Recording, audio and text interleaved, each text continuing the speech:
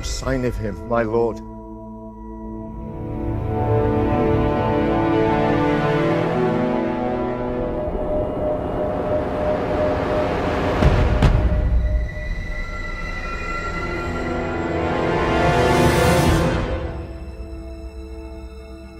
Harry Potter, the boy who lived,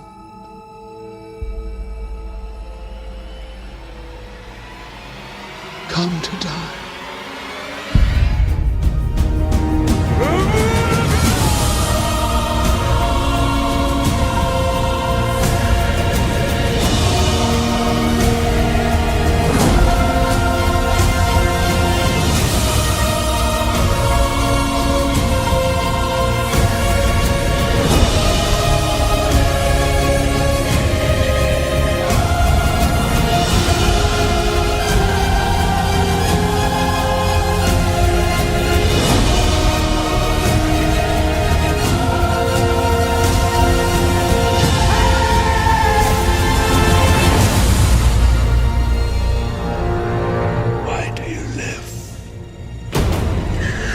Because I have something worth living for.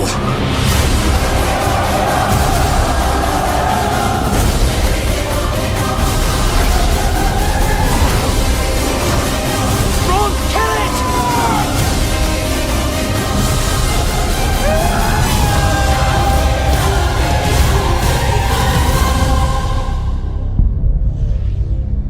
Only I can live forever.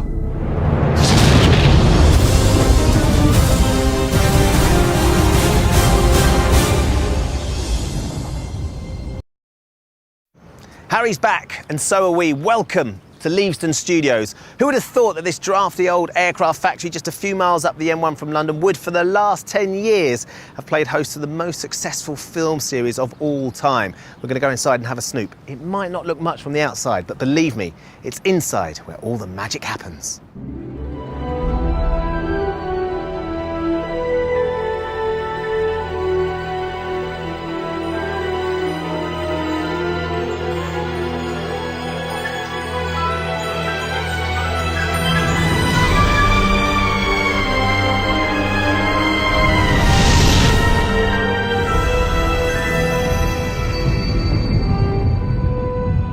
Come behind the scenes of the 7th film in the Harry Potter series. Now, as you know, there are 7 books, so you may be thinking this is the last film. But luckily for us, you're wrong, because it was too big a story to squeeze into just one film. So in fact, this is the first of the last. Harry Potter and the Deathly Hallows, Part 1.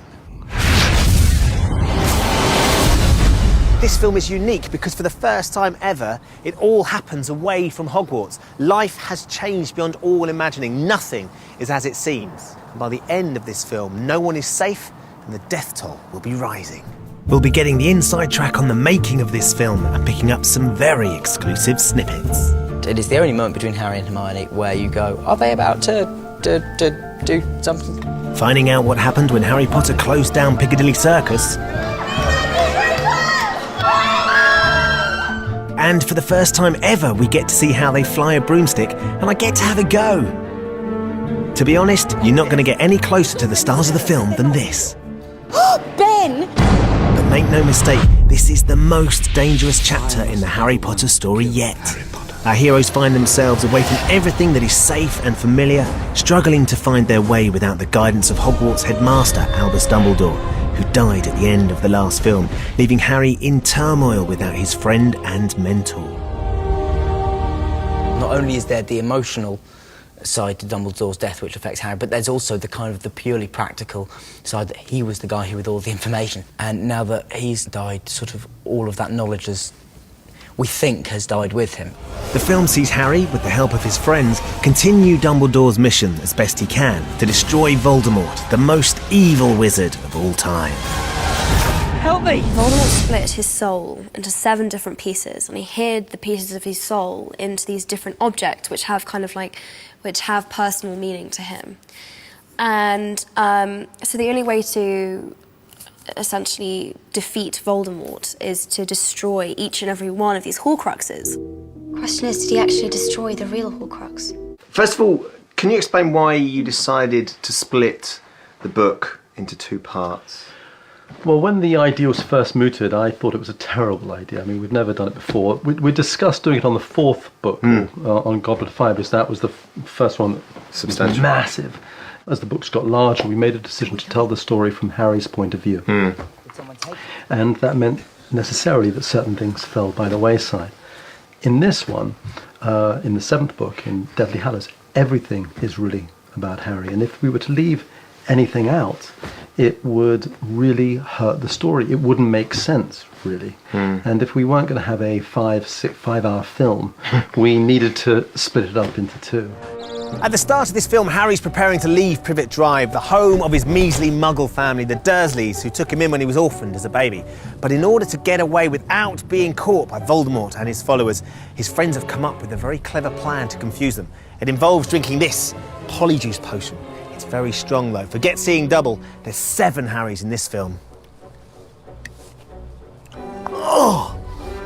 That's coming home with me. Oh! The plan is that each of his friends will turn into a Harry clone and take a different route back to a safe house. We'll go in pairs. That way, if anyone's out there waiting for us, and I reckon there will be, they won't know which Harry Potter is the real one. The real one? I believe you're familiar with this particular brew. No, absolutely not. I told you you'd take it well. Every film we have a moment kind of early on which it's sort of where Harry is reminded, but to all intents and purposes the audience are being reminded of the magic and how kind of cool it is. And in this one, that's kind of that moment of just seeing the amazing things magic can do. Joe wrote it in the book, and you know, you read that and you go, that's a great scene. And then, there, as you say, there comes the challenge of making it real. You know, Joe, you go, oh, that's a great scene. They went, oh my goodness, we have to figure out how to do it. So how did they do it? We shot with Dan for like 2 days all on his own, but we'd have the actors he was playing alongside us.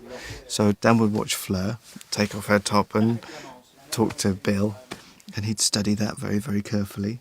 And then we'd talk together about how she would do that, and she would explain to Dan why she moved in a certain way, and Dan would listen, and then Dan would have a go. We then had body doubles for every different Harry. So when we see them getting the clothes out of the bag, you'll have body doubles putting arms in to take out bits of clothing. I mean, it took a long, long time. As for Harry, Yes. the real Harry. Where the devil are you, anyway? Here. I think for Dan it was kind of quite weird because he had to kind of play everyone else, and he had to kind of watch us all kind of walk and kind of all our body language and that, and kind of try and mimic it. And it's funny what you notice about people when you look closely, even when you know them really well. Wow, we're identical. Rupert walks with a really, really sort of sexy wiggle in his hips. He really swings his hips. We're just suddenly like, obviously Rupert's a good-looking guy anyway, but I thought, I bet that has something to do with While the Girls Like, because he just walks with this kind of... He's got a wiggle. He struts. It's really, really cool. Were you looking at it thinking, actually, that reminds me of someone I know? Well, yeah, because he kind of found out I do this weird kind of hip wiggle thing when I walk. You do a hip wiggle thing? Apparently, yeah. I've never really been aware of it, but... Have you noticed it since? I'm quite conscious of it now, yeah. For the actual process of morphing one character into another, the visual effects team used an unusual technique. When we kind of morph into Harry, it kind of affects us quite badly, and we're doing these weird kind of face things. So they use this special, like, I think it was like 1,000 cameras kind of at once. No way. Like filming different parts of our phone. We had to wear this like glow-in-the-dark face paint as well. It was... How cool. I didn't quite understand why we had to wear the face paint, but... They were just having a laugh. They were just sitting there going, yeah, more face paint. Yeah. They'll never ask why. My husband, the Joker. This scene sees the first ever appearance of Bill Weasley, played by Donal Gleeson, son of Brendan, who fans will know as Mad-Eye Moody. We've got to get the hell out of here! Well, I had really good fun. I've got a funny little bit of business in there that'll only be in the background, but that I really enjoy doing. So I think. What should we be looking out for? What's the business? I have to help Dan. Well, kind of help Dan Radcliffe with his bra. Okay. So let me tell you, Dan had trouble opening a bra. No, hang on, cut that. Clémence is Fleur in the film is changing into Harry, so she changes in and she's trying to take off her clothes and seeing Dan in a bra was pretty hilarious. So he puts on her clothes and has to then get them off, sort of thing? Yeah. So he's trying to unhook the bra at the back, and we had to cut a couple of times because he was having trouble. But that was only because it was on him. Yes. If he'd been taking it off, fine. Me Seconds. or a girl, I'm sure it would have been fine. If they used the take I like, it's a one-handed job. I knew she was lying about that tattoo. Harry, eyesight really is awful. Dan plays women really well, actually. He sort of enjoyed that bit. He played Emma really well, and he played Fleur really well. I was actually quite pleased, and this is only going to add fuel to the fires, the rumour that I'm gay. I don't really care, I'm so past the point of caring, I really don't. But I looked fantastic in Fleur's outfit, right? I thought I looked really good. What on earth were you having to wear? It was these sort of skin-tight trousers. Right, okay. With sort of jeans, with, it was quite a clingy top, and then a nice little blue sort of crop jacket on top. Really nice, man. Different button configuration, really cool. I was really pleased. The detailing kind of worked. I bet it really brought your eyes out. It did, Ben, it did. Absolutely, it did. The Seven Harrys was complicated enough, but then we had the chase, which was a really complex sequence. David really wanted to develop a real, chase that involved not only an aerial battle when the Death Eaters turn up, but also he wanted to have his sort of road chase as well. So we use a technique called previs. We do an animation, basically, of what we think the whole story is going to be about. We spent about 6 months, actually, in pre-visualisation, designing that sequence. So that's 6 months preparation before any filming took place, and then this amazing sequence was shot in 7 locations, making it one of the most complex in Harry Potter history. How do you know you're getting all the right bits and pieces and you've got the shots that you need? It's a long process. The opening chase, there will be something significantly shot from that sequence from April 2009, and we'll finish shooting it in April 2010. Every month there is something to do with that sequence. So it takes a year just to put together that short, very dramatic and important, but that sequence. Which will be under 2 minutes long.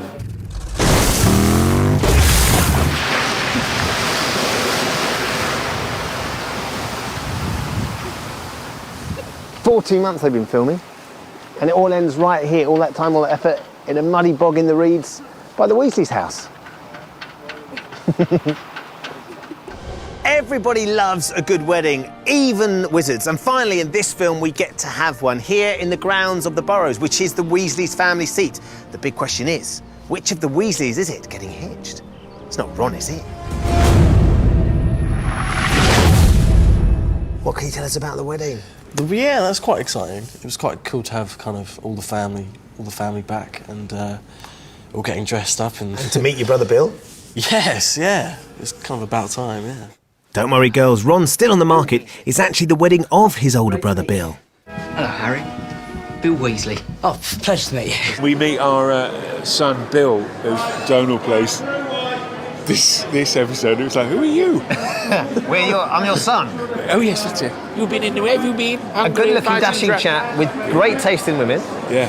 And what was shooting? He's Brendan's son, of course, so it's becoming a family firm now. Did you feel like mother of the groom? Was it sort of an emotional occasion for you? It was, my boy, yes. No, I loved it. It was just great fun. Not that you'd met your boy before, of course. No, he was new. He was Donal, new. yes.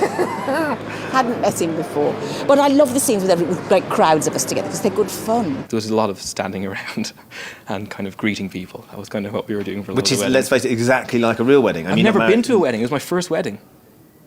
My first wedding. Hold on, you've never been to a wedding? Never been to a wedding. I assumed you say you'd never been married, but you didn't.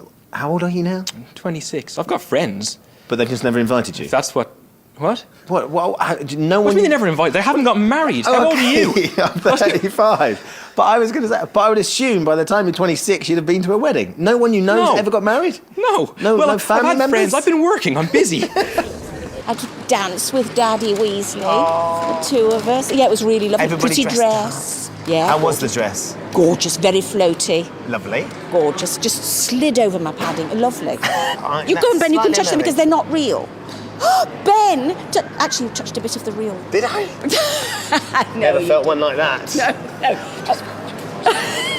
Mrs. Weasley's. I think I need a They're one. Mrs. Weasley. They're Mrs. Weasley. Yes. Actually, it's an absolute pleasure to talk to you. I think you need to feed the guinea pig. I will. I'm going to feed it. Please explain that they aren't real. They're not People will real. be writing in. Anyway, I'm going now. These aren't Mrs. Weasley's boots, so can you keep them out of shot? I'm going now. Thank you, Julie. Goodbye and thank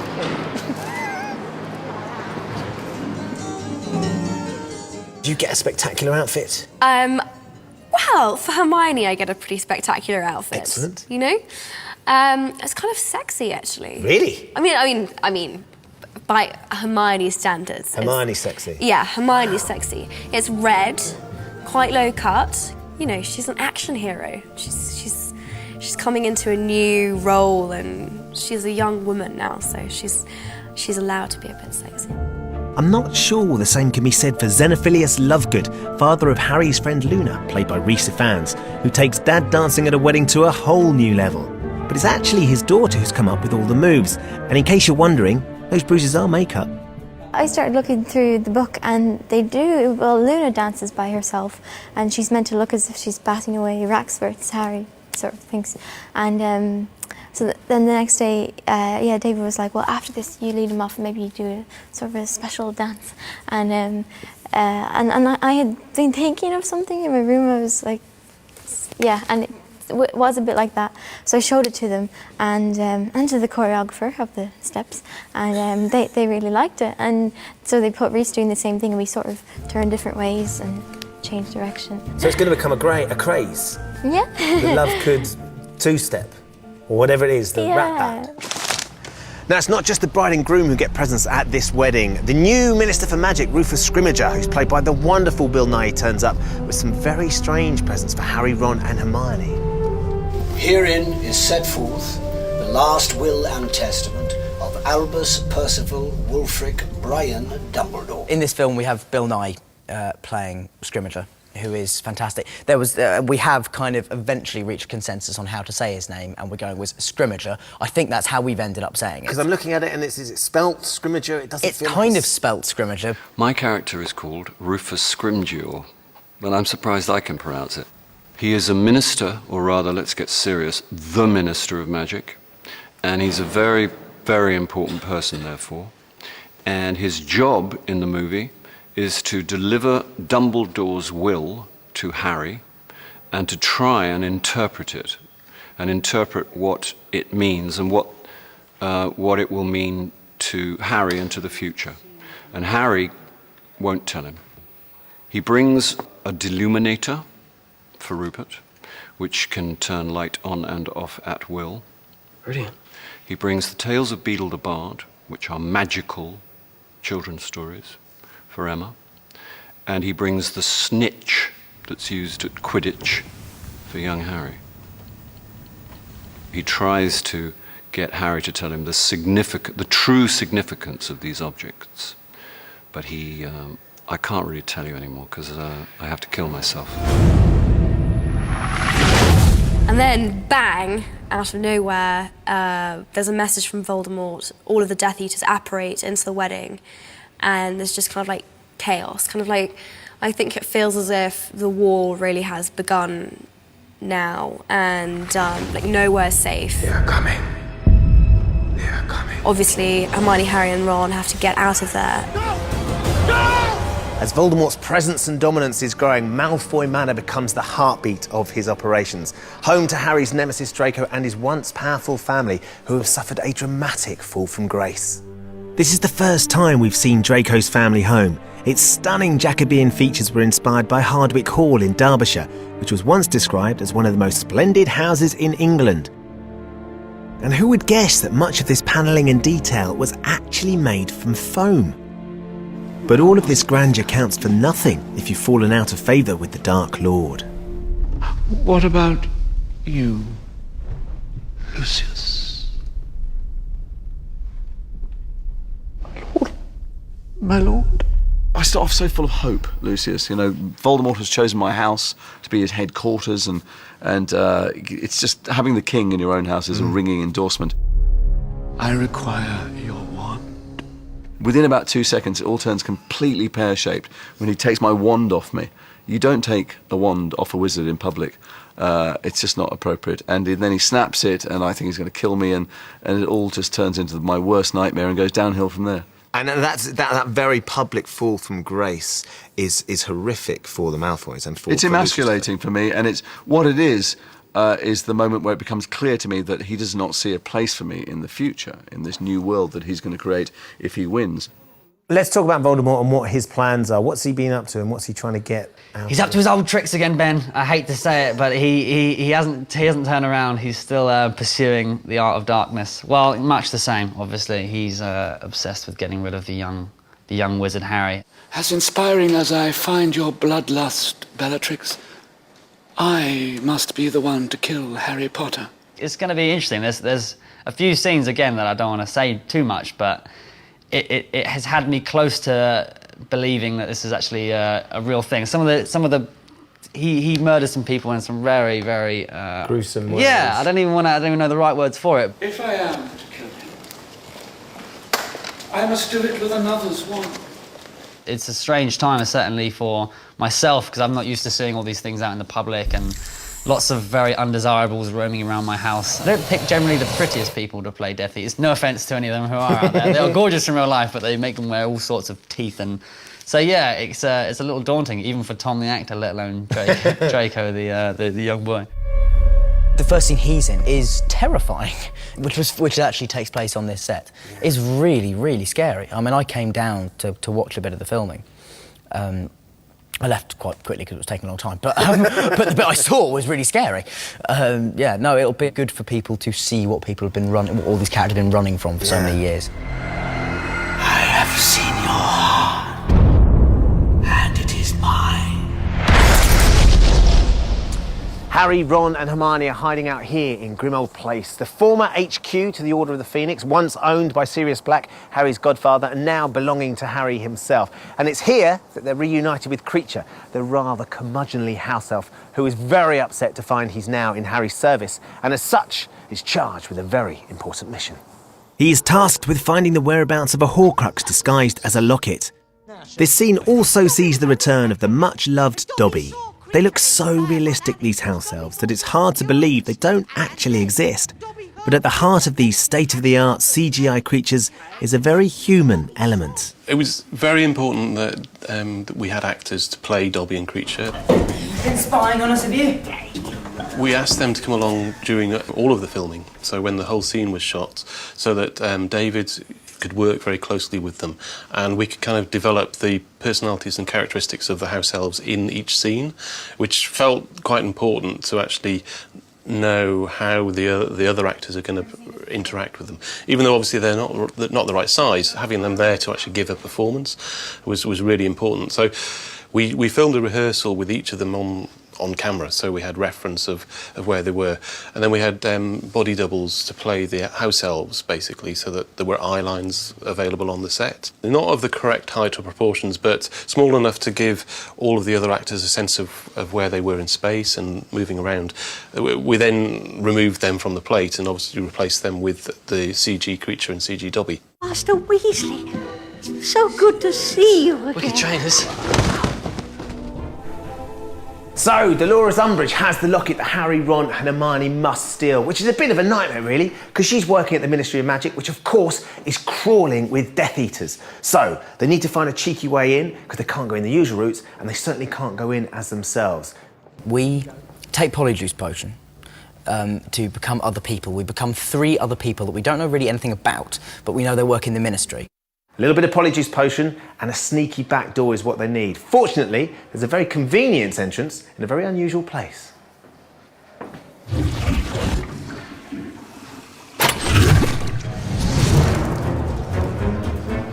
Do I flush?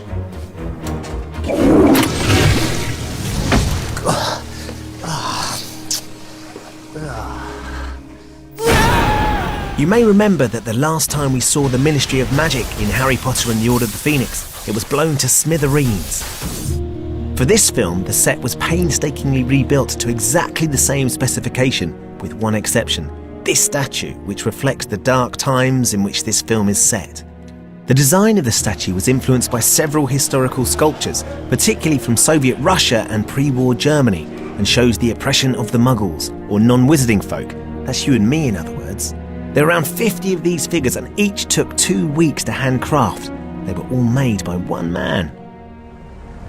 There's 3 characters who work in the Ministry that we've never seen before necessarily. Yep. Suddenly, you guys are impersonating them. Polyjuice, yes. You become them. Yes. So someone was being you, being themselves. Yes. It is odd because we were sort of then, me, Rupert and Emma have consultancy roles behind the monitor. Do you get a proper seat? I think if I get proper seats anyway, getting on a day-to-day level. Let's take the star seats out of it. Do you get like consultants to? No, unfortunately, we didn't. I'm definitely angling for an extra credit though. Even if you're in the know, all this polyjuicing stuff is quite tricky to get your head around.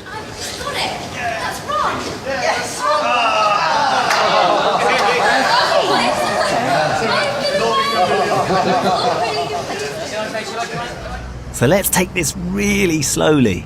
So there's this little character called Mafalda, who's a really little secretary, and she's the one that Hermione gets in. So really, I'm a sort of flamboyant costume. So essentially right now, you are channeling... I'm channeling, yeah. Hermione... So it's Hermione being you... No, it's you being Hermione being you. Yeah, no, it's me being Mafalda, then being Mafalda's body with Hermione in. It's really straightforward. Yeah, I'm trying not to think about it too much. David, you are Dan, you are Harry, you are... I can't quite... I'm getting lost in who's who. You're not the only one. I'm playing Albert Runcorn, and Dan takes his body over and pretends to be him in order to get into the Ministry of Magic. You're actually impersonating Dan being Harry, but as yourself. Yes. Is that kind of what you're breaking it down to the essence I'm impersonating. Could you just say that again? You're being Dan who's Harry, being you. Dan who's Harry, being me. Correct. So I'm being my character being Dan, who's playing Harry, who's playing Runcorn, who's playing you. Right. Did you get that? No. And in terms of that as a challenge for an actor? Oh gosh, it's complicated to explain who I am. I'm actually Ron Weasley, as in I am Ron Weasley, but Ron Weasley for my sequences looks like this. That's bloody disgusting. We've had Rupert Grint down, sometimes running through the scenes before I do it, and I get to watch him and then watch him on camera as well, see what he does, and just try and do it like, well, a bit like Rupert would do it, but also how I interpret Ron as doing it. There's just something about the way he moves. It's quite low. I think that's kind of youth, really. You know, he's quite. I'm more kind of up here and try to stand straight in that, and he's got that low centre of gravity, and he moves his shoulders kind of quite solidly, and he does a lot of looking up like that. That's fascinating. and as he engaged with that, as he kind of said, this is really eerie, I feel like you're doing me far too well. No, he hasn't. Not at all. He looks a bit oddly at me now. I don't do that. One mustn't tell lies. I actually prefer myself played by this kind of real tough guy. Scottish. David's quite tough and he's Scottish. You're right, he's carrying that off, but he stupefies in a very dramatic way. He stupefies in a much more dramatic way. He sounds like he's saying Superfly when he says stupefy, which I enjoy. Stupefy! Deep in the bowels of the Ministry are a cluster of courtrooms that are playing host to a witch hunt, or rather a non-witch hunt, because the Ministry is on a desperate bid to purge society of anyone who isn't pure blood. And what's terrifying about this situation is that evil is now at the heart of everything that was once good. And it is here that Harry, Ron and Hermione find Professor Umbridge wearing the locket that they're seeking. A wand was taken from you upon your arrival at the Ministry today, Mrs. Cattermole. Is this that wand? A very intense scene happening just there. Can you just explain what was going on? Yes, well, she's back on form, Dolores, in film 7, I think we're on, trying poor Mary Cattermole for not being a witch. So all those trials years ago for witches, trials. This is because you're not a witch. She's on trial. Is it a loyalty to Voldemort that she has, or is it just authority and power that she loves? I think she loves power, authority, and purity. And these people are not pure, and she's still trying to weed out the impure. And that is sort of what Voldemort's all about as well, though, isn't it? So she is dark like that. Yes, she's dark. While these films are renowned for their spectacular sets, sometimes only the real thing will do, and Harry Potter does nothing by halves. You do have to watch the moment where we shut down Piccadilly Circus for the first time in 32 years. Extraordinary as it is to imagine, the Harry Potter team shipped into Piccadilly Circus 500 extras who played the passers-by. 35 cars, 15 black cabs, 1 limo, 5 buses, 1 police car and 2 rickshaws. They were joined by 500 crew, and they did this for 2 nights running. Unbelievable. They actually closed the whole kind of Piccadilly Circus. That must have been surreal. Yeah, I mean, there was no kind of real people. There was all kind of extras and that. They kind of filled it with people. Background action! Many, many years ago, I was a location manager. Someone had said to me, OK, we need to film in Piccadilly Circus. I would have said, OK, we better get someone else then, because I don't think I would have taken it on. It was a huge, huge undertaking. But they managed to get everyone on side, all the shopkeepers on side, the police on side, the council on side, and close the streets, and there we were. Not only did they close the streets, they also persuaded the local businesses to leave their lights on for the filming, to keep it looking as realistic as possible.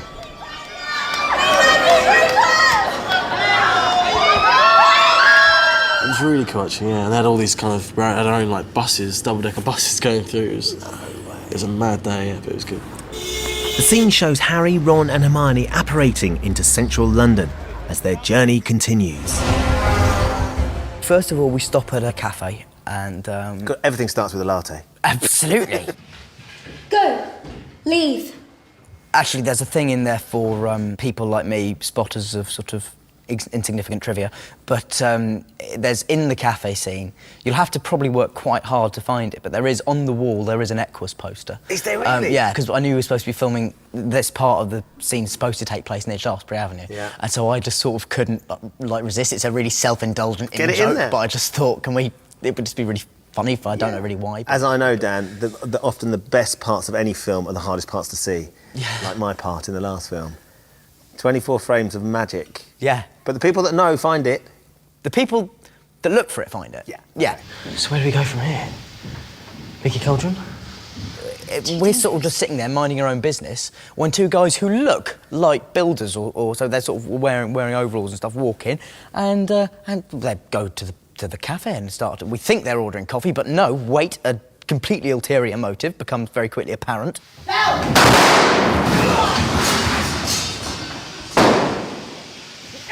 One of the things I love about this film is that the 3 kids, absolutely no kind of training in terms of combat magic, are always better than any adult they face. It's better that we just wipe their memories. If we kill them, they'll know we were here. Now, in all the years I've been coming to the Harry Potter sets, I've never been allowed to get on a broomstick, but today I've been invited to G Stage, where they're prepping for another stunt, and I'm going to get to fly. And the flying, of course, has become quite a dramatic thing over the years, and it was such a closely guarded secret. Yes. Whereas now, we'll just let you come in and film it. Yeah, well, hopefully. I'm going to have a go at some point.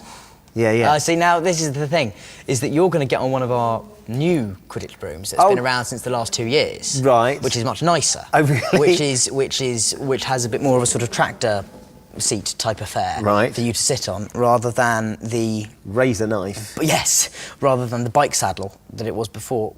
Blood has been drawn from unpleasant places. We will put it like that. Really? Yeah. You've ages ago. It's all healed up now. It's fine. That's really. Only here in the world of Harry Potter would you find a man who pays his bills by designing magical broomsticks. Just talk us through sort of where we've been and some of the brooms that we've got here. OK, we've kind of got a slight history of broom making over the last 10 years, and we could start off here with the Nimbus 2000, which... I love this broom. This was his first. This was Harry's first? This is the first, yes, yeah. And it had a very strong styling because it had to stand out compared to the school brooms like the one we've got above us here. So this was just a bog standard broom? Yeah. So the idea was with the bog standard brooms was that they were almost like when you remember at school when you got your cricket bats out and everyone chose one, everyone had the last one, the ratty one with the bits missing. The rubbish one, didn't really fly straight, it was a bit rubbish, you never hit a six never went off. left. And there was always one kid who had a really nice one. This is from the film we've been working on at the moment. and this has been built for Arthur Weasley. He loves his Muggle design. He's great. So he's got proper bicycle pedals and bicycle cranks. But this is a lovely bit of design. It's a great idea of the bike bag on the back. These are designed and built so that they can be put onto rigs in the green screen, and then they're thrown around the room. So they've got to be safe. So you actually have a broom here that's made of. It's got a titanium component. So that's all titanium It actually castings. looks like a shotgun as well. Exactly. It's that butt of a gun. That's a titanium casting. Titanium arms here because you have to get it as light as you can, but also incredibly strong. How much would something like that be worth? Well, if you think that we had to make 4 of them, so and we probably spent on the castings for all of them probably £25,000 on the castings alone. So yes, it's a lot of money, but you can't dice with people's safety, really. No, you can't. No. Or Mad Eye, because unless you're going to spend the best, he's going to be furious. No, exactly. I don't want a thick ear from him. Oh my goodness me! I didn't think it was going to be anywhere near that. So we're talking over £100,000 just for the brooms that you've used for him, for all the castings and everything, and. Yeah, and all the work, I'd say, for all the Moody brooms, because there are multiples, there's probably around that. Now, titanium is used to build jet engines, missiles and spacecraft, as well as Harry Potter brooms. So it might be quite high up there, but at least I know I'm safe. So now I've got to get my leg over there. Yep. Go with your left leg. That's it. Oh my goodness! Oh, that's better. You're right, it's not comfortable, is it? No, that's all. Okay, is that better? Yep, nice and tight. I'm strapped in. Nigel, let's go live on the rig. That wasn't me. Is it groaning under my weight? Is that the issue? Wow. Over the years, the team have made around 100 brooms in at least 20 different designs. There have been different broomsticks for different characters. Technology has changed, and of course the children who flew them in the early films are now taller and heavier adults. Oh, I feel like I'm getting into this now. Oh, hello. Oh, getting a bit more excited. Oh, hello. Dan's right. It isn't comfortable, but it is great fun. What I need now, though, is a bit of scenery. That's more like it. Right! I'm off home the quick way!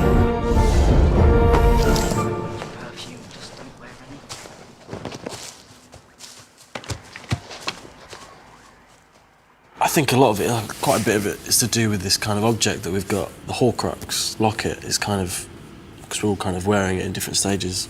It's got to take turns in wearing it. And it kind of has this really weird effect on you. The wearer becomes kind of exhausted and starts to think like really negative thoughts, and it kind of like starts to take over the, whoever's wearing it. And the person that it affects the most is Ron. It makes you kind of paranoid, and it was really cool doing those kind of scenes. You think I don't know how this feels? You don't know how it feels! Your parents are dead! You have no family!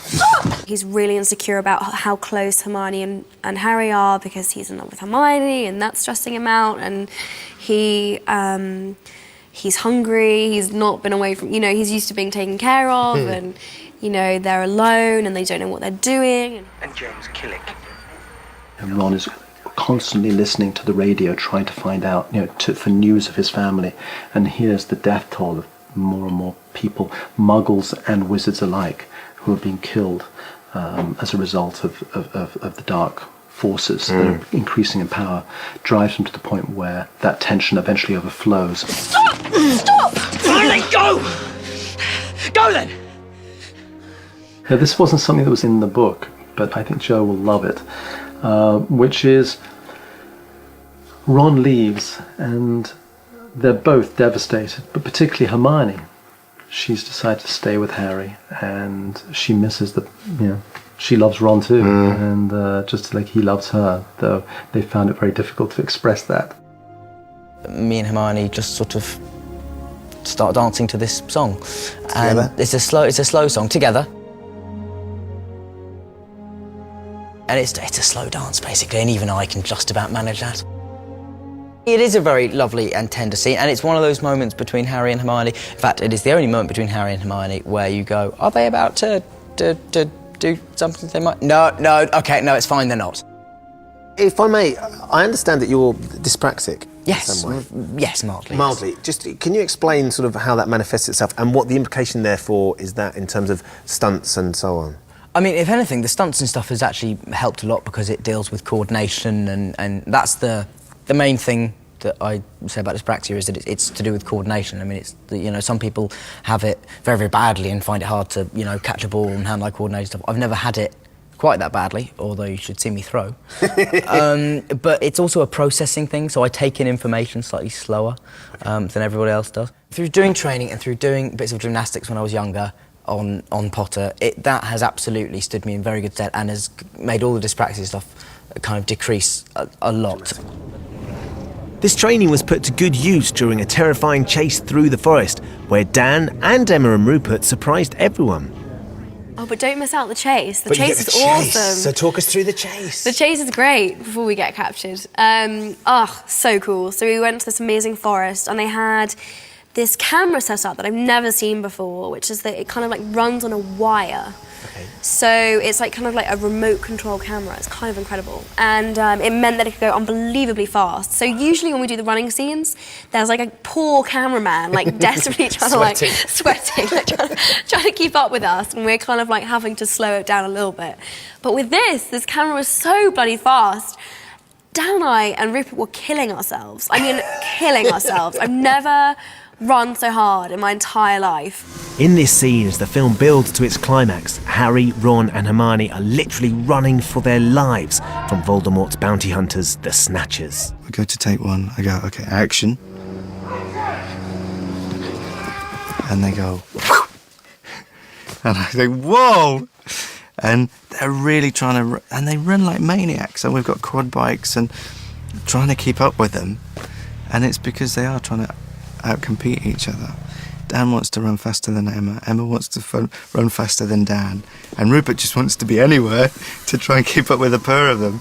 To us, they never really tell us that we're going to do stuff like this. We arrive on set and they're like, right, we're going to, you know, go. And you're just like, okay, and you just start running, really. Yeah. It's mad. It's a few obstacles as well we have to... Yeah, there's quite, because they've had to, they've taken lots of the tree stumps out, so there's sort of loads of stumps around this level, like perfect, tripping over height. Their run has been carefully planned, tree stumps included, by stunt coordinator Greg Powell. We went down and looked at it first, and we like from A to B. And what we have to do is prep the ground, because then we let wrap the artist's knees up and ankles up with bands to make sure they're tight, and just let them go, and it was good. I imagine that some of the actors are keen to do as much as they possibly can, whereas others are a little bit sort of more nervous. Yeah, I mean, Dan, for instance, he'd go all day long. The one who surprised me on the day at Swinley was Emma. There was loads of pyrotechnics. I was like firing, shooting spells behind me, and like explosions were going off. I mean, it was so much fun. It was fun. That's the sort of thing you dream about doing. Like, you watch the film and you think, if only I'd actually done it. But you actually got to do it. I felt pretty great. And I was really pleased because Greg, who's head of stunts, was kind of really like, oh, she's just a little girl. She's not really gonna do it. And I really gave it my all. I like, really gave it my best. When we was rehearsing this, I was looking at it, I said, no, just go a little bit slower, because I'm not sure whether they keep up with that. You just beat a lot of them, they're just going on their third run. Good. Are you guys secretly competing? Who's going to get there fastest? That's really good, Em. I'm surprised that you were shooting along there, really good. Oh, fab, thanks. He came up to me and he was like, oh, it's quite good. I was like, thanks.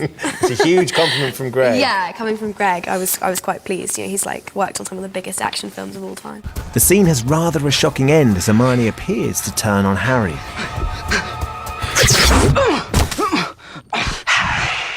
We are brought, actually, to Malfoy Manor by the Snatchers because they think they might have found Harry Potter. But they're not sure because Hermione has put this stinging jinx on me, which makes this kind of half of my face swell up to about 4 times its natural size. What happened to you, ugly? No, not you. But it's pretty much his eye, and everything else is a kind of weird... Like it's melted or... Yeah, it's really uncomfortable to look at, actually. Really? Yeah, it looks like melted is the best. I haven't even thought of that word, but that's the one. It looks like it's sort of drooping off his face a bit. The audience has to believe that the Malfoys won't recognise him. So it has to be enough of a disguise that you buy into the fact he is disguised. However, you mustn't lose Dan. You know, it mustn't be completely hidden because you want your audience to still feel empathetic with the fact it's him. The worst part of it is putting it on in the mornings, which is like from 6 o'clock till 9 o'clock in the morning, all you can sort of smell and feel is glue. I think he really loved it to begin with, because it was like being a different person. So when you first saw Dan in it, he kind of sauntered around, and Dan just loved not quite being Harry, being someone else. What's your name? Dudley. The piece itself moves very softly and with very little resistance, so that all the muscle movements, you know, all the performance that's going on behind comes through. If you think of the prosthetic as a skin we're creating, and you think of the actor's face as a piece of machinery underneath that moves in certain ways, we mustn't dilute that movement because we're filtering the performance. That's not very sort of leading man-esque, is it, to disfigure you quite so dramatically? Work for John Hurt, if a man. Don't touch her! Your boyfriend will get much worse than that if he doesn't learn to behave himself. So that's where we're going to have to leave it. But, to be honest, with the body count rising like it is, we probably all need a bit of a breather. I guess this is the middle of the end. I can't tell you any more about the film, but I can tell you there is a cracking cliffhanger. So enjoy it, and I'll see you next summer for the final chapter.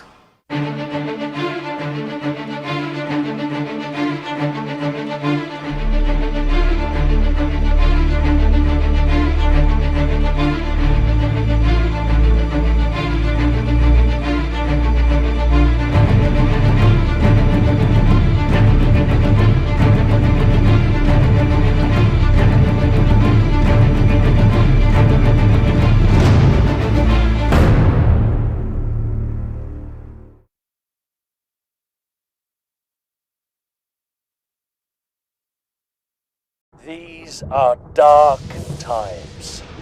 Our world has faced no greater threat than it does today.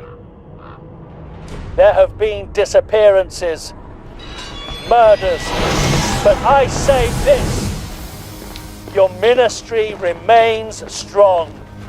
We will keep the people safe.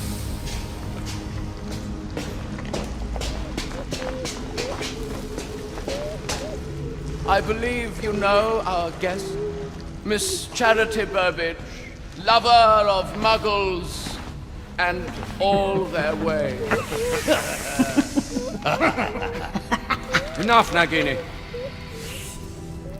What news?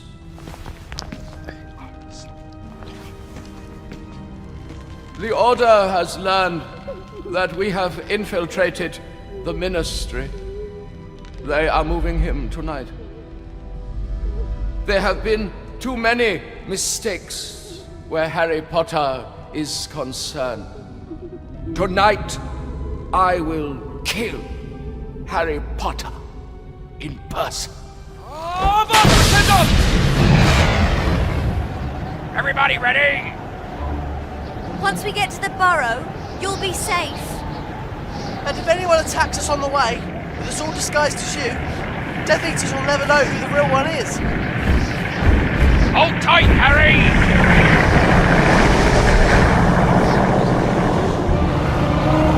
Look out!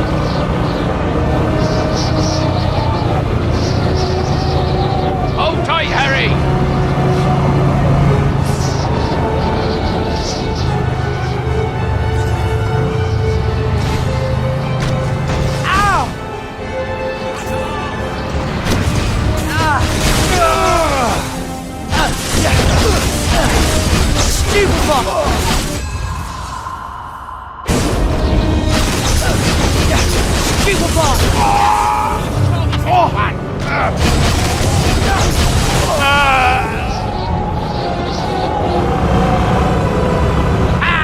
Don't like being on the receiving end, do you? There's more of them behind us! Stupefy!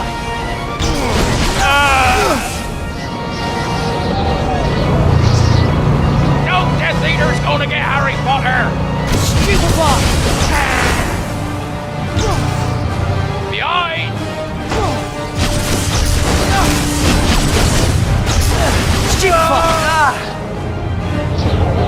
You keep casting. I've got a few tricks up my sleeve. Hagrid, look out!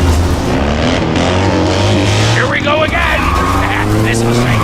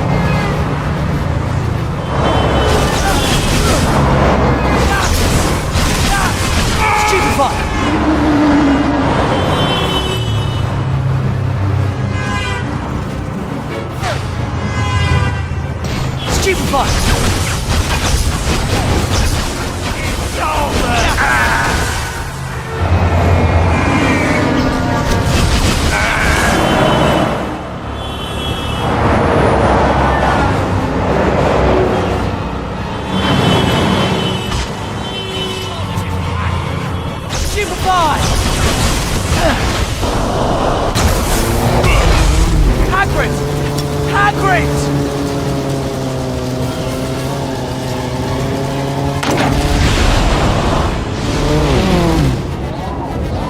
Behind!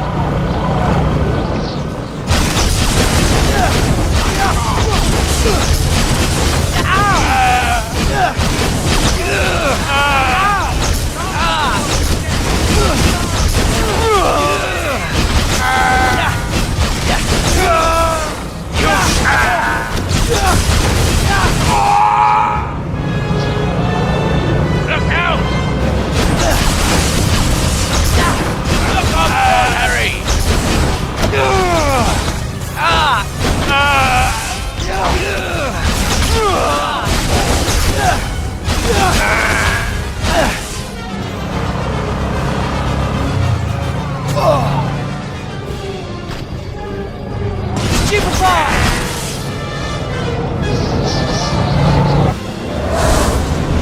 Harry! What's happened? Where have they gone? I don't know! What is it, Harry? Are you alright? Harry? It's him! Who, Harry? It's Voldemort! Mine!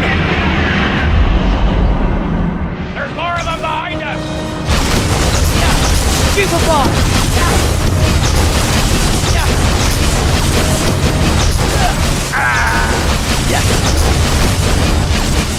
Superbot! We'll just take this time!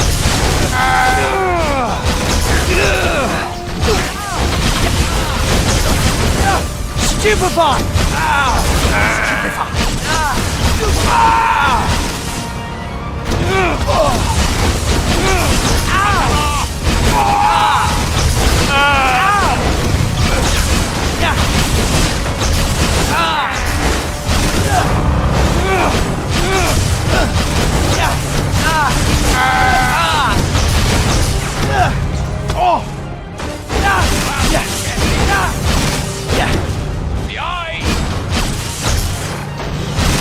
Stupefy! Ow! No! Hagrid!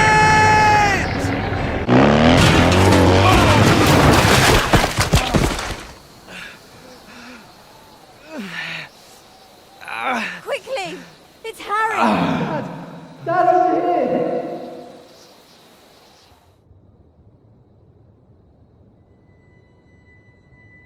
Ron! Quickly, he's coming round.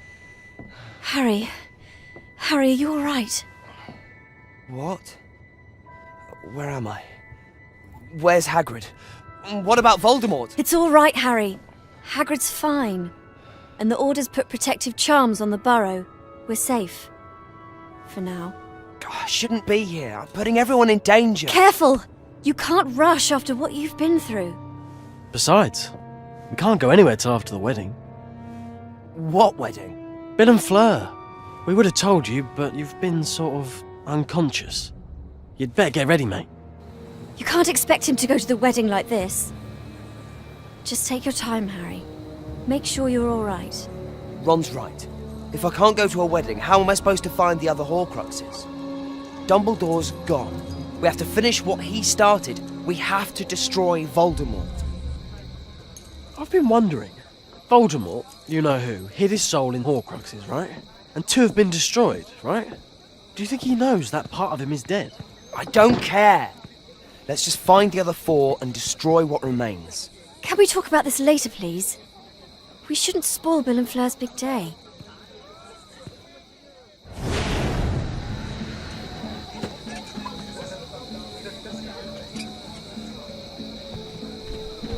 Hello.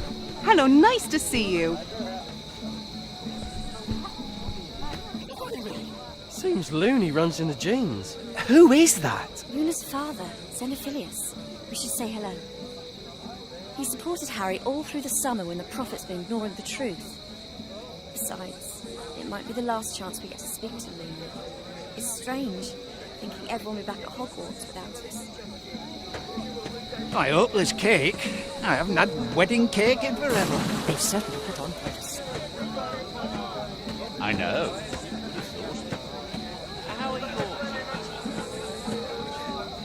Hello, Mr. Lovegood. I trust you know, Mr. Potter, that we at the Quibbler fully supported Dumbledore during his lifetime, and in his death support you just as fully. Thanks. Is Luna with you? She lingered in that charming little garden. Such a glorious infestation of gnomes. Or, to give them their correct name, the Gernumbli Gardensi. You might want to congratulate Mr. Weasley on them. He was looking for you just now. Thanks. Yeah, I will.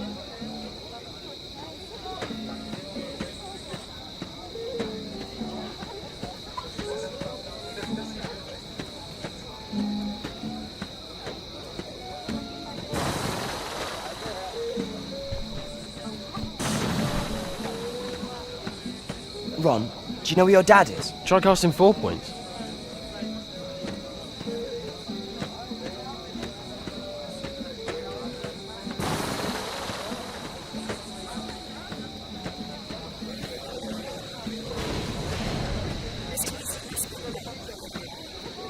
Where do you start to look for the Horcruxes? You don't even know what they look like.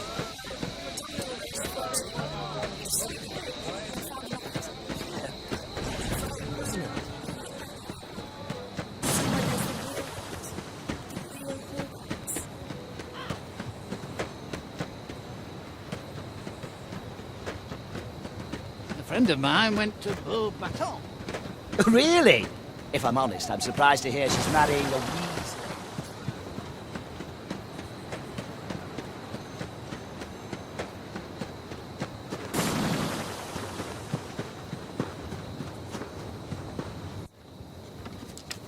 Mr. Weasley? Did you want to speak to us? Yes. Yes, I did. You see, it turns out that Dumbledore left you things in his will. All of us? Yes. To you, Ron, he left his Deluminator. To Hermione, his copy of the Tales of Beedle the Bard. And to you, Harry, he left the snitch you caught in your first Quidditch match. He also left you the sword of Godric Gryffindor. But the Ministry is insisting the sword wasn't Dumbledore's to give away. Not that it matters, because no one can find the sword anyway. Did he say what these were for? I'm afraid he didn't. Now, why don't you pop those up to your rooms and come down to the party? We have a wedding to celebrate, don't we? My mum used to read me the tales of Beedle the Bard. How are children's stories supposed to help us find the Horcruxes? Dunno. Maybe Dumbledore just wanted to cheer us up. Do you think all these things are a clue? Are there supposed to be fireworks before the wedding? The Ministry has fallen. The Minister of Magic is dead. They are coming.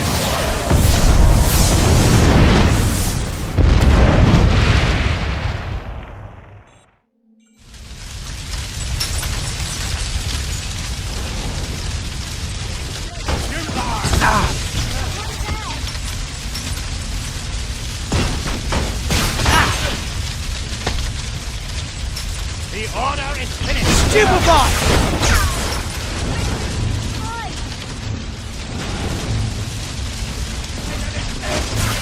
Stupefy!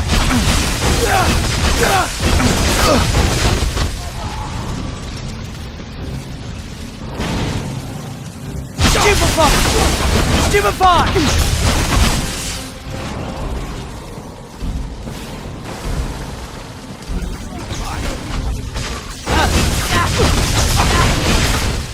Stupefy!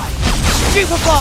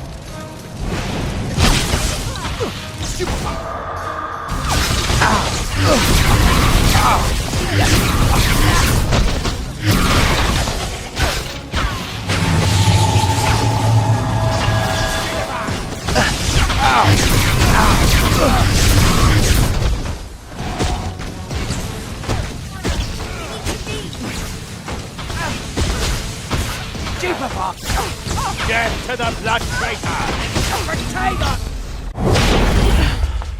Where are we? We're in London. Shaftesbury Avenue. We need to change. Here, I packed some things in case of emergency.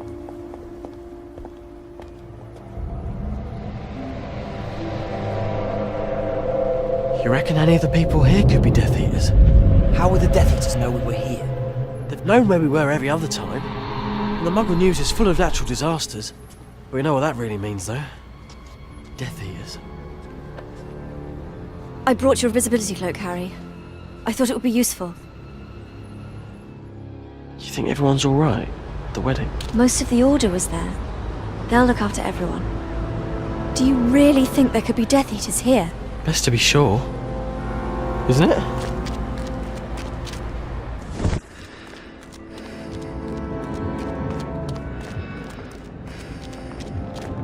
You think we could get away with doing that?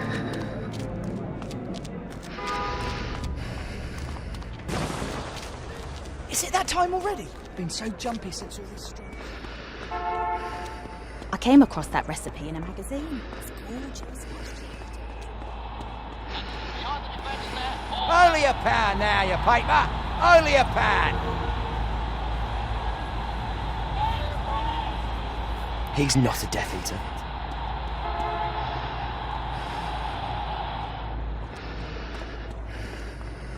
I just want to get it all over and done with.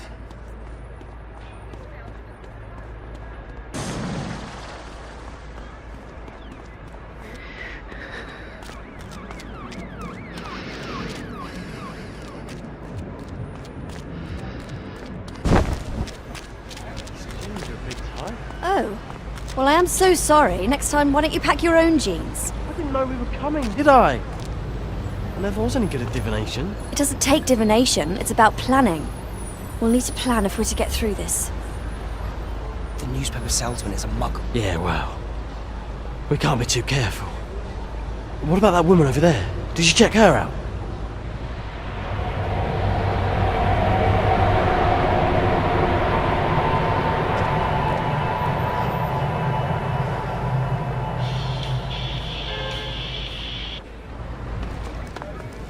Been so jumpy since all this strange storm.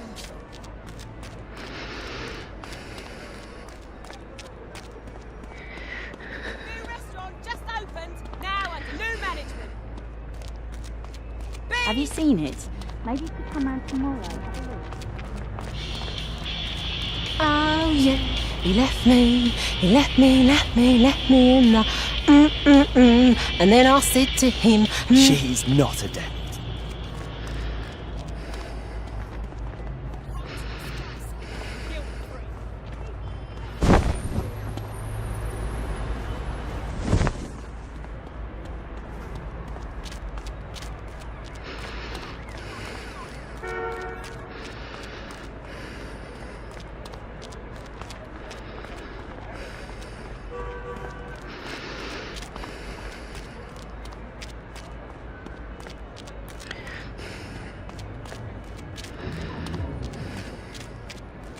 You think Harry's still got the trace on him? Maybe that's how the Death Eaters keep finding us. The trace breaks when you turn 17. And Harry's not been near any Death Eaters for them to try and put it back on. Well, something's giving away where we are. The woman with the sign is a muggle too. Looks like we've lost those Death Eaters then.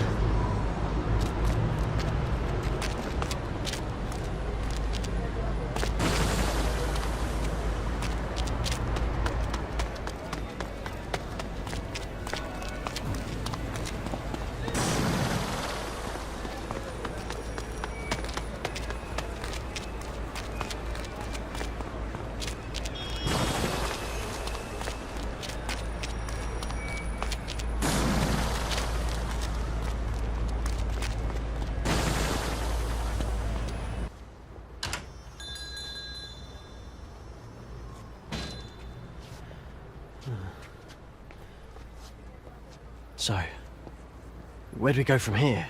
The Leaky Cauldron? Too dangerous. If Voldemort's taken over the Ministry, none of the old places are safe. Let's sit over there. We can work out what to do next.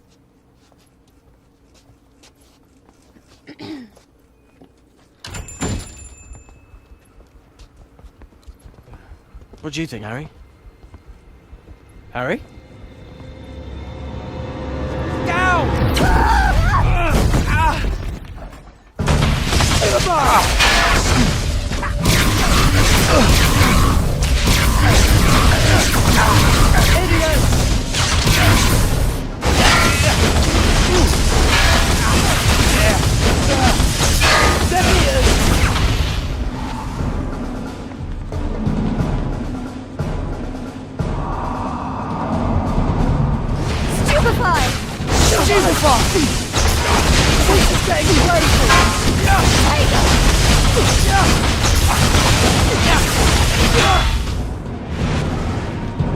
Are there any more? How do they keep finding us? We need to apparate away from here. Yeah, but where can we go?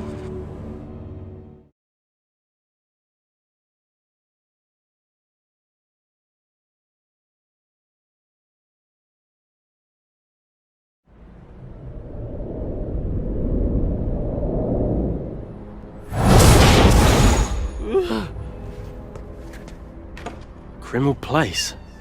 Didn't expect to come here again. You think it's safe? Wait!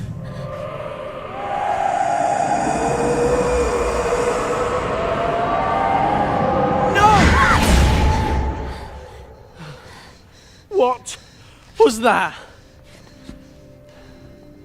It must be one of the jinxes the Order used to protect the house. I didn't think Death Eaters could get into Grimmauld Place. No, but then they weren't supposed to know we were moving Harry either.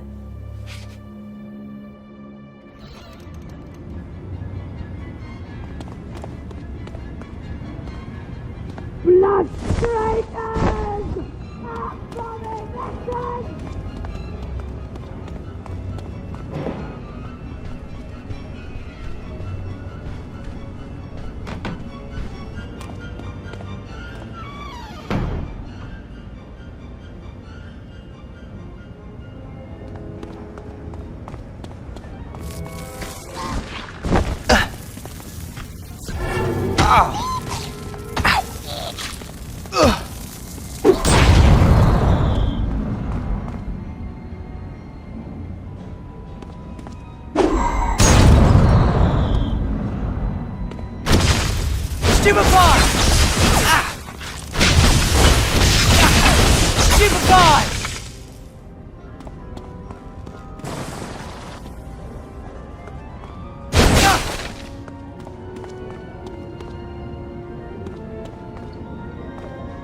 Stupefy!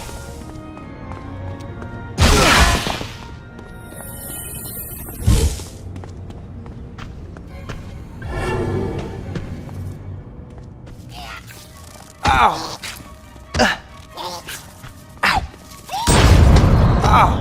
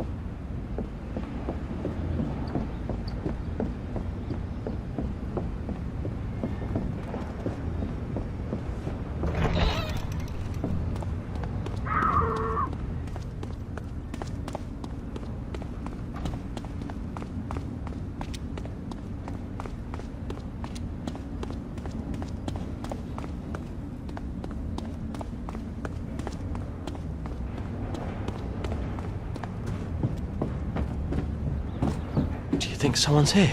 The protective spells the Order cast should keep people out. But let's check to be sure. Nasty surprises. Ow! Ah! Superstar!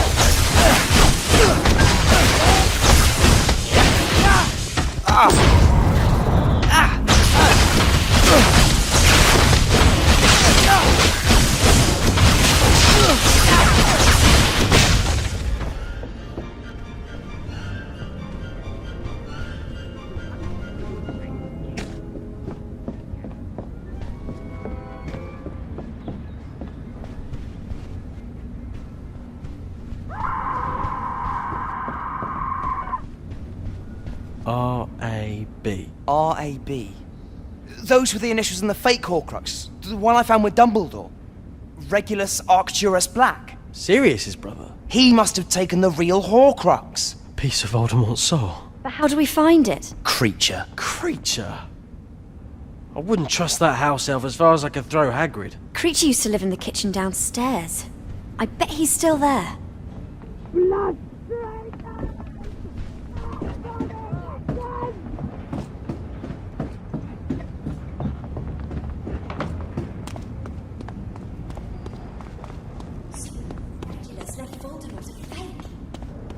What did he do with the real Horcrux?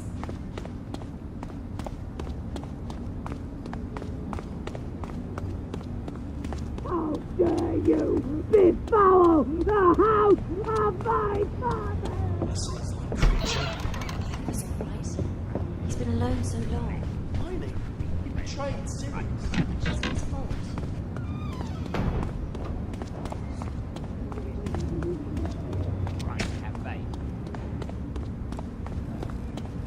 If my mistress... Master! Creature. Regulus owned a locket, didn't he? Where is it? Creature doesn't know. But did you see it? Creature does not talk to mudbloods. Creature does not betray his master, Regulus Black. I'm your master now, Creature. What did Regulus tell you to do with the locket? Destroy it. It was his last order to Creature, but no matter how Creature tried, he could not. Creature betrayed his master. Creature could not destroy the locket. Oh, what happened to it? What happened? It's no use, Harry. He's used to being shouted at. You'll have to think of something else.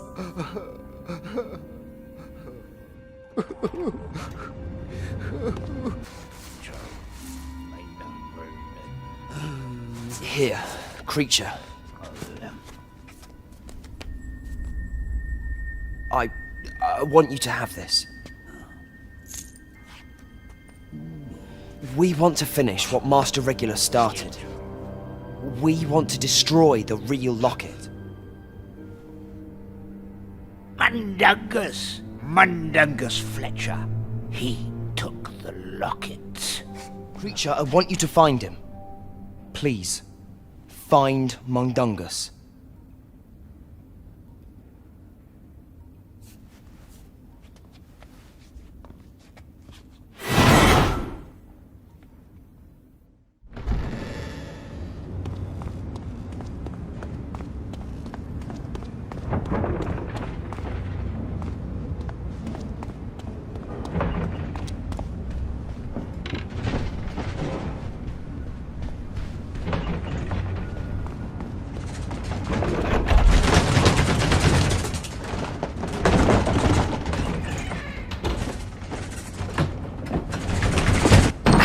Ow! Ow!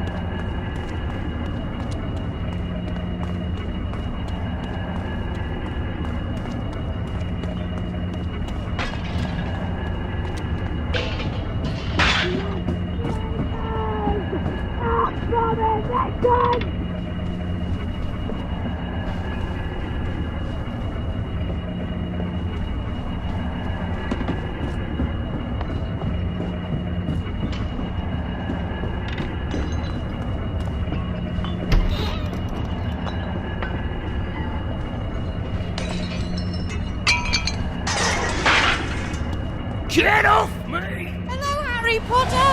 Oh, what the... As requested. Stupefy! Creature has returned with the meat. Fletcher! Dobby was trying to help. ourselves off! Stupefy!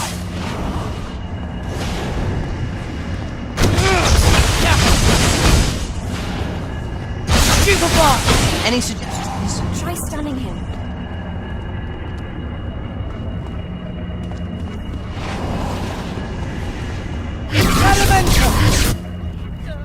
Get these ourselves off me! You took a locket from here. Where is it? Why? Is it valuable? You've still got it? No. He's worried he should have got more money for it. This ministry hag made me sell it. Practically stole it, she did. Umbridge, I think her name was. Umbridge? Yeah, and now I've told you what you want. You can leave me out of this. Umbridge is big at the ministry again. Hardly leaves the place. Then we'll have to find a way in. That locket is the only Horcrux we know about. We have to get it.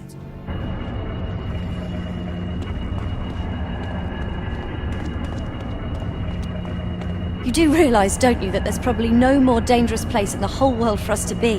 Miney's right, mate. They'll be on the lookout for us. Can you think of another way? We'll have to do some reconnaissance trips to work out the safest way to get inside. See you later, Harry.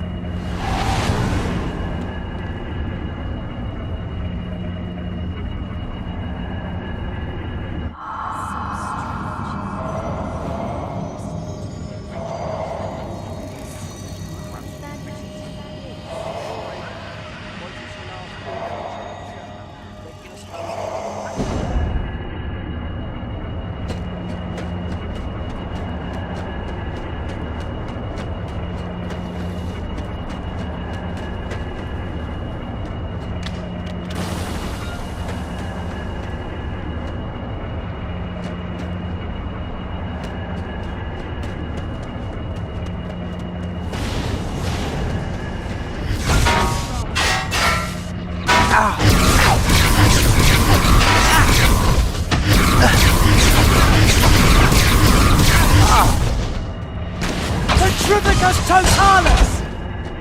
Petrificus totalis!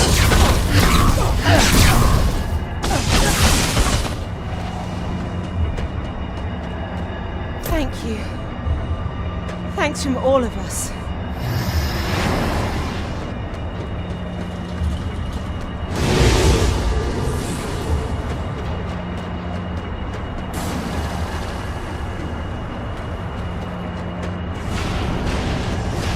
Stupefy!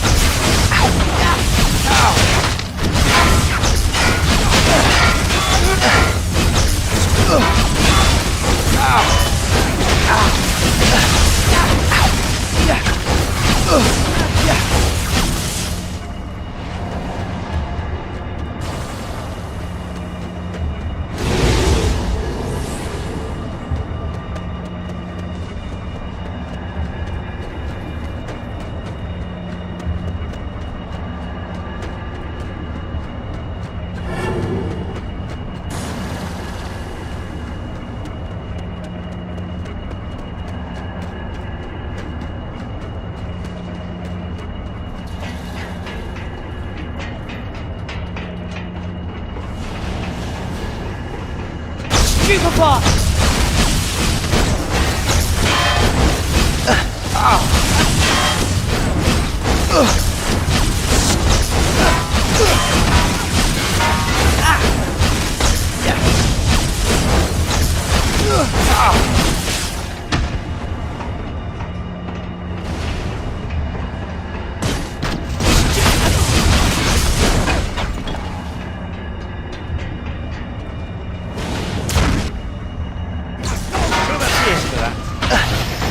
Stupefy! Stupefy!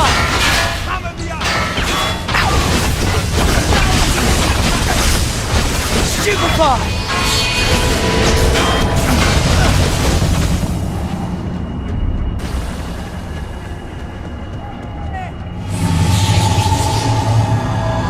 Stupefy!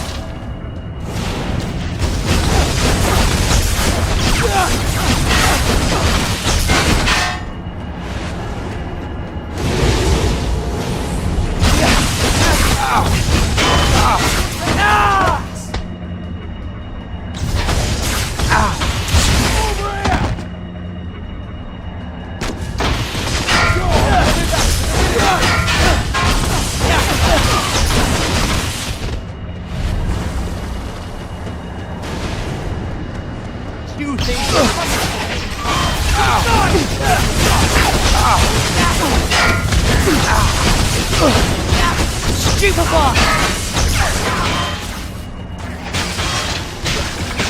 The ministry is out. Stupefy!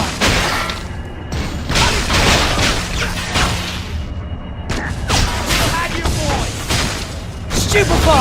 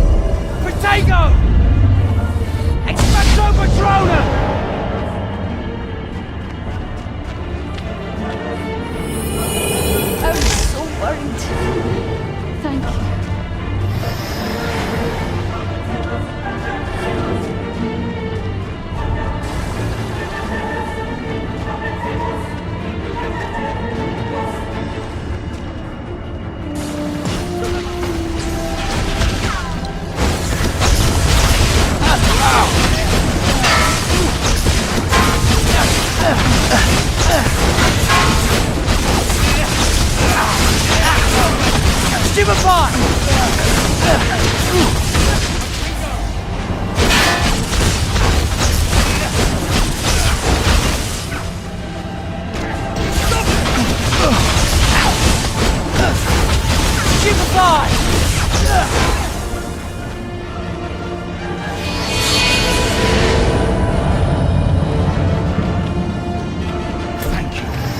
So much.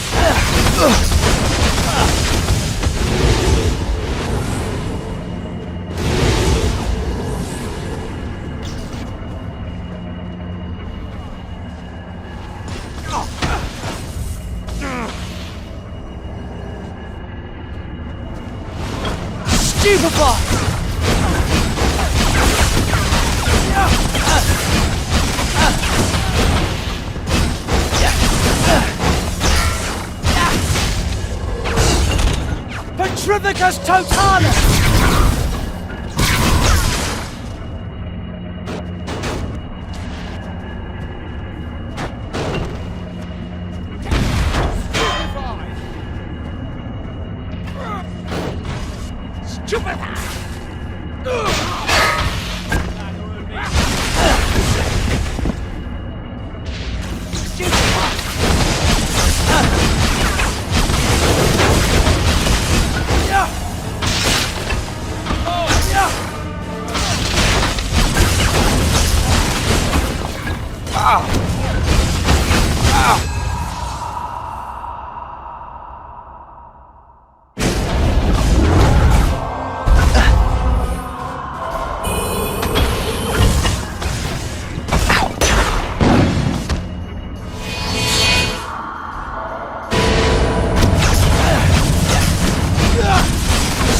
Stupefy!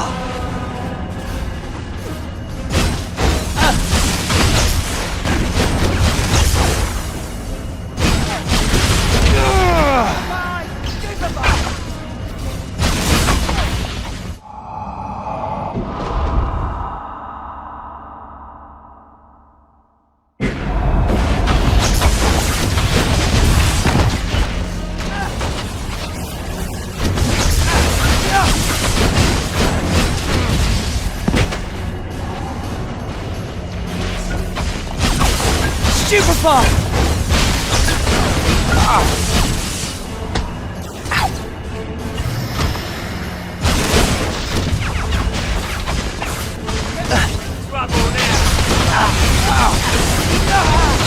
Stupefy!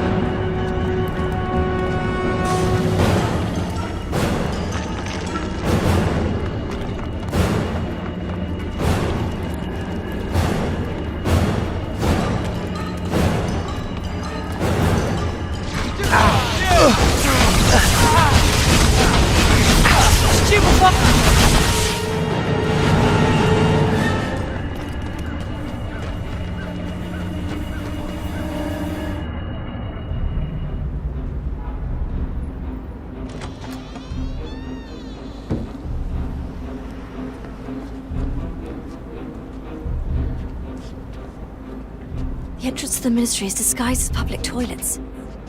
It's through there on the main road. But there's bound to be a guard, and we can't apparate in. Well, we can't just walk in. They'd recognise us.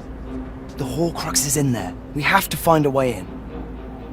Well, then we'll have to find a way to disguise ourselves.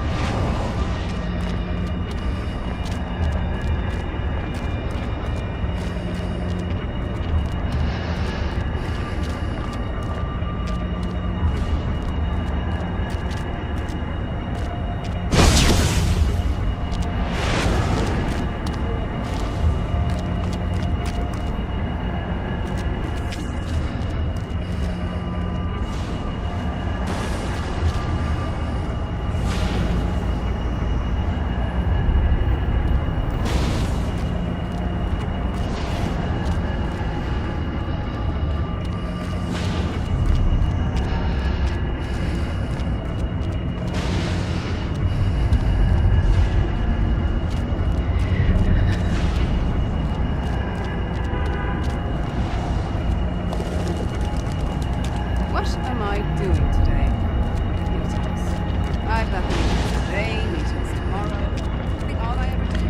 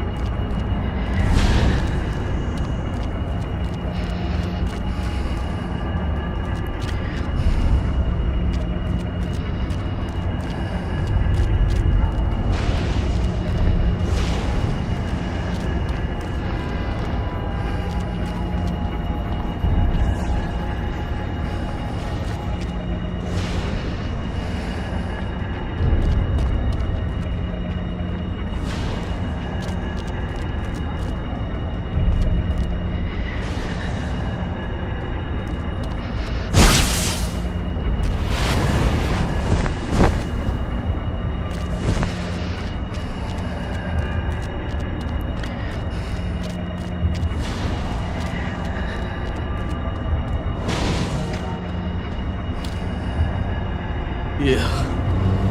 Polyjuice always freaks me out. But at least I didn't end up with eyebrows like that, Harry. We'd better get to the entrance before the polyjuice potion wears off. And Ron, please don't call Harry Harry when we're inside. This is completely mental. See you inside! Have you heard much about what's going on?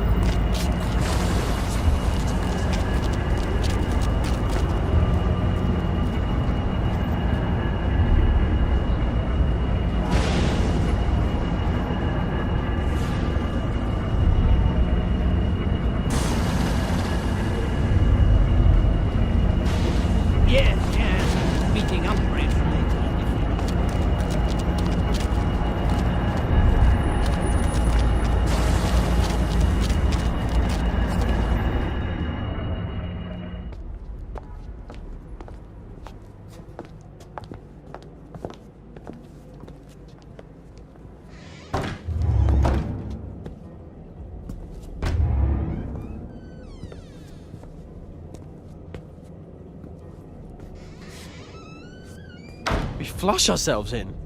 Apparently so. That's bloody disgusting. Just pull the chain. This had better be a magical toilet.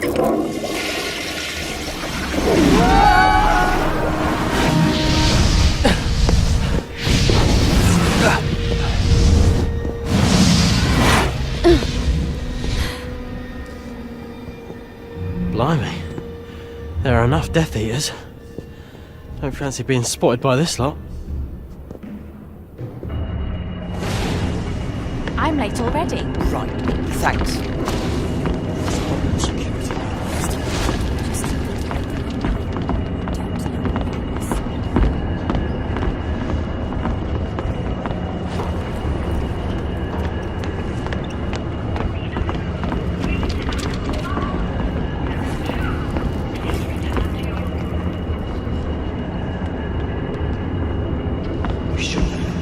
We should go to the bits.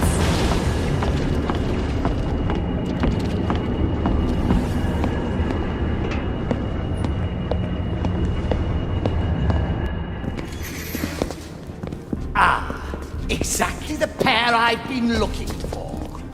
With your wife in custody, I would have thought you'd make an effort to turn up to meetings on time. My wife? Forgotten her already? Well, you'll have to, after she's sentenced. Now come along, or do you want me to report you too? Of course he doesn't. We'll both come. Sorry, mate. We'll find you when we can. You find Umbridge. She's on level 1.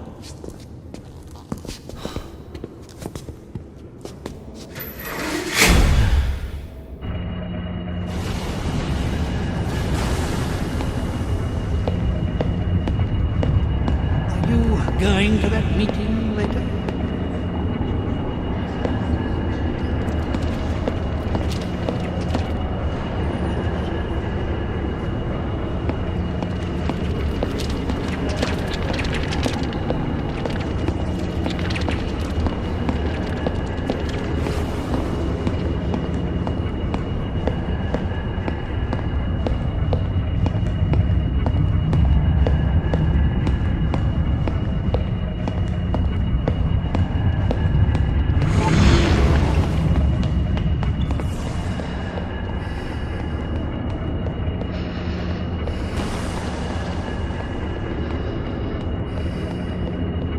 The department has to keep some.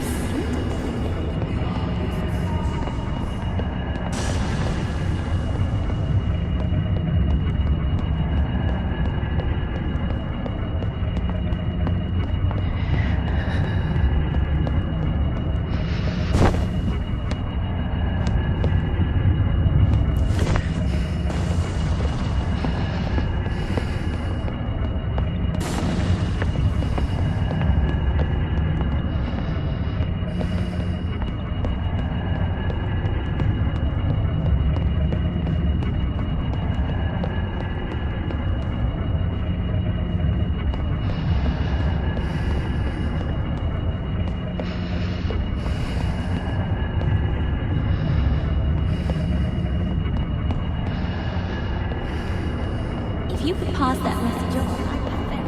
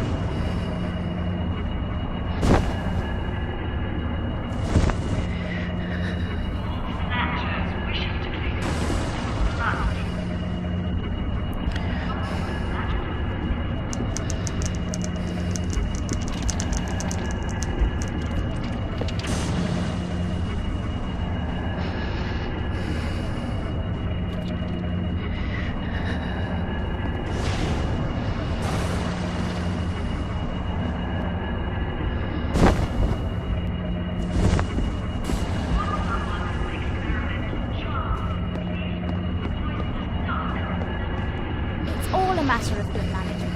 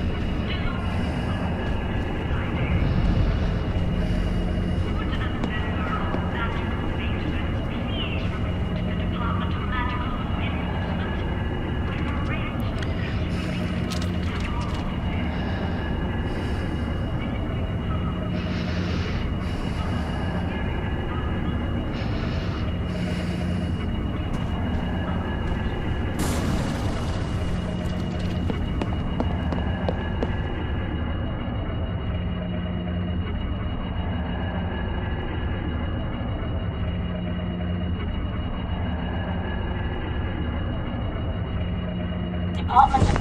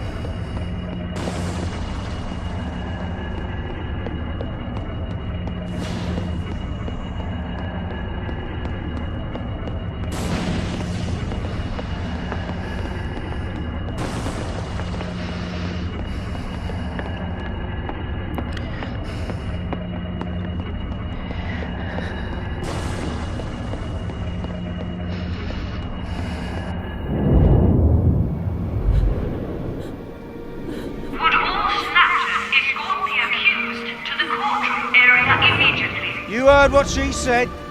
Get moving.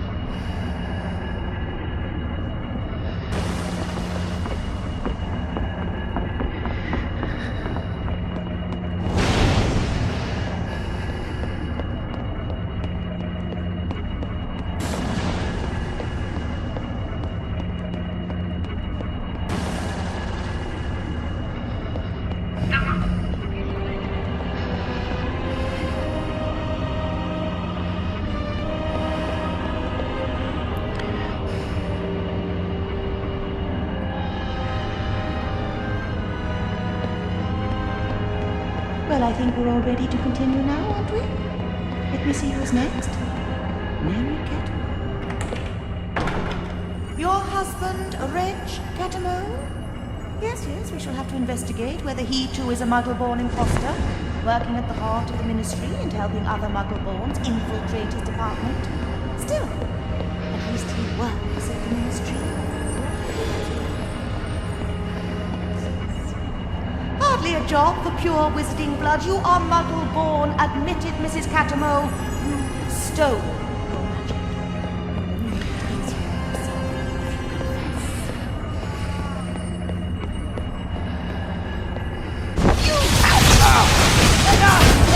The Ministry!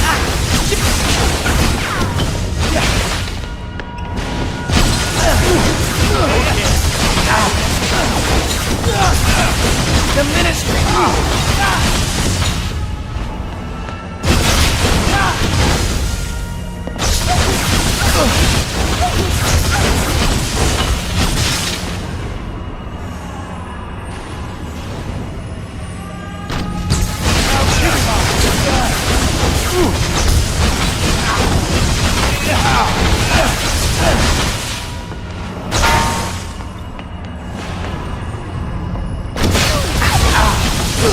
Will not tell lies.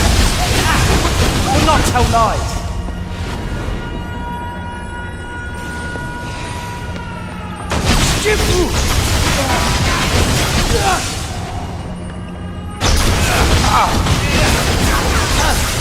Your time is finished. The Ministry awaits!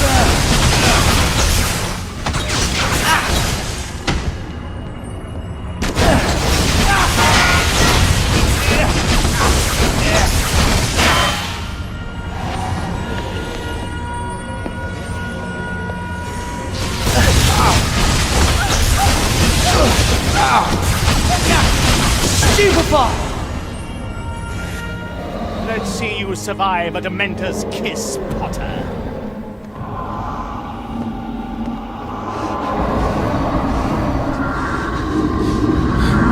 Harry! Expecto Patronum! We heard there was trouble. We knew it would be you.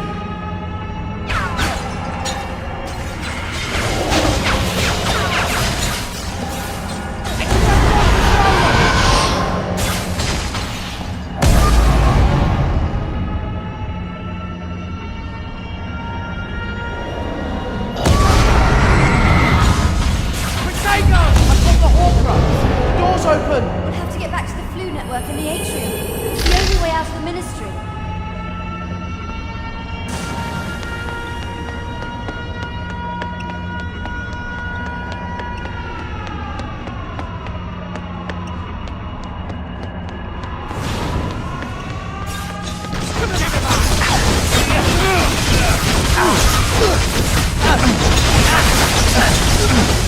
Stupefy!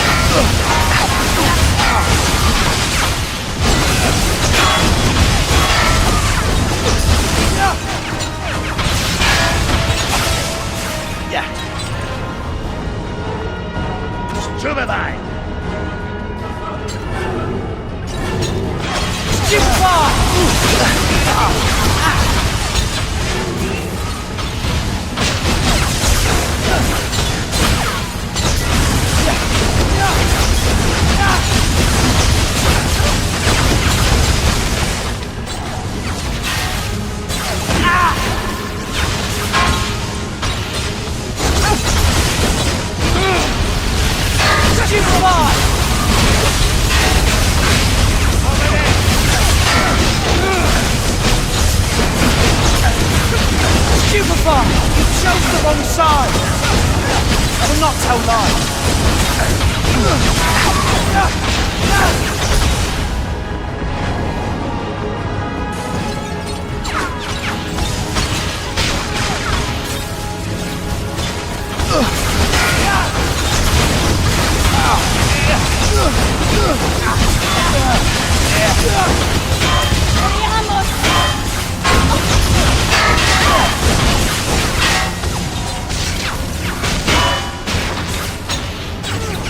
Superbot!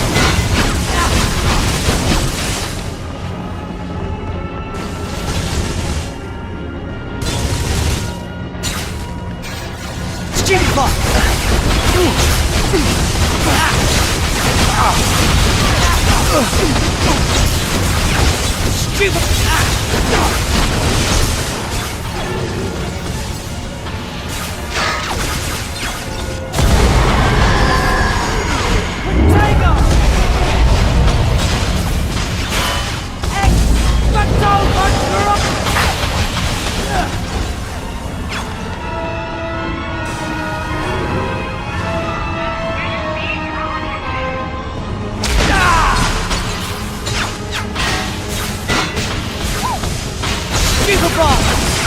The Ministry of Fate!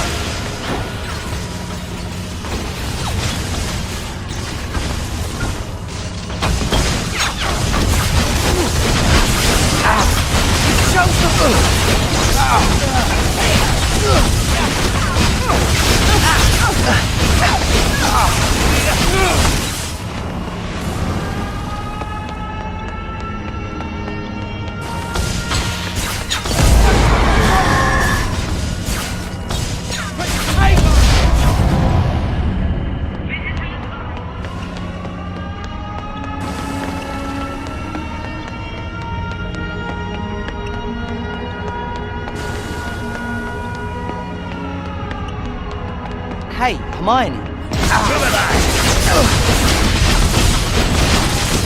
Stupid! I will not tell lies!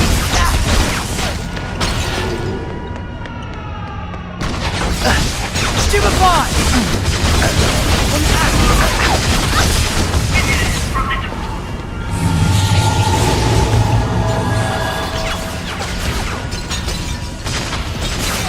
Stupefy!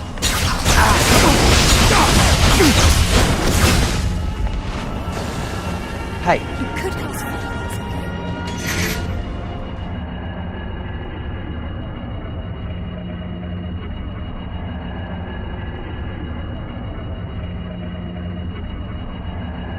So far, so good, eh?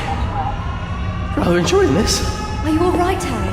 I can feel it. It's like the Horcrux is alive. We should take turns to carry it.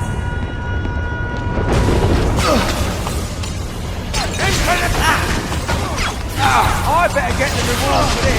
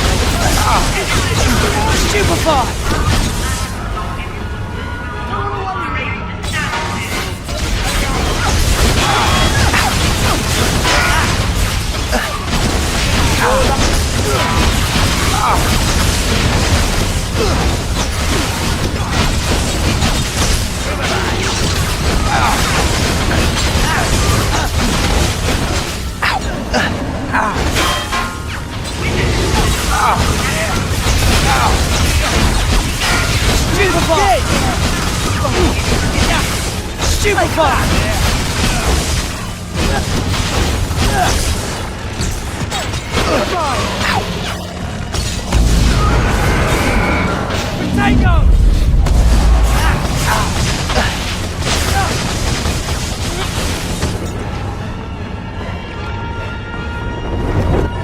Seal the exits! Now! Too late, mate.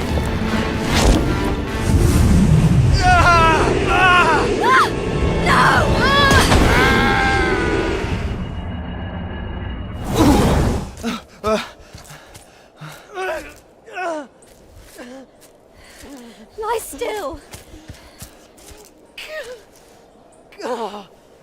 Where are we? I thought we were going to Grimmauld Place. We were, but a Death Eater grabbed Ron. I had to change where we were going, but I did it so fast. I must have made a mistake. Now Ron's hurt. I'm alright. Lie still. I need to apply some Dittany. It'll hurt less if you stop moving. It'll hurt less if you stop poking me. How do we know they won't find us here? Voldemort... No, don't say it! I've heard someone in the Ministry. They've made you know whose name taboo. If you say his name, they can find you. Which way? I can't see. That must be how they found us at the cafe. Hermione, be quiet. I can hear someone. We're going to walk into snatches if we keep going like this. That sounds like Dean Thomas.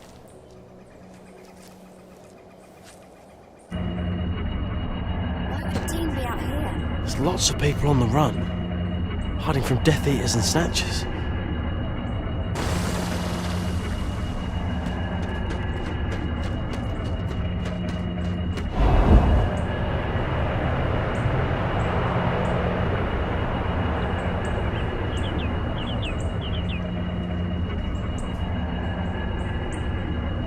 That was a goblin. What's Dean doing with a goblin?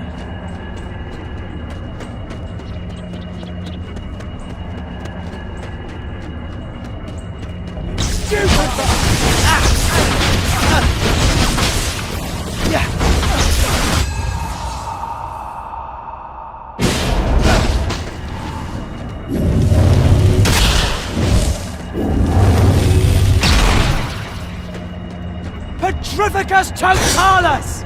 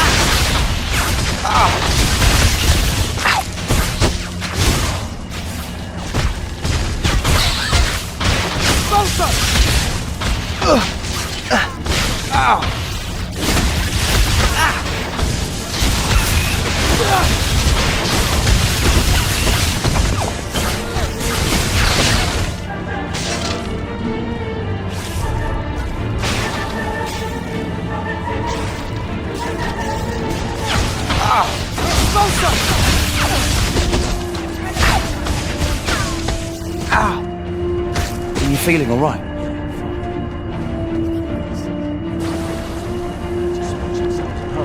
Remember?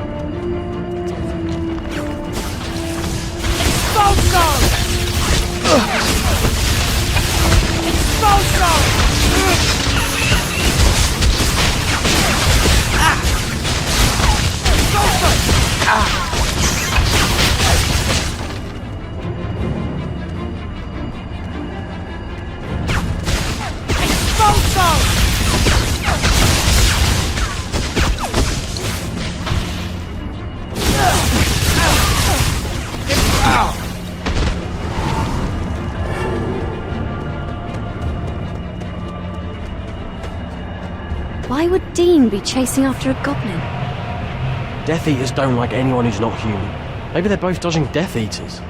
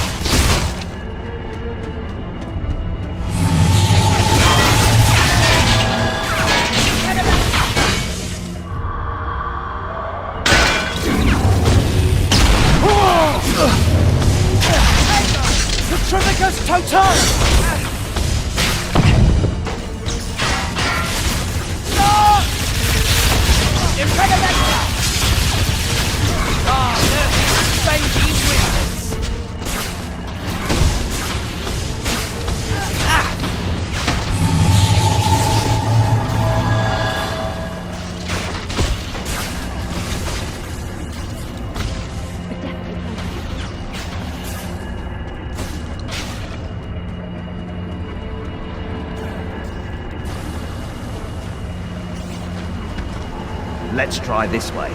Where are we going? It would be prudent to be away from where we were.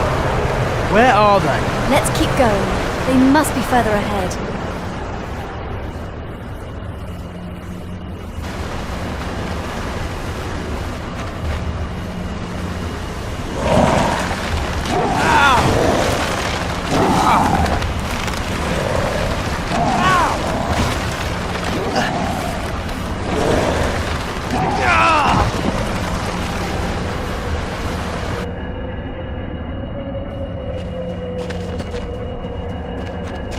Let's try this way.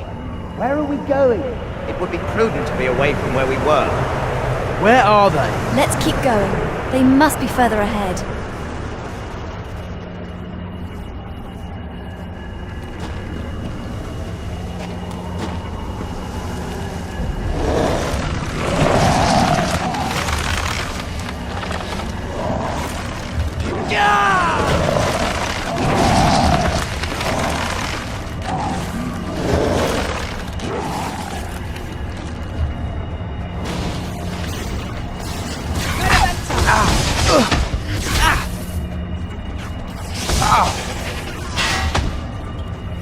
I think someone's following us.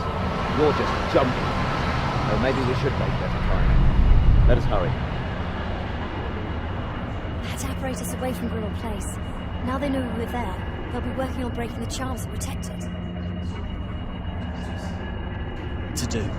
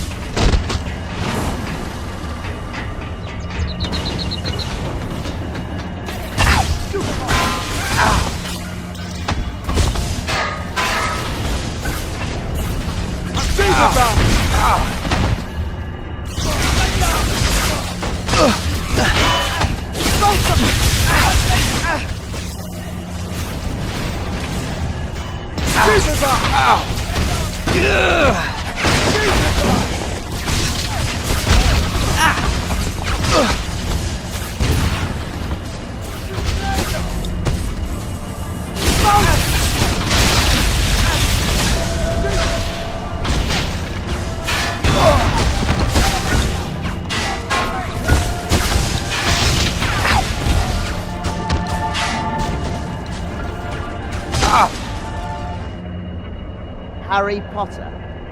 Harry Potter. That is all you wizards talk about. Yet from what it says in the Daily Prophet, he's not much of a thing to put your faith in. You can't believe anything you read in the Prophet. You should try the Quibbler. That tells you how things really are.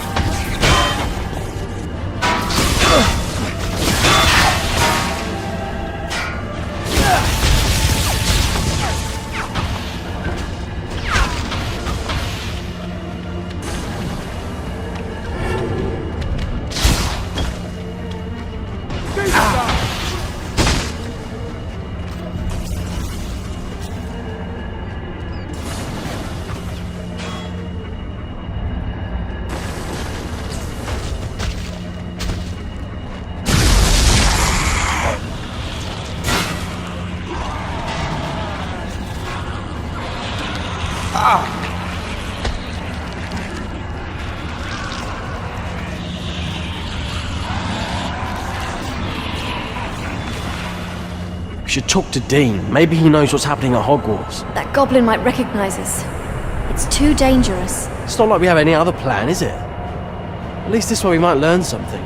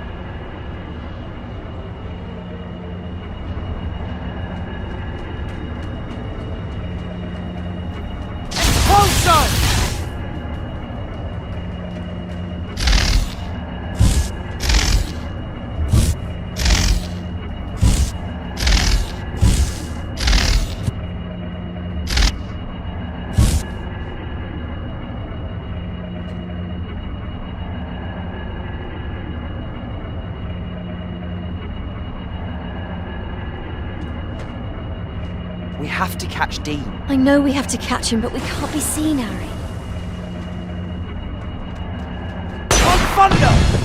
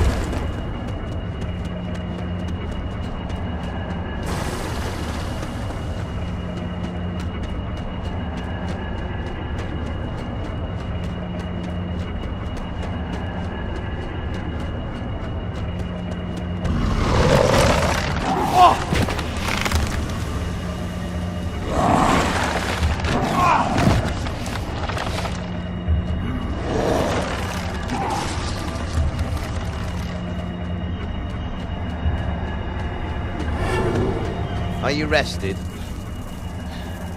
Just give me a minute. Why are you on the run, Griphook? Most wizards think goblins are on you-know-whose side. We take no sides. This is a wizard's war. Then why are you here? Gringotts is no longer under sole goblin control, and I recognize no wizarding master. Still, I had my small revenge before I left. Revenge? Death Eaters brought a sword to Gringotts for Severus Snape. The sword of Gryffindor. Only the sword is a fake. Gryffindor's sword is goblin made. This was a poor copy. It appears that there are some things even wizards don't know. I know a lot of people who will be happy to see Severus Snape hung. Come, it is time for us to move on. We are not alone in this forest.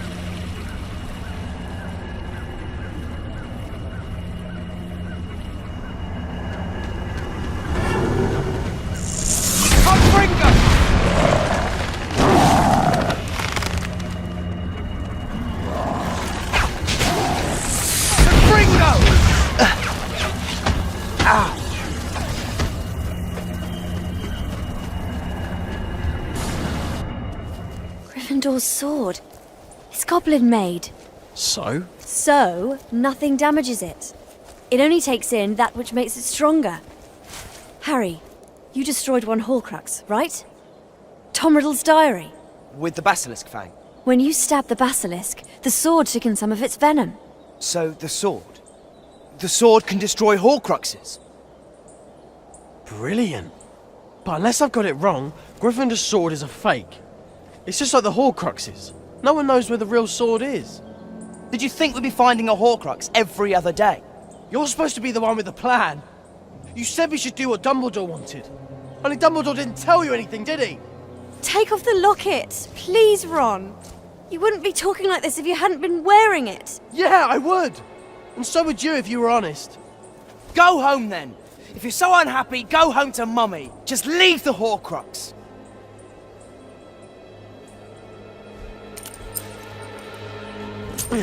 Ron!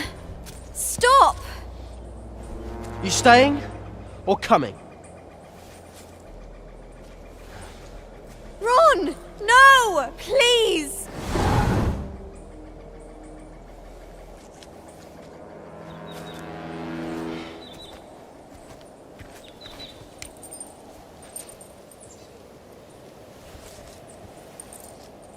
Well, we'd better find somewhere to camp. We've got nowhere else to go, and maybe Ron will come back.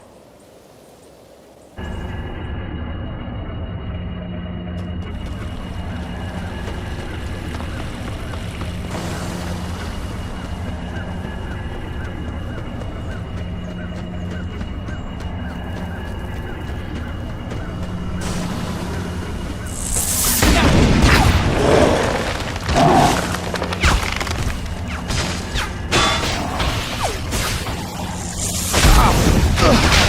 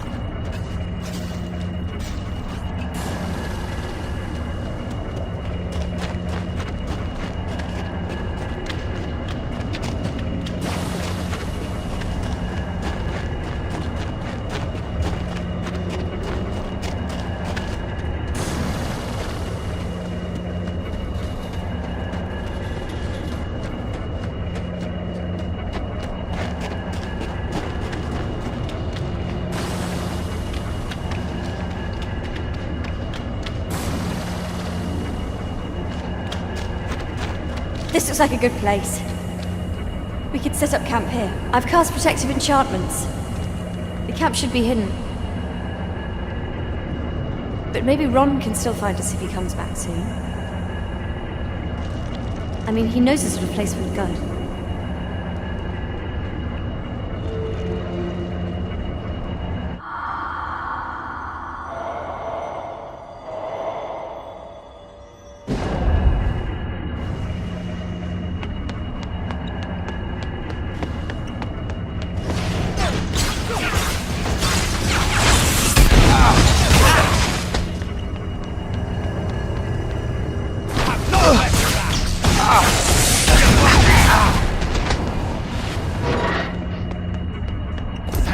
Thank you so much.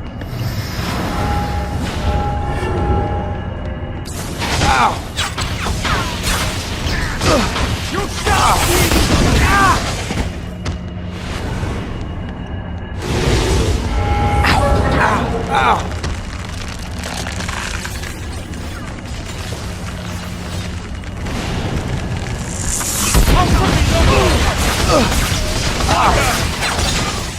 Thank you.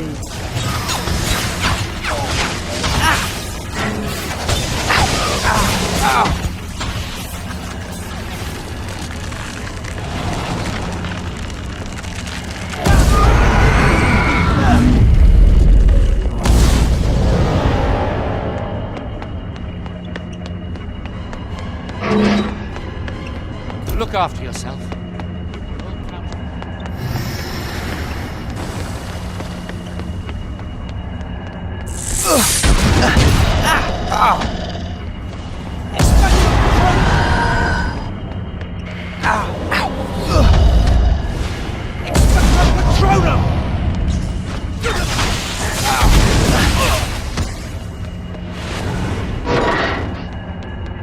Never thought I'd be free.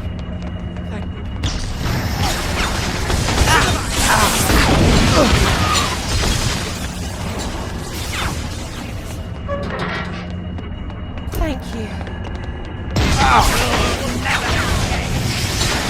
I thought this would be over. I'm so worried.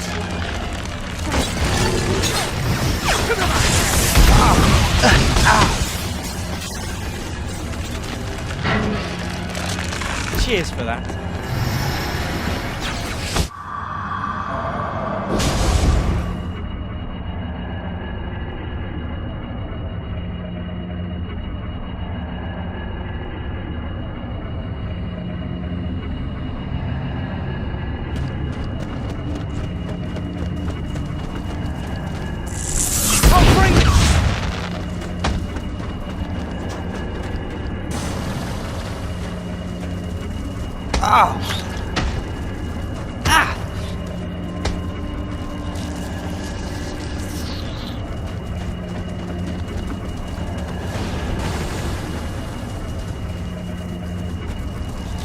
Cheers for that.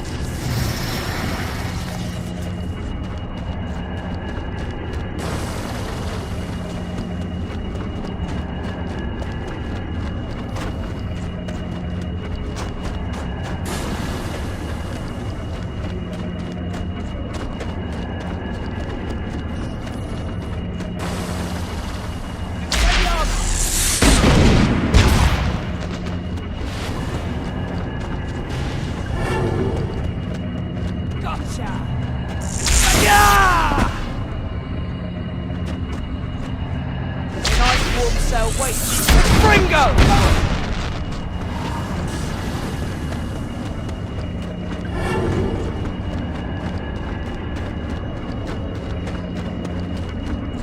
Thank you.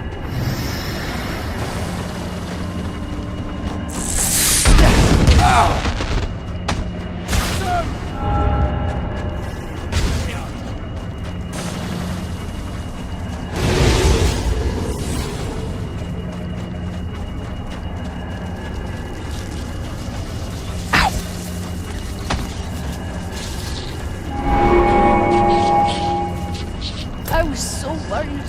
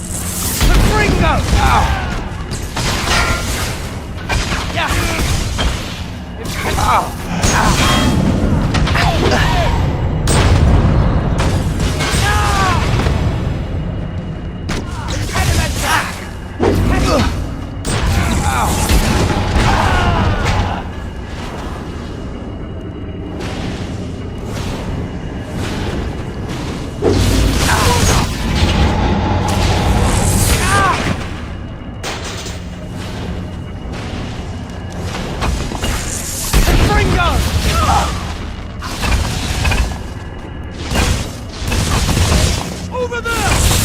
Fringo! Stupefy!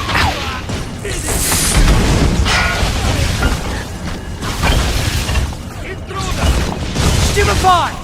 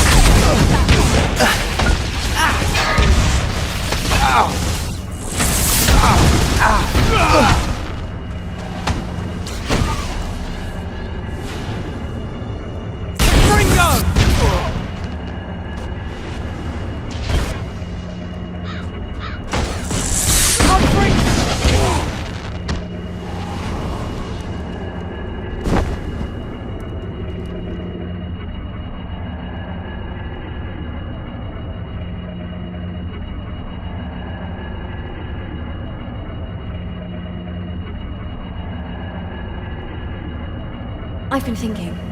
Godric Gryffindor's sword. Maybe Dumbledore hid it in Godric's Hollow. I mean, it's a place we would think of, and somewhere Dumbledore knew well. But it's a place you know who would think of too. It would be dangerous. Godric's Hollow. Birthplace of Godric Gryffindor. Obvious, isn't it? Where else would Dumbledore hide Godric's sword? Dumbledore and Bathilda Bagshot lived here too. And my parents. Harry, Don't you think there's a chance Voldemort's keeping a watch on your parents' grave? We should have used Polyjuice Potion.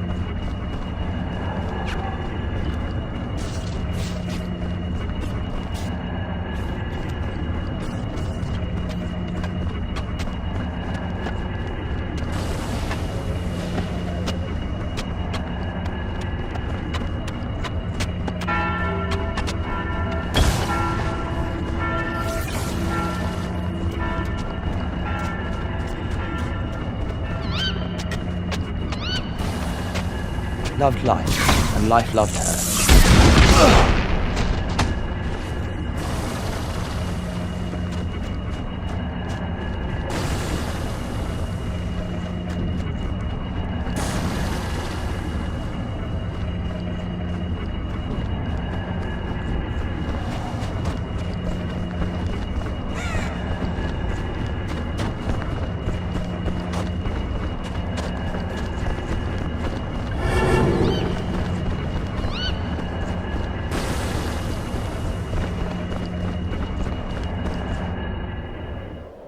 The last enemy that shall be destroyed is death.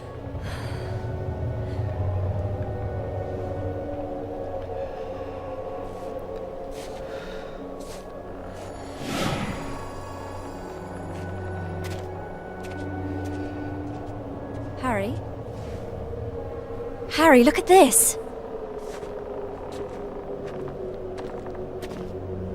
I'm sure I've seen this symbol before. Xenophilius Lovegood was wearing it at the wedding.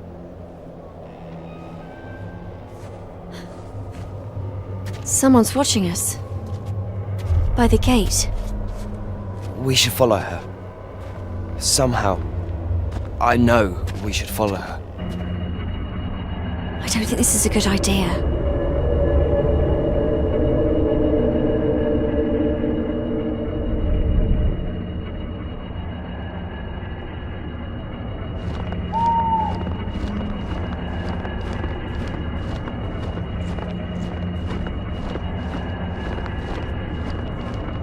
We give thanks for the time we had.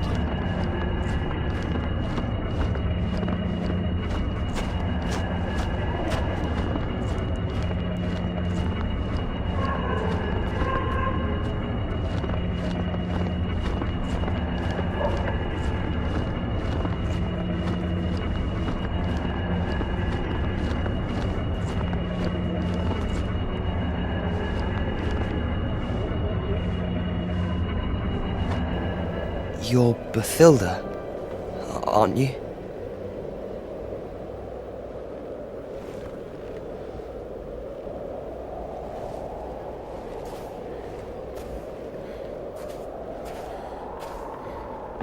Harry. Hermione, it's Bathilda Bagshot. She knew Dumbledore. She might have the sword. There's something strange about her. She wants me to go upstairs. Harry! It's all right. Just stay here.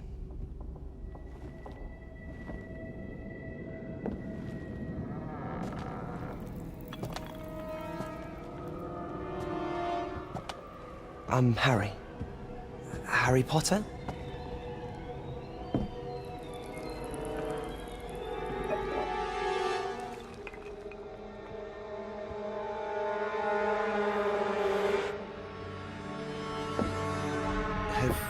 got something for me. Did Dumbledore leave something?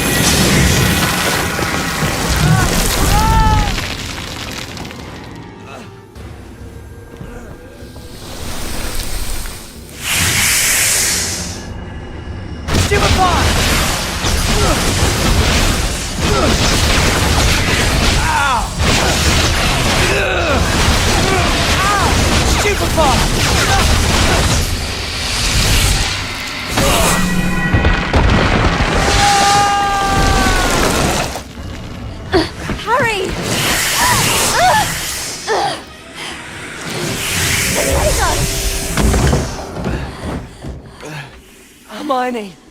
He's coming! Voldemort's coming!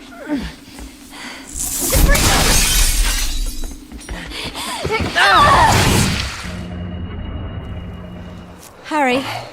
Harry, can you hear me? We got away. Yes. You shouldn't have gone to Godric's Hollow. I wanted to go too. I really thought Dumbledore might have left the sword there. But he didn't! You were right. You know who knew I'd go there. He killed Bathilda, put that snake there in her place, and left her in Godric's Hollow to wait for us. Harry, no! I'm sure you ought to rest. You think he's resting? You know who's already ahead of us on every step. Ron's gone. We've got no leads, which means we have to catch up. I know, but... Harry, I've read the book Dumbledore left me 100 times. I've looked everywhere I can think of. I know there must be a clue somewhere, but... I'll look again. You make sure we're safe here. I'll look again. Hermione. Hermione.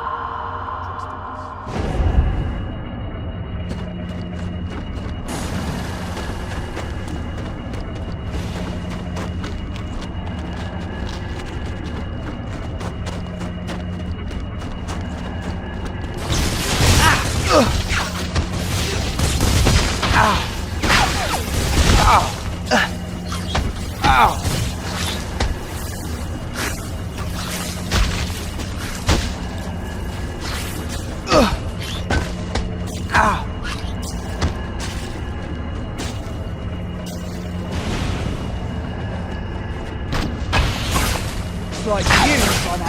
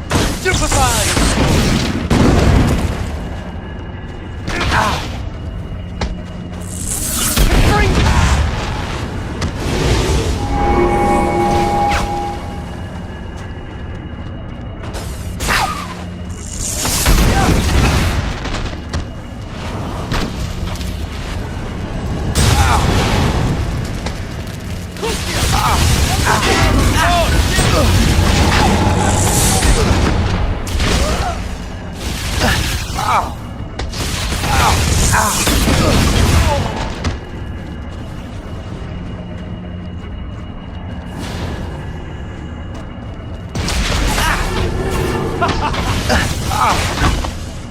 you.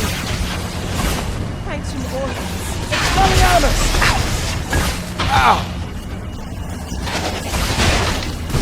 Thank you.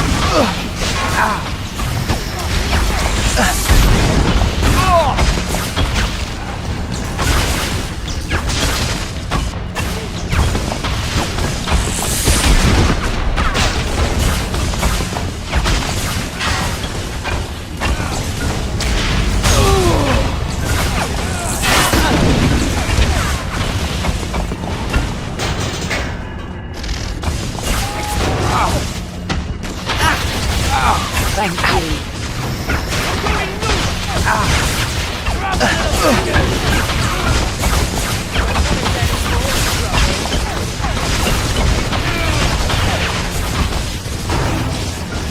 Expelliarmus!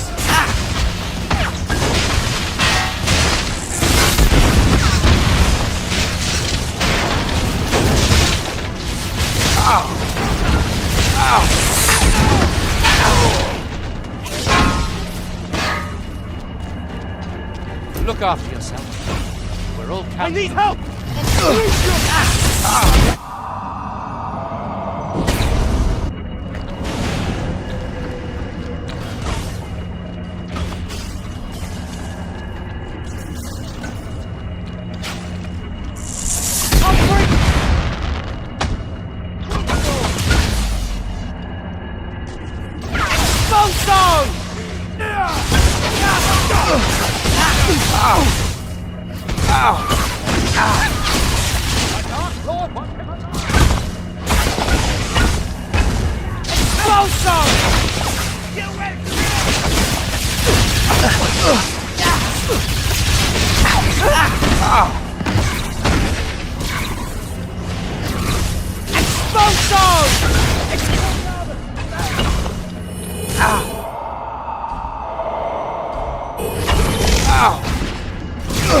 We'll have some fun with you.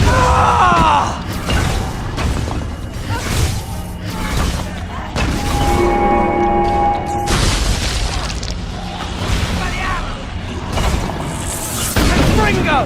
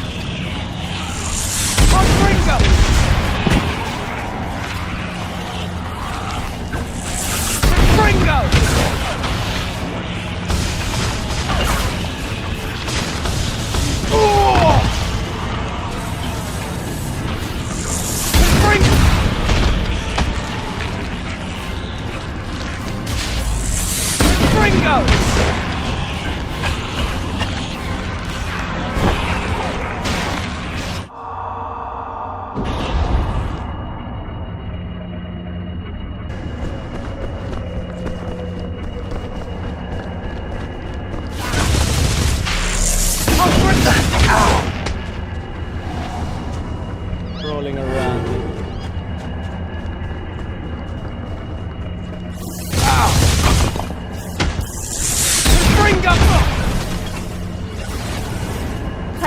Thank you so much.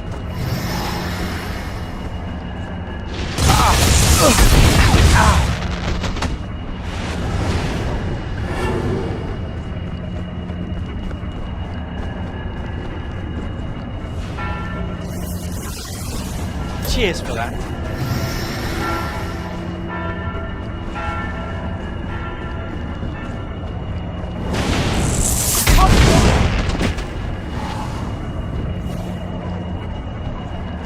I was worried.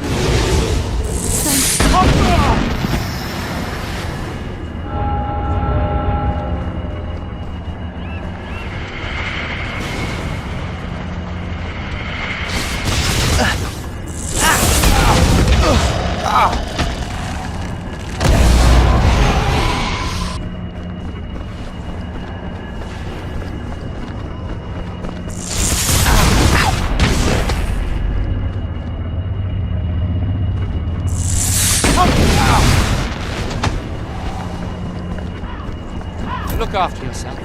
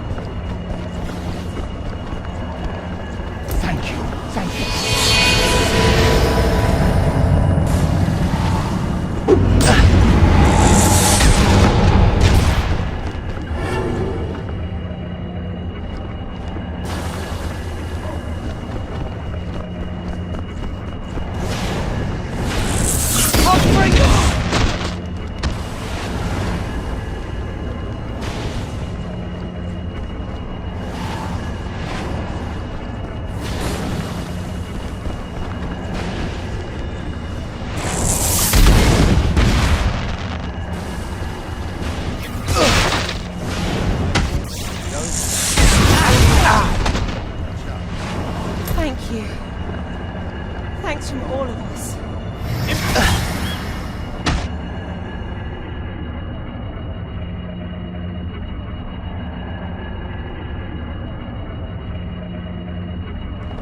We should move on. I think as long as we don't go anywhere that can be associated with you, we should be safe. What about Ron? If he was coming back, he'd be back by now. We need to move on.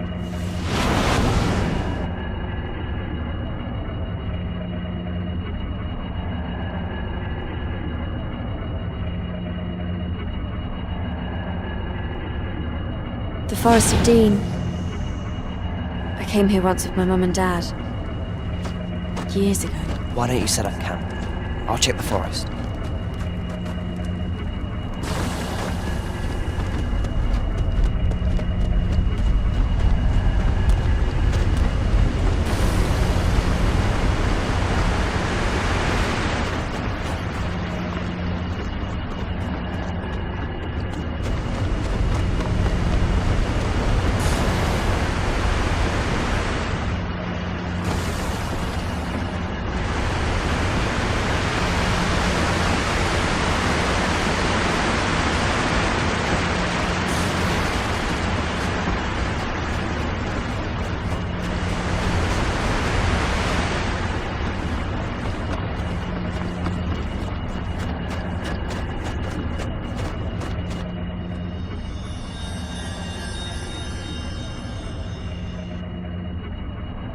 No!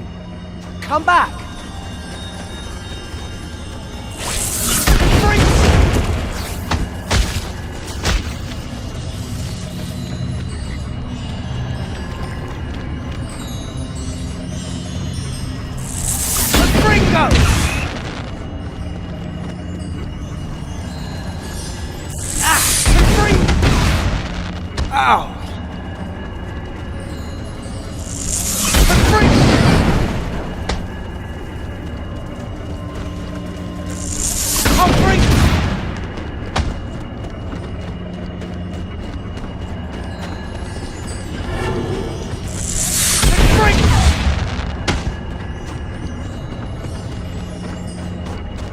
Who sent you?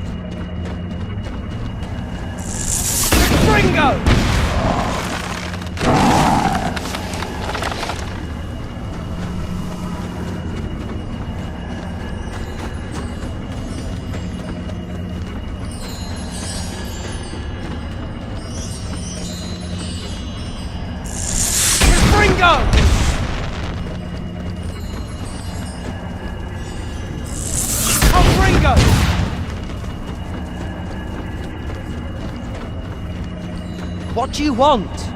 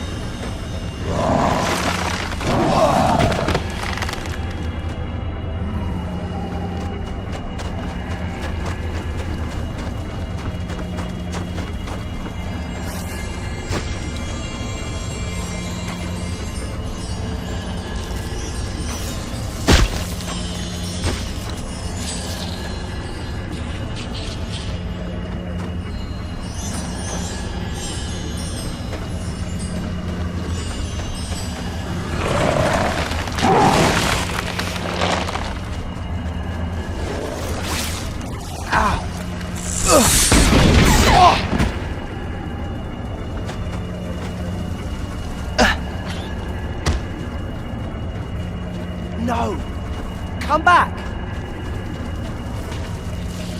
Ow!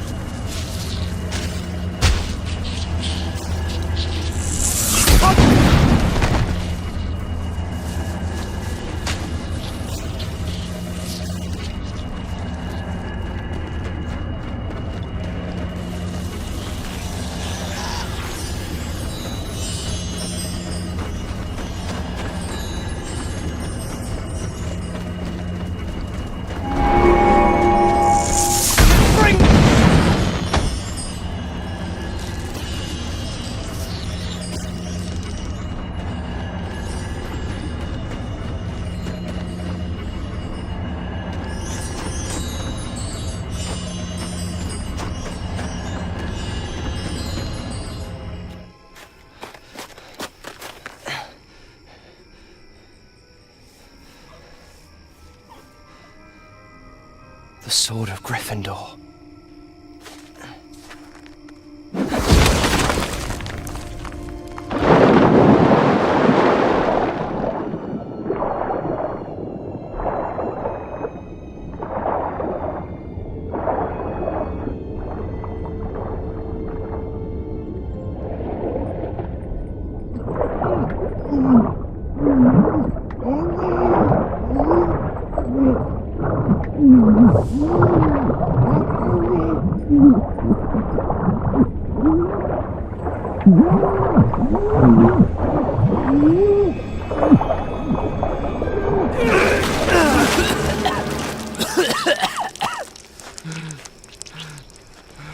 Are you mental?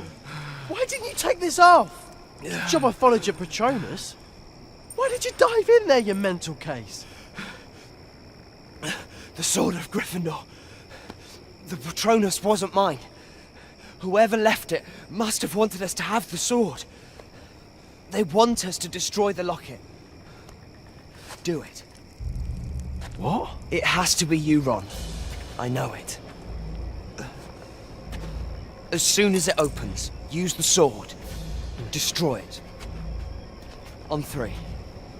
1, 2, 3.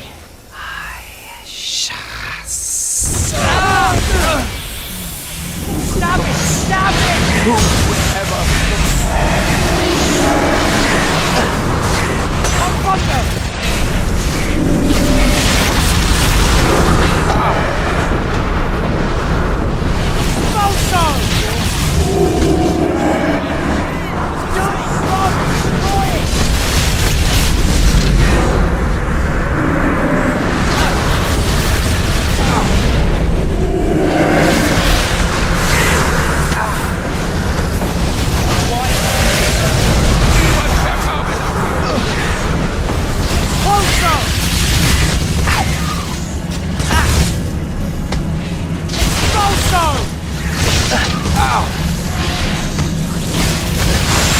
Who wouldn't prefer Harry?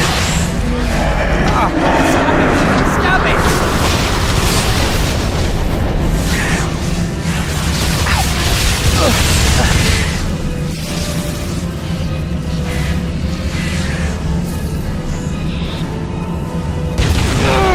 What have you ever done?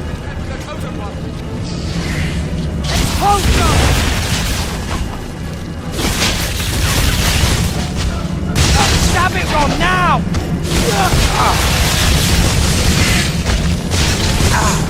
Your mother comes back. Bonzo!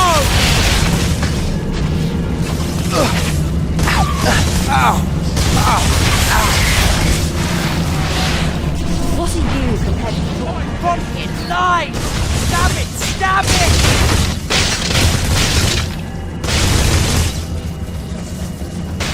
Least love, always by the mother.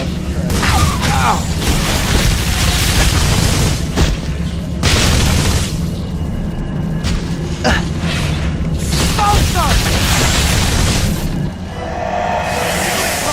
Destroy it!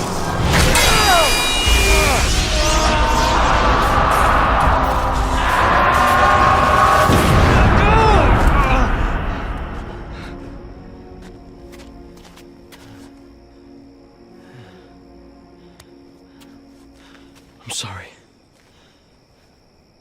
I'm sorry I left. You sort of made up for it tonight. Getting the sword. Finishing off the Horcrux. And just think of it. Only 3 more to go. After you left, Hermione cried.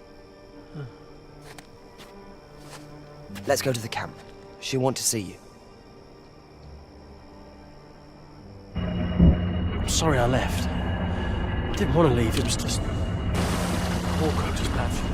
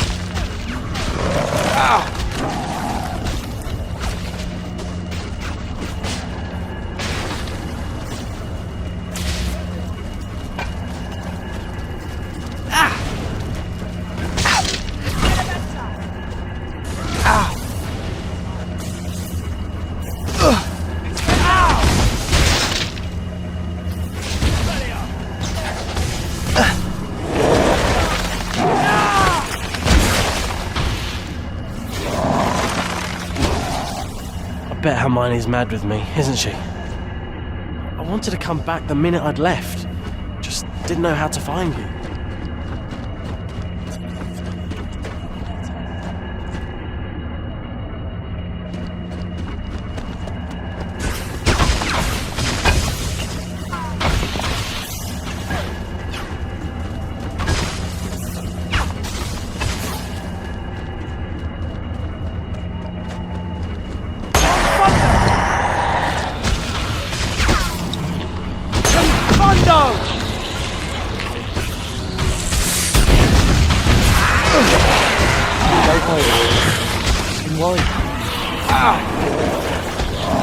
Like that little ball of light in your heart being touched. She'll come around.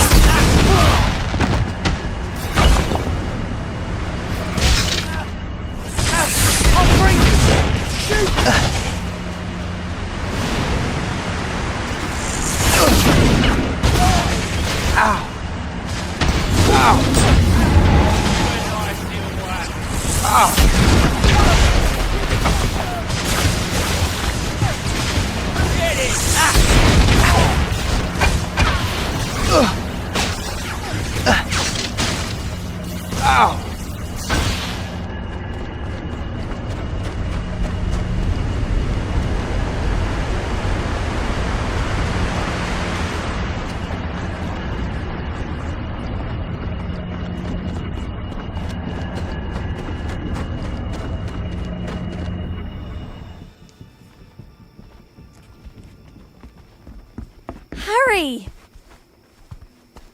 You Ow! complete Whoa! idiot! Hey! Ronald Weasley! Ow! While you were off, we were almost killed by a giant snake in Godric's Hollow. Hey, Hermione, stop! We've destroyed the Horcrux. This stag doe thing led us to the Sword of Gryffindor. Harry almost drowned getting it. Ron saved my life, and we used the sword to destroy the Horcrux. And I suppose you think that's enough to make up for just disappearing on us? We've destroyed one Horcrux, but there are still 3 more out there. Well, I have found something. Look at this. That symbol keeps cropping up. Here, in the Tales of Beedle the Bard, in the graveyard in Gottric's Hollow. And at the wedding. Xenophilius Lovegood was wearing it. You think Xenophilius knows what it means?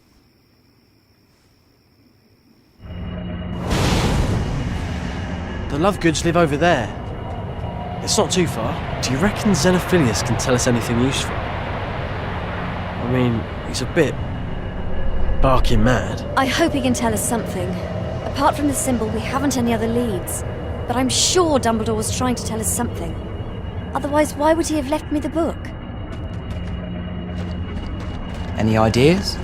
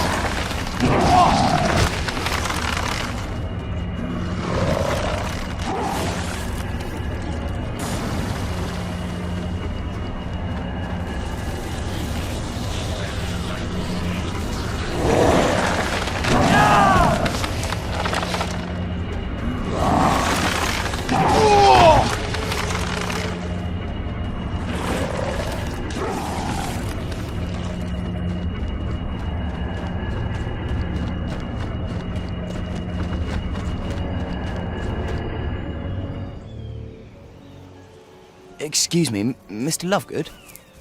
What? Who are you? What do you want? I'm Harry Potter. We met at the wedding. Of course. Of course. Come inside.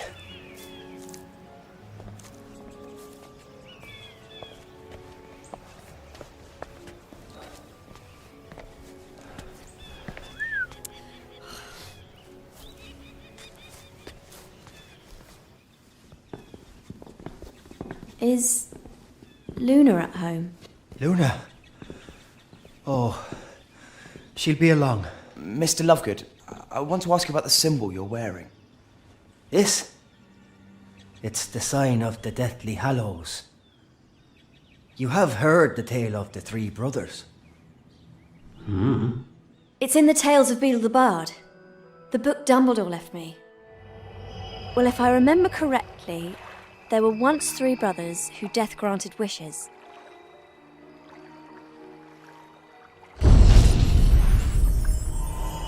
The oldest brother asked for the most powerful wand in existence. The second, for the power to recall someone from death. The third, for the power to disappear. So, Death gave the first brother a wand made from elder, the second a magical stone, and the third a cloak of invisibility.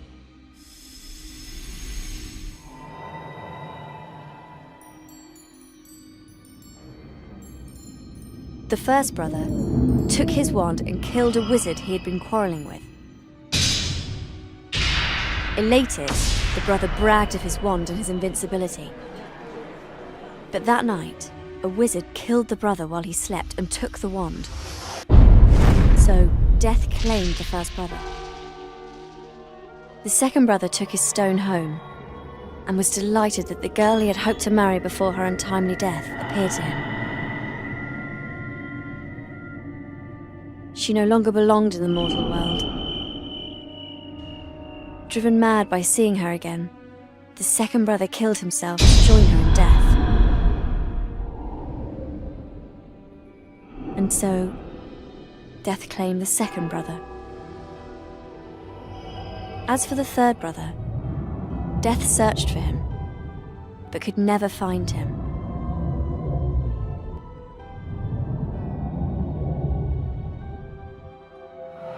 Only when he got old did the younger brother take off the cloak of invisibility and greet Death. The Elder Wand, the Resurrection Stone, the Cloak of Invisibility. Together they make the Deathly Hallows. Together they make one Master of Death. We saw that mark on a grave in Godric's Hollow. The grave of Ignatius Peveril. Of course. Ignatius and his brothers are thought to be the three brothers, the owners of the Hallows. Thank you, Mr. Lovegood. That's what we needed to know. You aren't going. You can't go. They were angry about what I've been writing, you see. So they took my Luna. Who took Luna? It's you he really wants. It's the only way I'll see her again. I have to get her back from Voldemort. No! The taboo! They'll know we're here! There are people outside! We're trapped! And for nothing! It's rubbish, isn't it? There's no such thing as Deathly Hallows! But it makes sense! The Hallows are what Voldemort is searching for. The final thing he wants before he takes power. Get down! We've got to get out of here!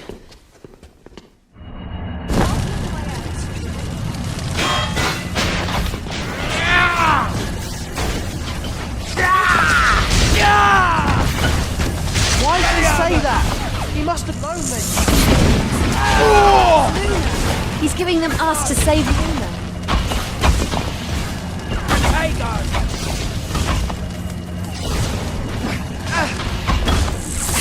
Fringo! Called Fringo! Ow!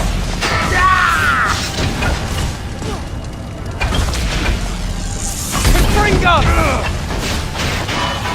Storm the blade! Confringo! Expelliarmus! Confringo!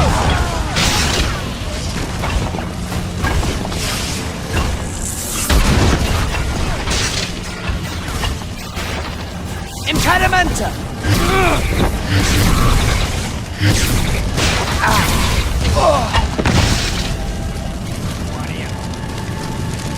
Impedimenta!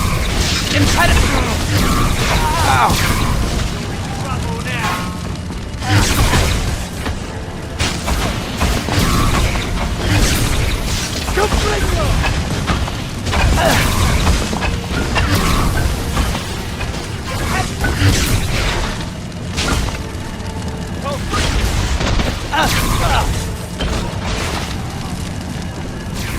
Impediment!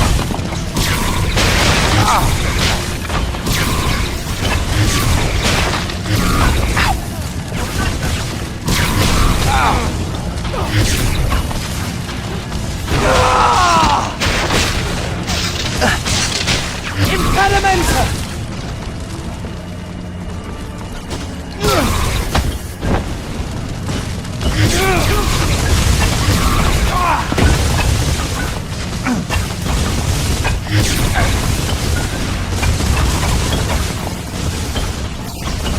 Confringo! Confringo!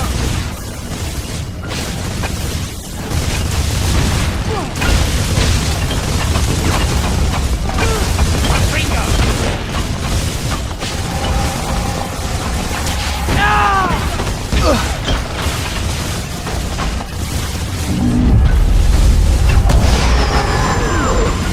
Potato!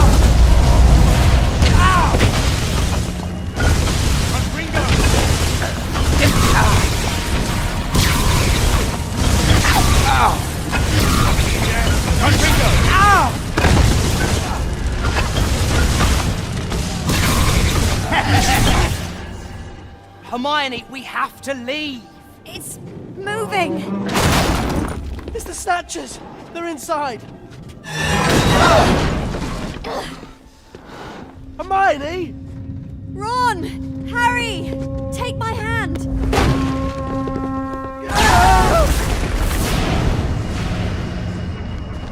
Impedimenta! There's too many of them!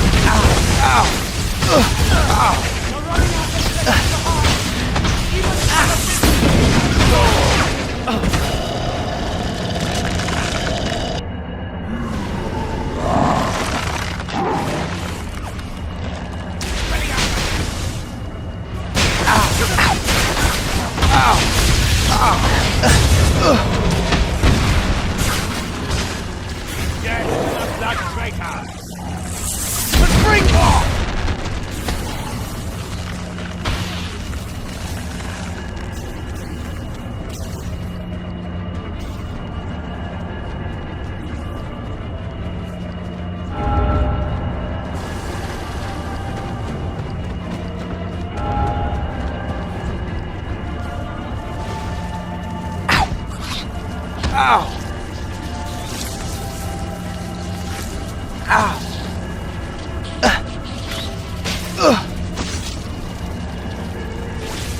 Ow! Ow!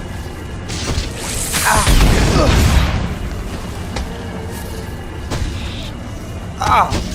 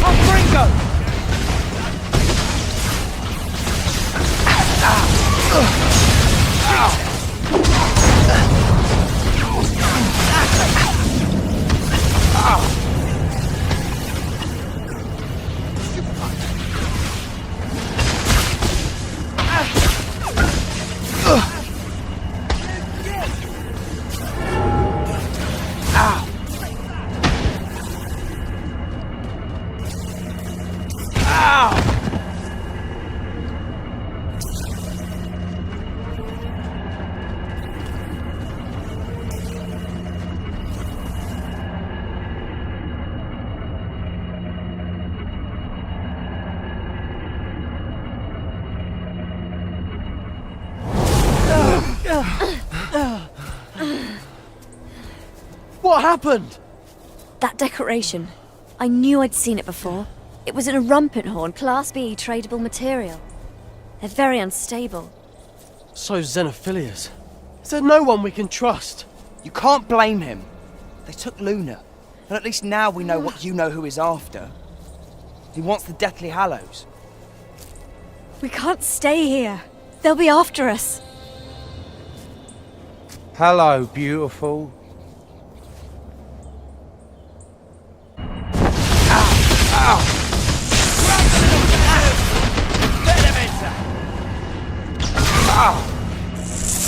Bring them on!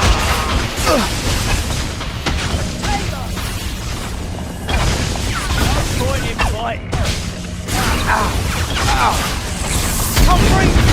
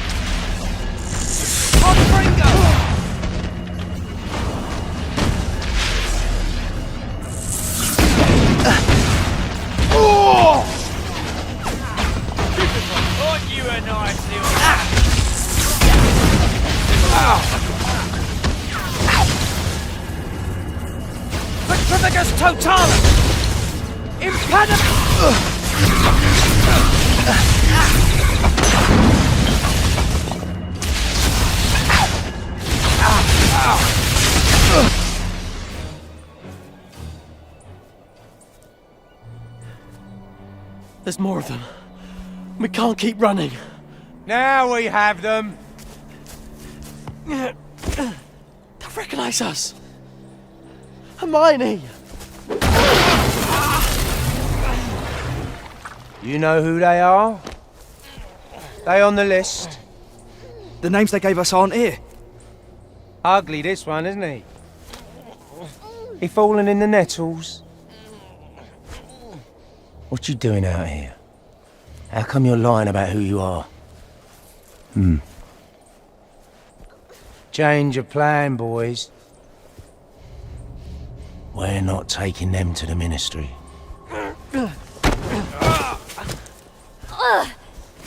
What did you put on me? A stinging jinx. It was the only way I could think of disguising you.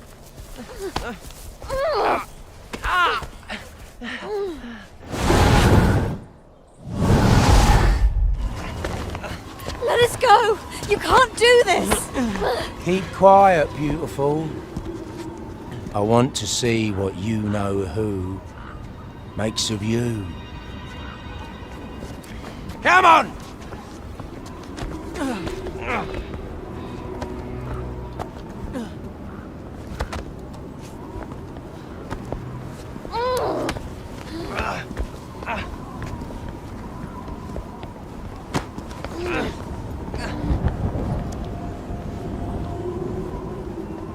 Get in there! No! Let her go! Hermione! Hermione! Harry, we have to do something. We can't just leave Hermione alone with them. Bellatrix is up there. Hi, Harry. Luna? Are you all right? What? Yes, this is just a stinging jinx. Hermione disguised me. Harry, we have to get her out of here. If Bellatrix finds out who we are, we've got to help Hermione. I know, but they've taken our wands. What are we supposed to do? Dobby can help. Dobby? What are you doing here? Dobby has come to rescue Harry Potter, of course. Do you mean to say you can apparate in and out of here? And take us with you? Of course, I'm an elf. Get the others to safety, then get us out of here. Of course.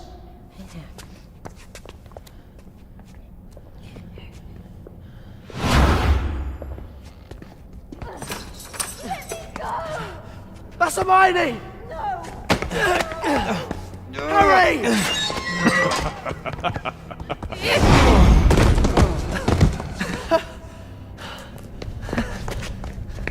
Thanks, Dobby.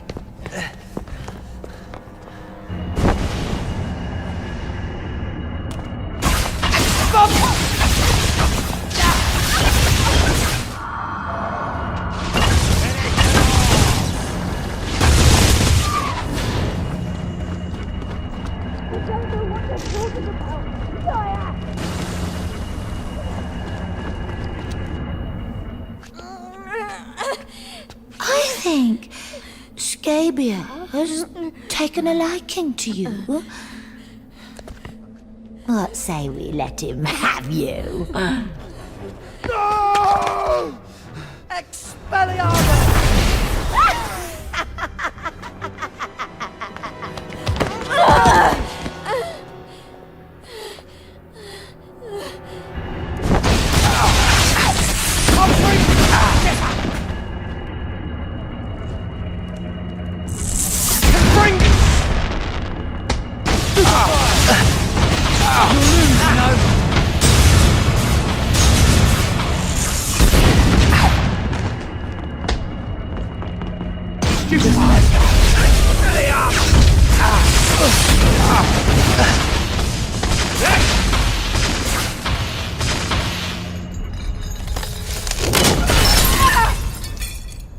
You must not hurt Harry Potter.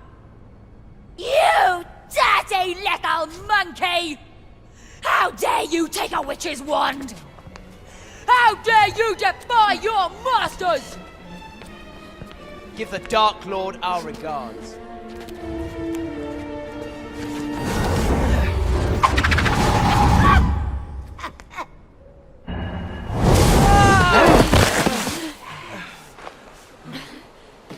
Dobby? Oh, Dobby, no! It's okay. Here, just hold on, Dobby. I'll fix you. Hermione, your bag. You must have something. Essence of Dittany, something. Hermione, help me. Such a beautiful night to be with friends. Dobby is happy to be with his friend, Harry Potter.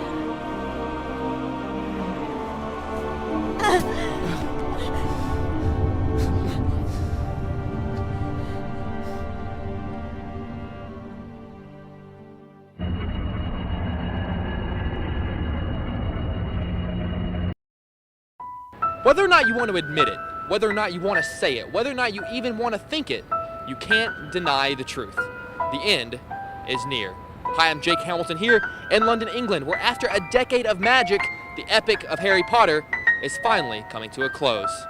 The final installment, Harry Potter and Deathly Hallows, travels to the darkest depths of J.K. Rowling's incredible imagination. And I'm here talking with the young stars about their final moments together, life after Hogwarts, and why everything that has a beginning has an end. Get ready, this is Jake's Takes.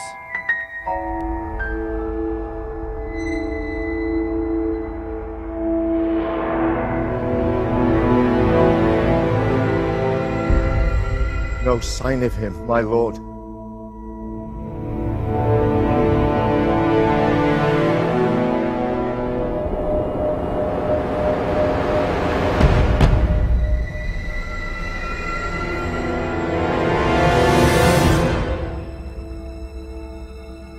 Harry Potter, the boy who lived,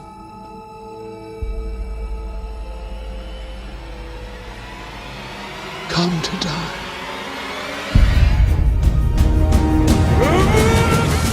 I'm just going to say what I said 2 moments ago, but I feel the world should know that I don't know how much of him you can see, but my interviewer is wearing a fantastic three-piece suit at the moment. It's absolutely lovely. Thank you, Daniel. That's all we need. Thank you. Great. No, but I wanted to see if you could take me back to that moment that you heard cut for the last time. Tell me what scene that was that you were filming, and how do you even deal with hearing that for the last time?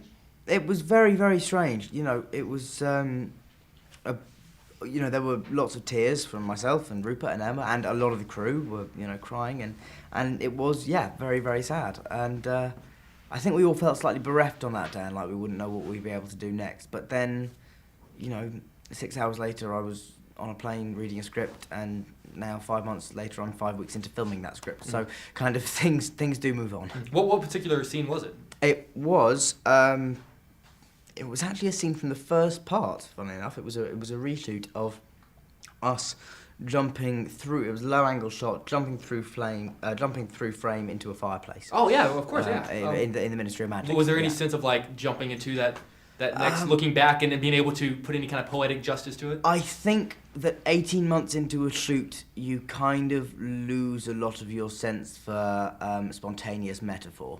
So that we kind of, that had sort of all gone by that point, and we were just like, we really have to get this done.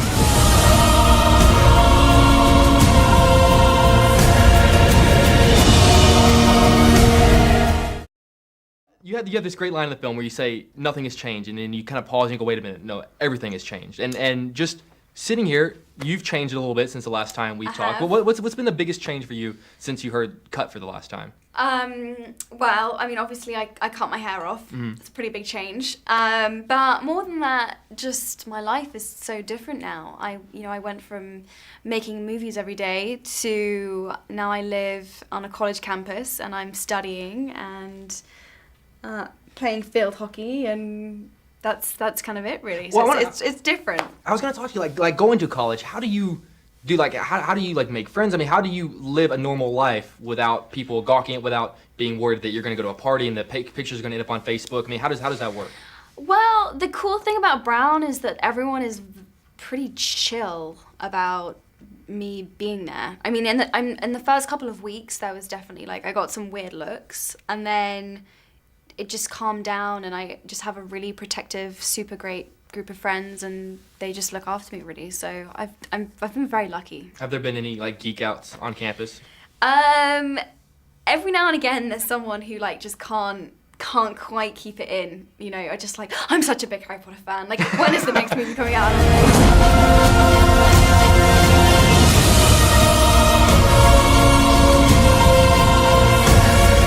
I've been told that the crew kind of created this video for you guys, on the last day that that summed up this past decade. What was that like, seeing all of that put together?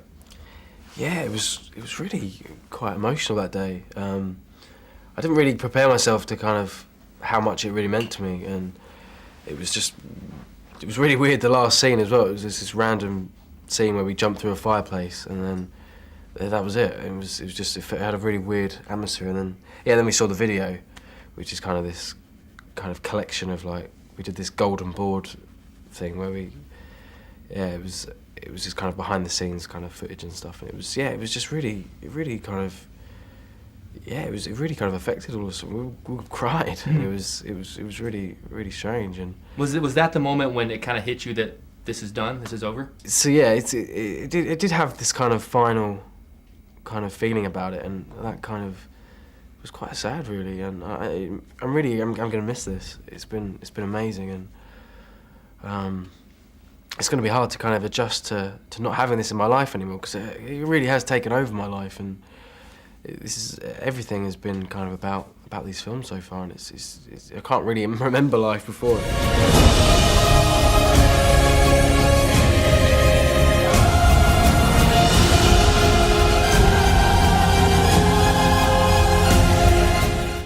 What, 11 whenever you found out that you first got the role sitting in a bathtub? If you could go back and give that kid sitting in the bathtub one piece of advice, or tell him one thing, what would you tell him? You know what, I think I've done okay. That's the thing. Generally speaking, I've come out the other side of this and not been too screwed up by it, and I'm not too crazy or anything like that. So I think I'd just tell him, what my parents told me, which is never read anything about yourself, and never go on the internet and look at yourself, because that way madness lies.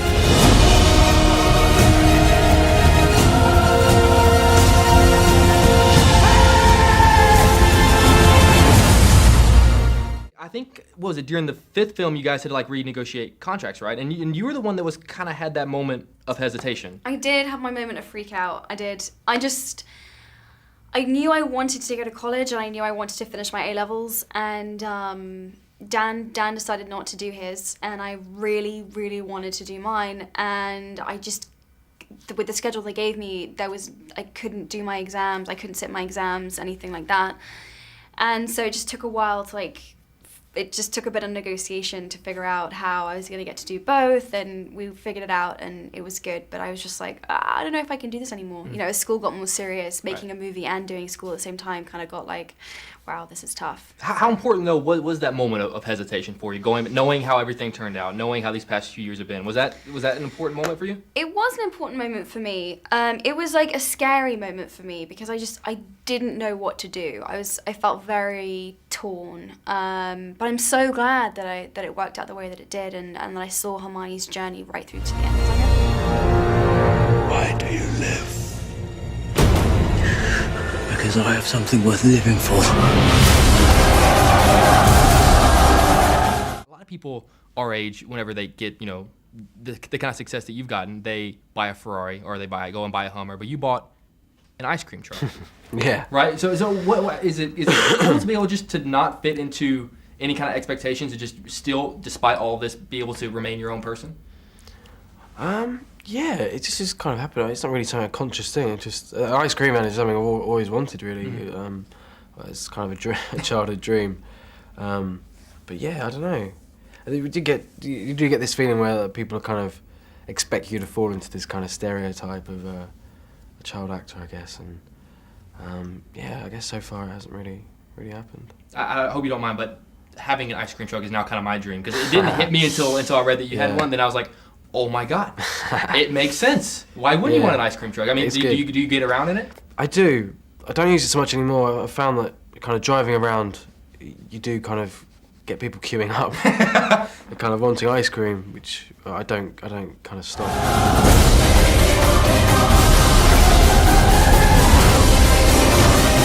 Ron, kill it! Is there any part of you at this point that is ready to move on? Oh yes, definitely. I mean, I'm ready to, you know, as I said, I've been filming this movie called The Woman in Black for the last, 5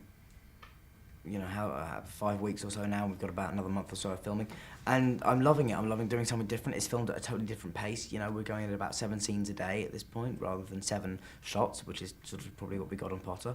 And yeah, and I'm ready to just be out. And then next year I'm doing a Broadway musical, so kind of lots of totally different challenges coming my way now, and I'm relishing every second.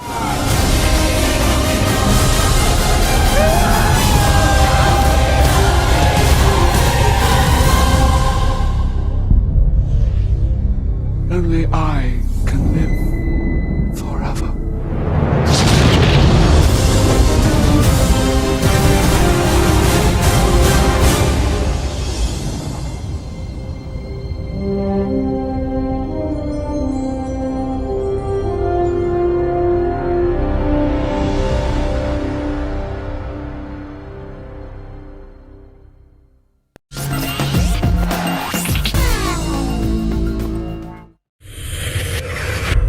Only I can live forever.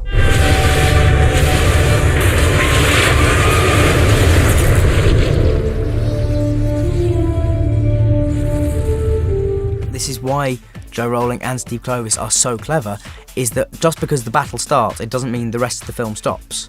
Because all the other characters and all the other relationships and all the other stories carry on in the battle. That's what's great. That's why you don't just feel it's just a battle sequence, because all those other things that you know from Harry Potter, like the humour and the romance and all that stuff, is all feeding into it. I mean, you know, Harry's not experiencing too much humour or too much romance, but although he does get a mid-battle kiss, which I instigated, I have to say, the other day. I said we'd probably kiss at this moment, wouldn't we? It might be one of those sort of like, I could be dead any minute now, Ginny. We should probably kiss. So there's one of those moments, but it's like all those stories carry on within the battle. I mean, it's going to be huge. He starts off the most composed and the most in control we've ever seen him in the first part of the 7th. And then by the end of the second part, he's almost totally lost his mind. So it's a really interesting journey for his character, because he's going from somebody who is kind of very stable and kind of in control and evil and malevolent, but nonetheless steady. And as Harry starts destroying parts of his soul, he starts slowly kind of losing his mind as well. they all know that the reason they're here and the reason they're on this journey is much bigger than any one of them, or even all three of them, or even all of their friends and their families. It is bigger than all of that. And for 3 17-year-olds to sort of have that maturity and realise that what's at stake is much more important than any of their individual lives is quite impressive, and is what makes it a very...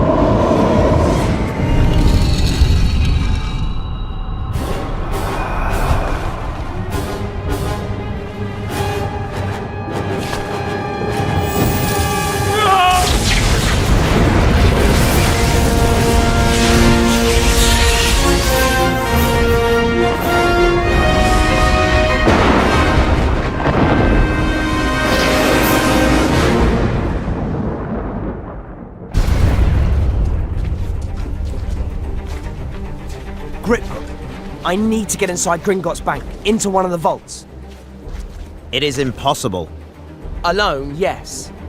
With you, no. The Sword of Gryffindor is my price.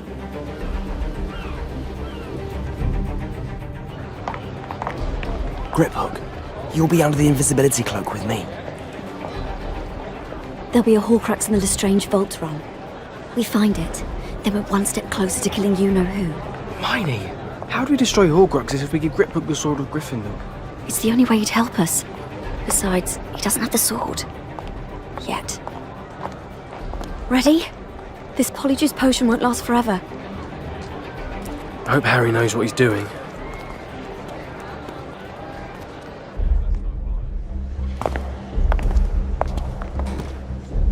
Madame Lestrange, how may I help you today? I wish to enter my vault. Would you mind presenting your wand? And why should I do that? They know Hermione's an imposter. They've been warned. Imperio! Very well. If you will follow me.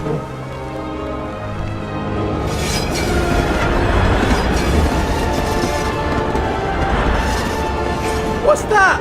Up ahead! I should have known! Griphook! What is that?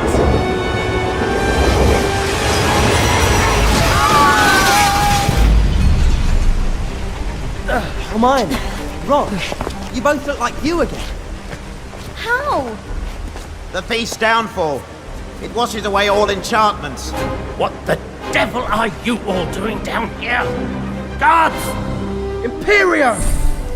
We shall meet you at the vault, Harry Potter.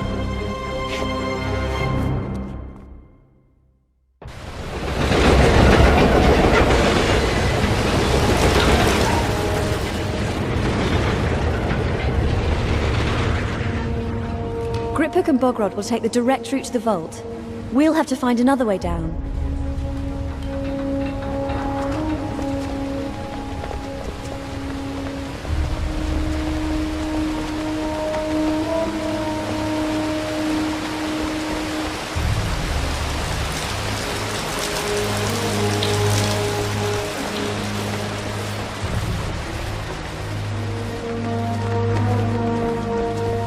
We've never been this deep into Gringotts before. It's massive. What was that? Whatever it was, it sounded big. Big and hungry.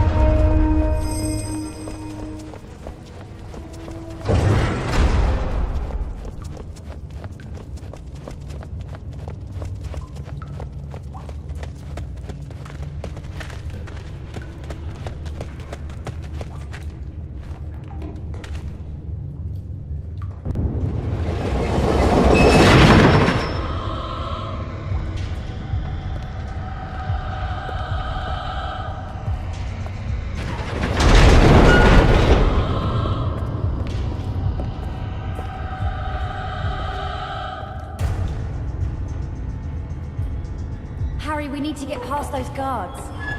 Better stun them before they raise the alarm. Stupid! If we want to get deeper into Gringotts, we'll have to go this way. I can't believe there are guards here already.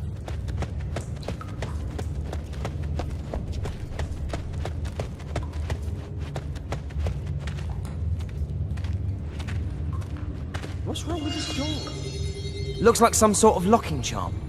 Don't worry, I'll take care of it. Aloha Mora!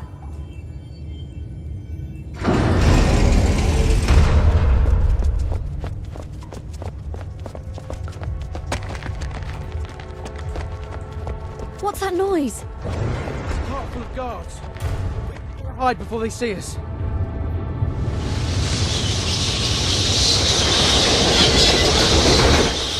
That was too close.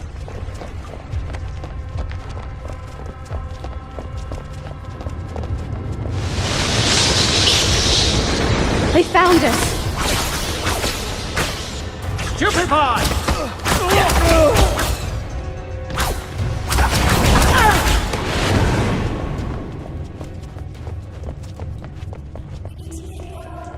They may try to seal off the vault now.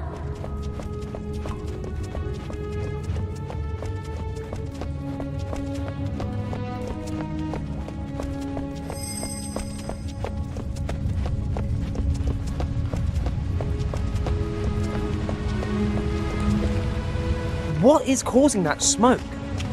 There aren't any fires down here, are there? I don't think so.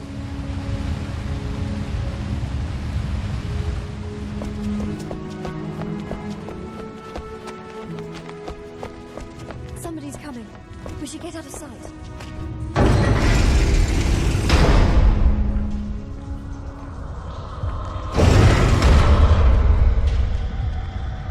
Stop where you are!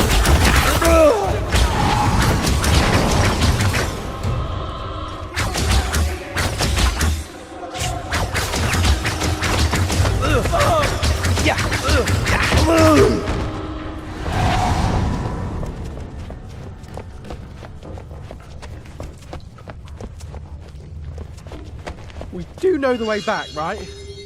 I mean, how are we going to get out of here?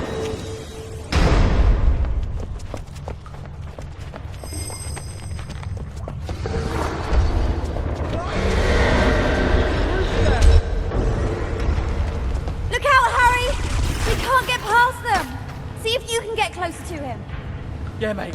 Use Protego or we'll be here all day. This area seems incredibly old. Too scared to fight them.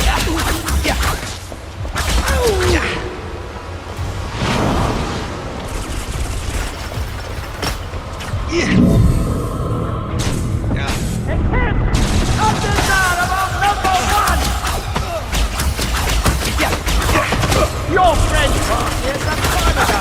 You don't escape so easily. Medium Potter!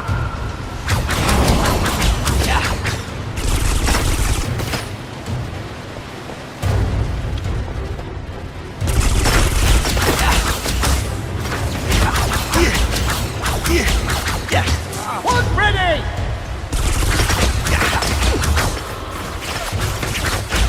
No! Three!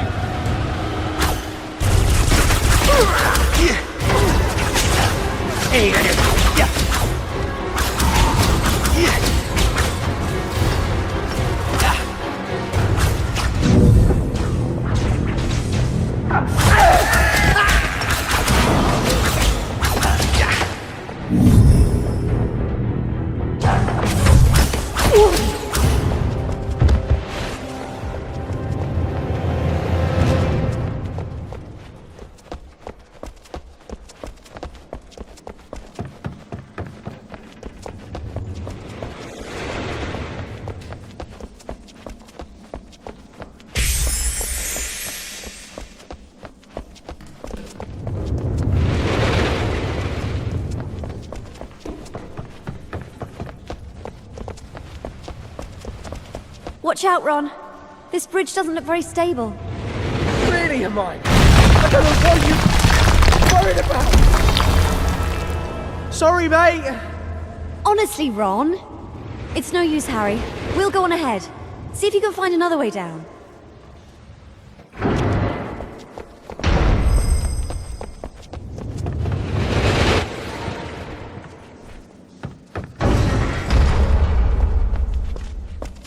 Harry, we're gonna need some help down here.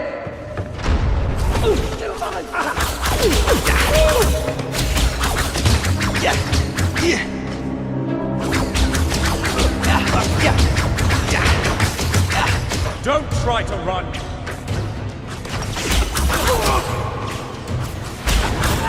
There are more guards coming, Harry.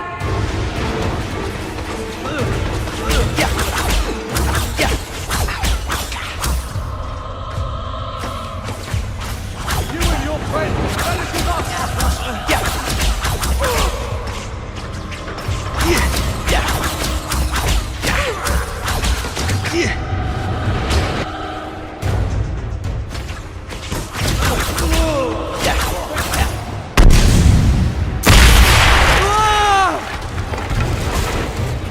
That was brilliant, mate. Harry, when will we find another way down?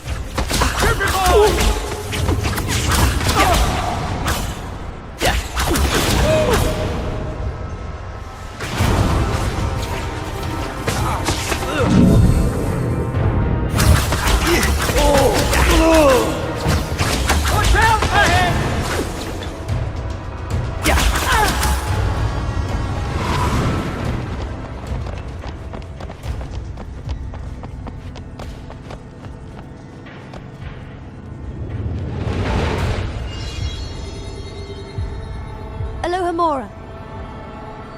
Alohomora! It's not working. It must be bewitched. Didn't really think it would be easy. Cover me, Harry, while I try to open it. Stupefy!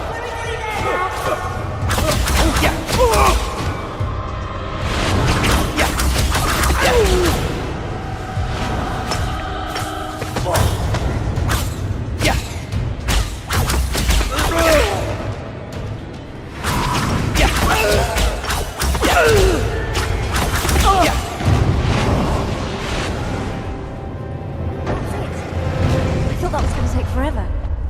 Brilliant. Let's go. We must be really close to the vault now.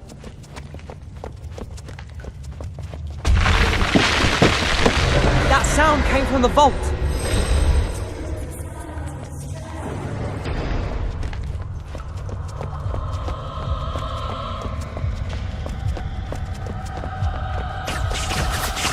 Take them! Surround them! Stop them! It's Potter! Don't let him...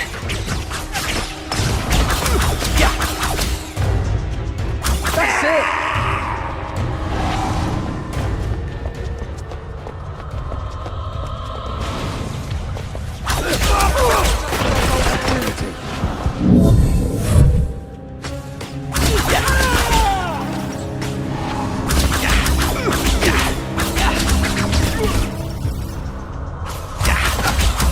Remember the special orders, none so far.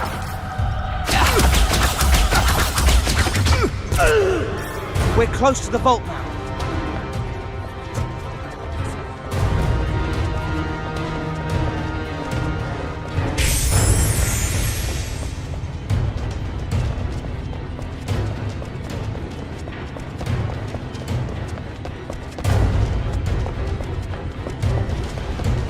Stupefy! Yeah! Yeah!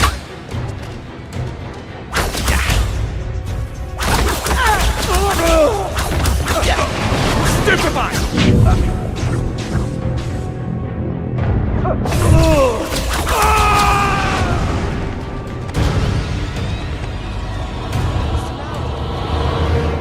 Keep going down, I guess. Why is it so quiet? Suspicious, isn't it? And we still don't know what's down here.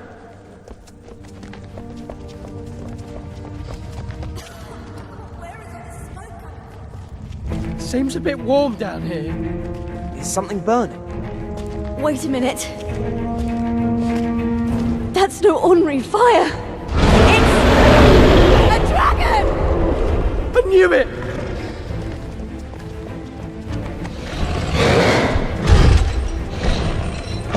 Look at the scars on its face. It's barbaric how it's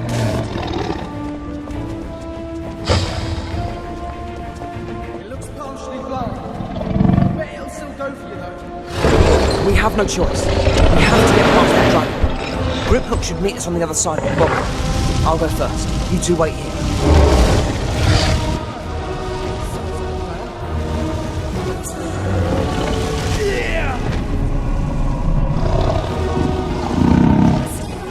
Harry.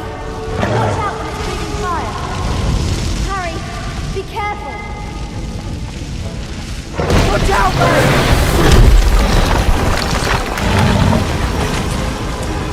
It must be so confused down here.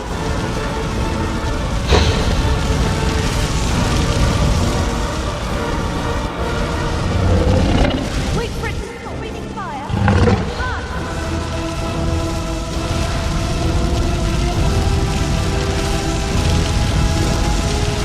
The poor thing has obviously been mistreated. It's not its fault. Stupefy! That poor thing. I'm sure it's more frightened than anything else.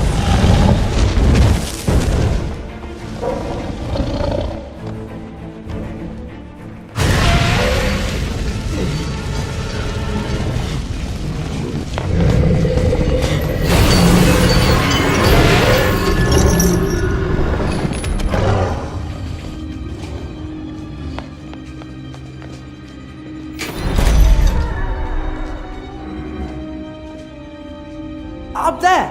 The Horcrux! It's Helga Hufflepuff's cup. It's hot. They've added Gemino and Flagranti curses. Everything you touch will burn and multiply. We'll be crushed. Hurry!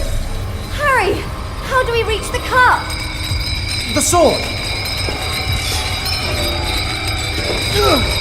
Keep going!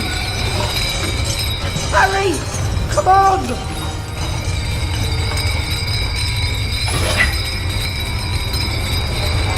Look out! In here! We have a deal, Grip Hook. I said I'd get you in. I never said anything about getting you out.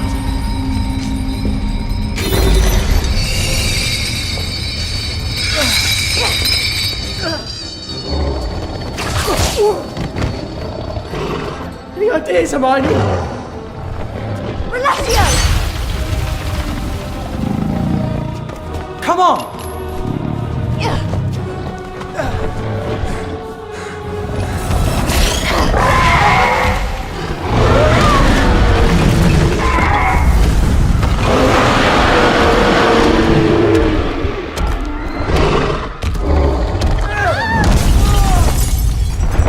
That was brilliant! Terrifying, but brilliant! We're dropping! I say we jump!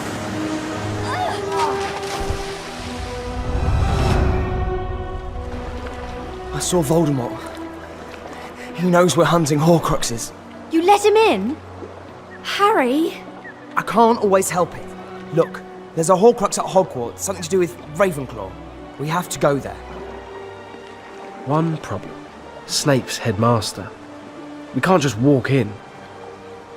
We'll go to Hogsmeade, to Honeydukes. Take the secret passage in the cellar.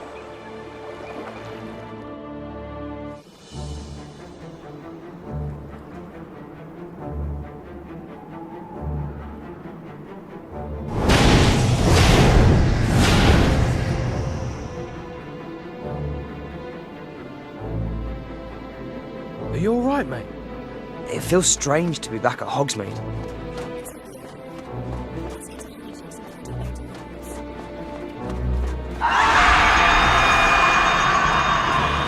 What's that noise?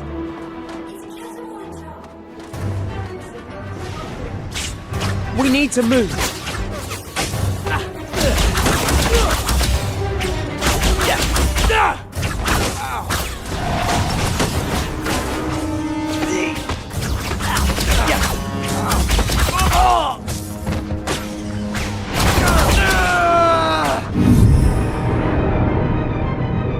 Stupid boy!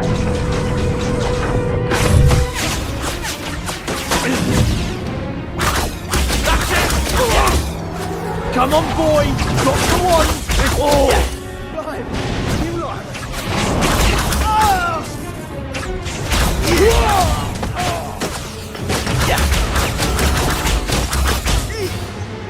Nice of you to show yourself, Papa.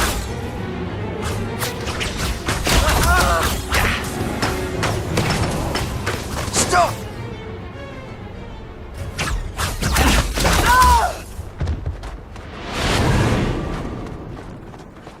We need to get to the creatures before they try to summon you-know-who.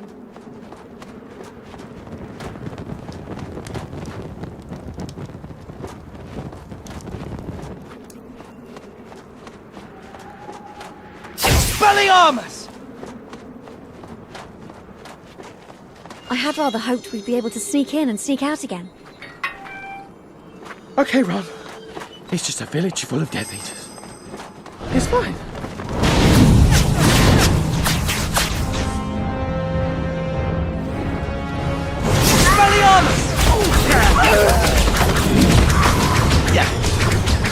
Get back!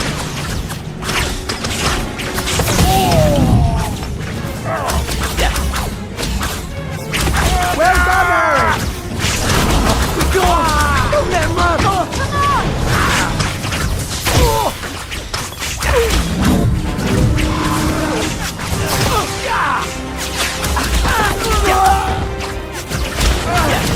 I've got him! What's up with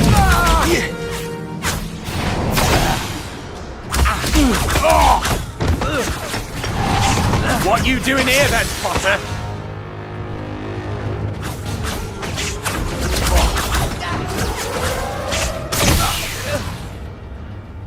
Give up, Potter, and we'll let you... It's a great car!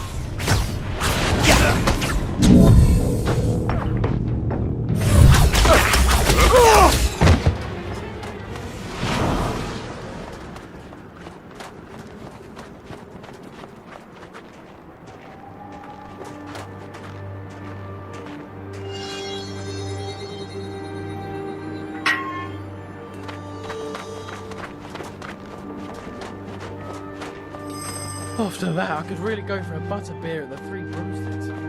Honestly, Ron, now is not the time.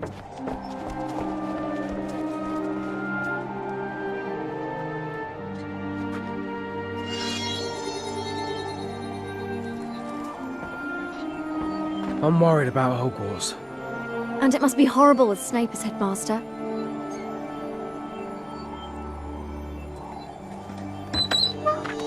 Look, over there. They'll catch us before we got halfway down the street, mate.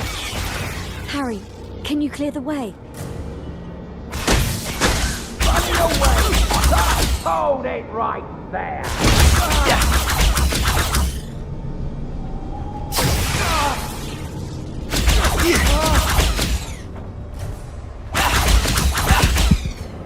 You see what happens, Potter, when you resist us?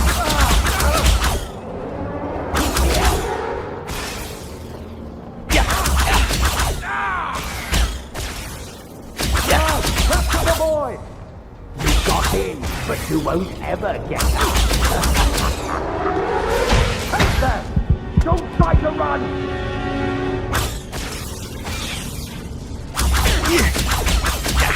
Don't be a fool, boy!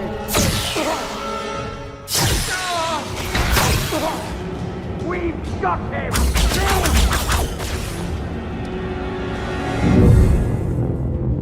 Potter's here! Pacificus Totalis!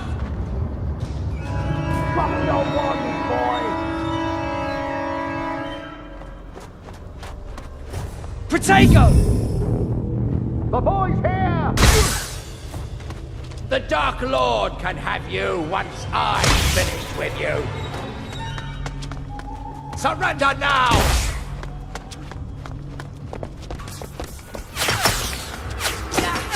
Stupefy!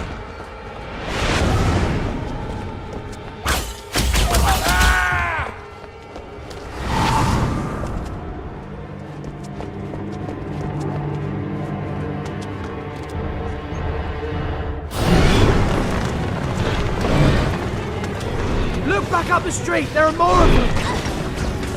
Stupefy! Stupefy!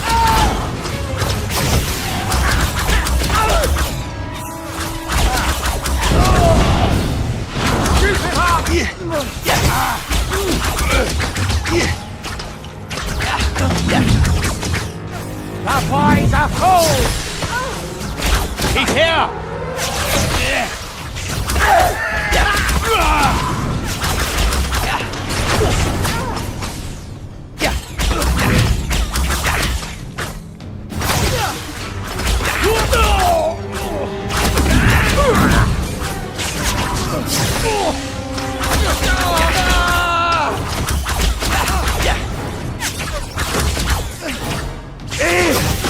Potter!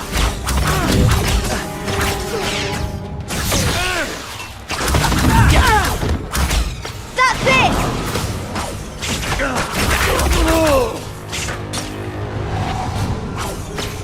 We're coming for you!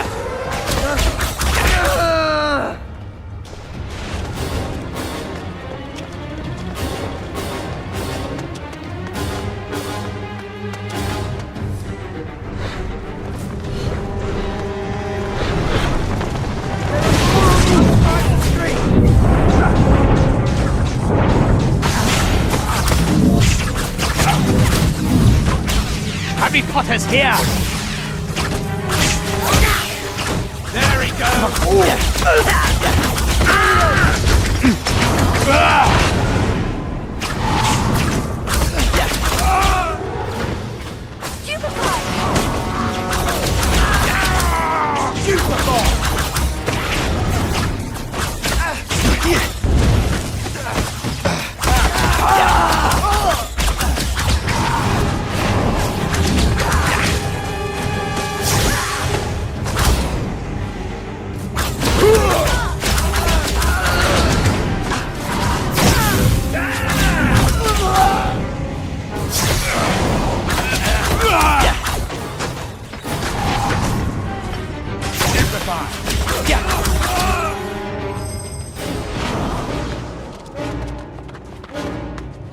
It's all clear now, Harry.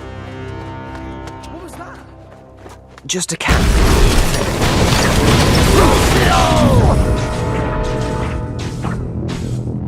Capture the boy.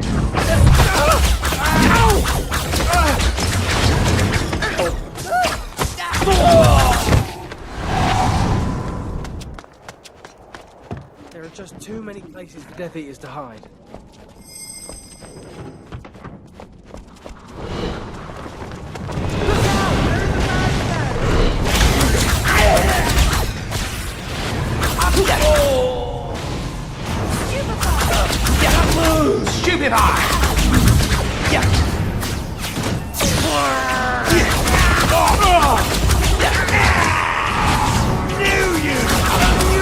And we're all ready for you!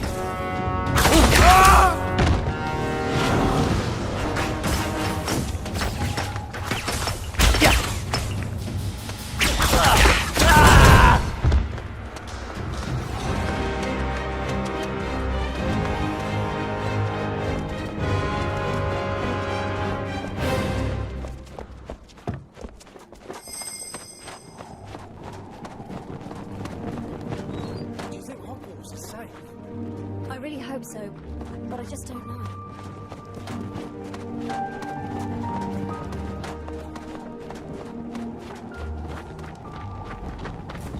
This gate is locked. You'll need to protect me while I try to unlock it.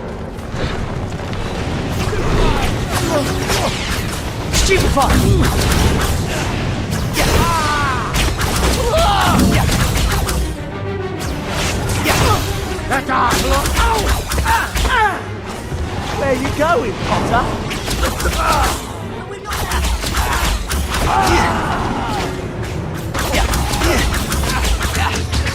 That's it!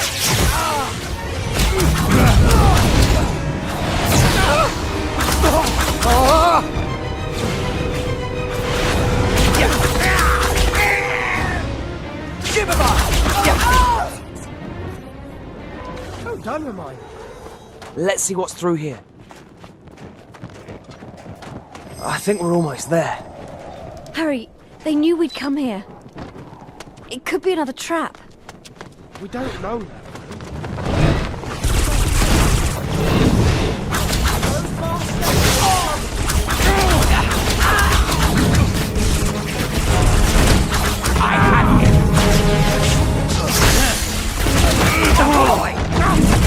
We will. Don't take the ride. It's no use. We'll never get to Honeydukes. This way, Harry. Take cover in the market hall.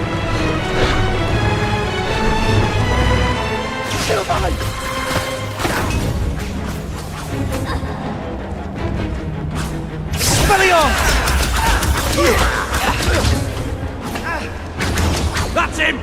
Get him!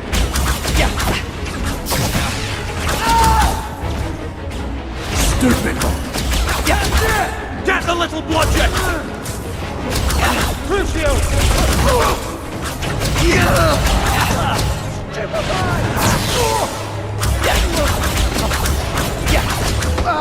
Stupefy!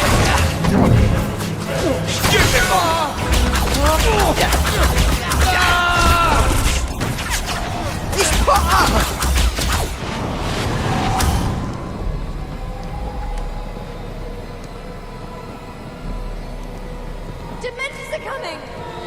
Cast Expecto Patronum, Harry! Expecto Patronum! In here, Potter.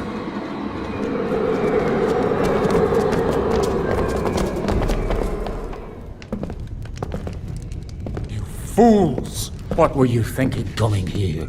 You're Aberforth. You're Dumbledore's brother. Do you have any idea how dangerous it is? Your brother gave us a job to do. We need to get into Hogwarts. Tonight. Ariana, you know what to do. Mr. Dumbledore, thank you.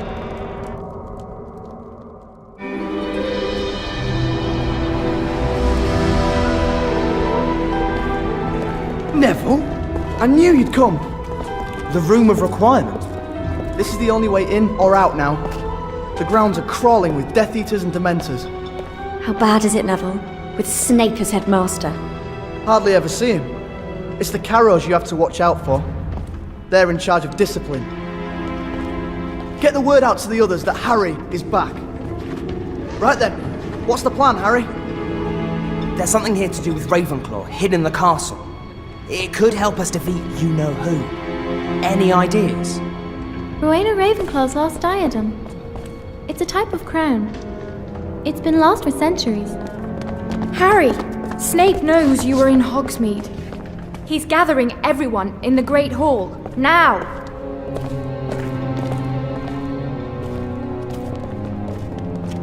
It has come to my attention that Harry Potter was sighted at Hogsmeade. We have employed defensive strategies to ensure that Harry Potter will never again step foot in Hogwarts. It would seem that you have a security problem, and I'm afraid it's rather extensive, Headmaster. How dare you stand where Dumbledore stood? Tell them how you looked him in the eye and killed him! Tell them! Think you're brave coming here, do you? Stupid is more like it. Stupefy!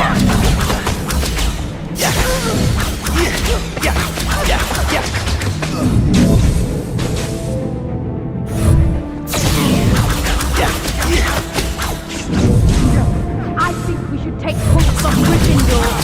What do you think, Amicus? Dirty boy daughter, you eat. Electo, talk some sense into that boy. I don't know, Amicus. He seems willful.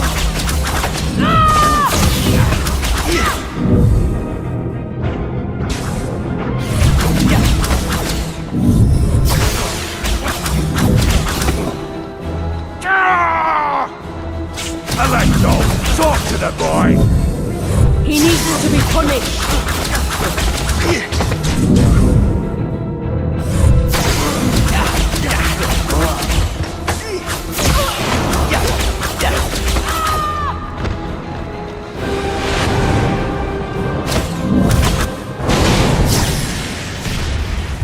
Do not stand in the way of the Dark Lord, Minerva!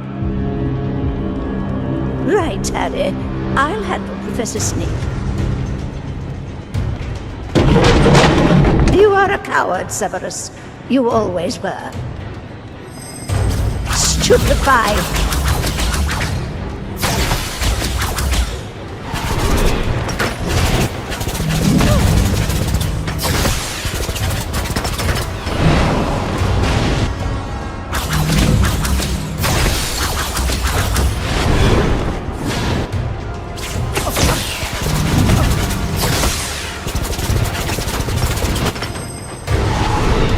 It's not too late for you, Minerva. Give me the boy.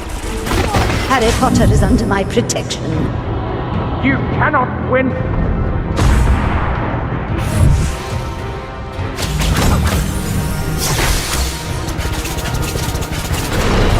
I'll deal with Potter. You are a coward.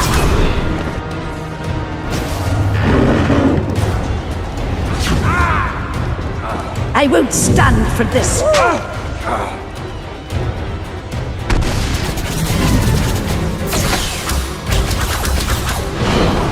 I suggest you hand over the boy. You will never take Harry Potter from this school. The Dark Lord wants him. Be reasonable, Minerva. Don't threaten me.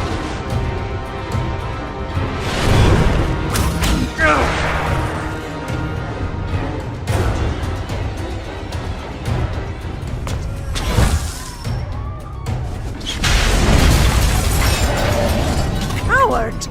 Coward! It appears your headmaster has done a bunk.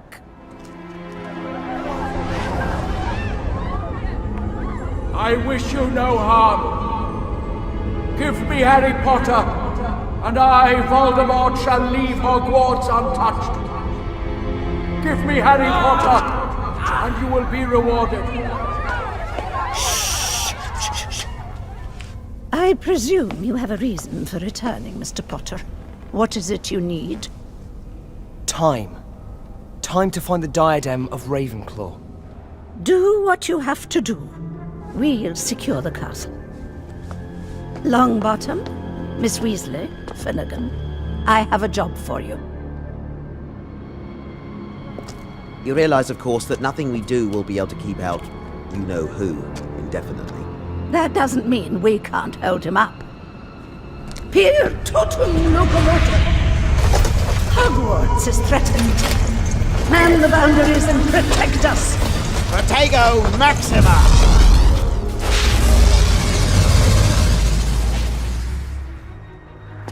Harry, it doesn't matter if we find the Horcruxes.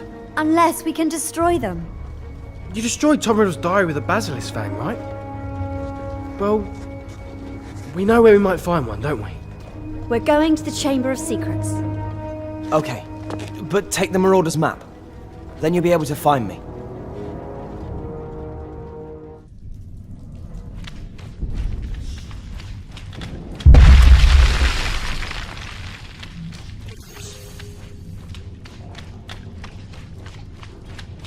Never thought I'd be back down here again. Whatever's down here, we still have to get the basilisk fang. Troll.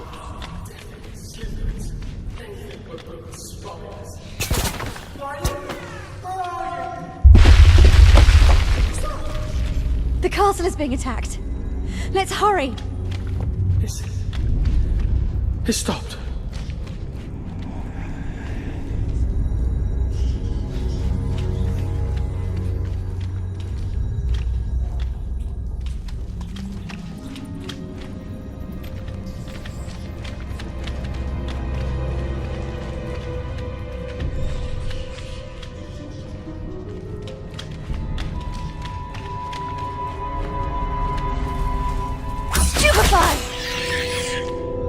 Hermione! What is that?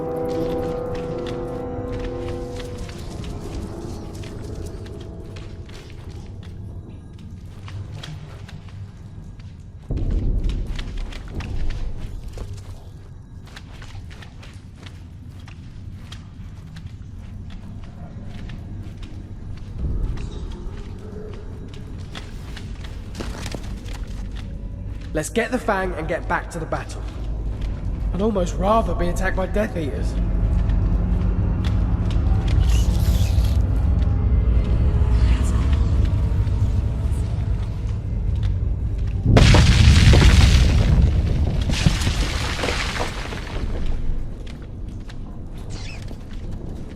This place really is ancient. Ah! Run! I'm okay. Thanks. You better watch out. These passageways are really old.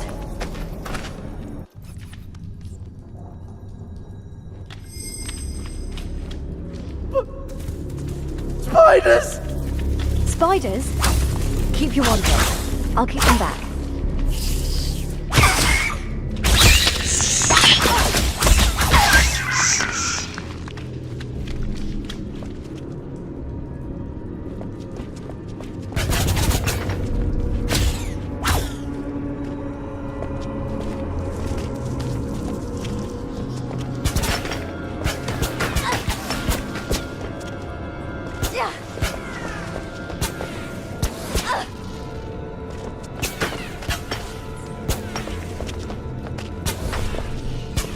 Can we get moving? Keep them back with Bottega!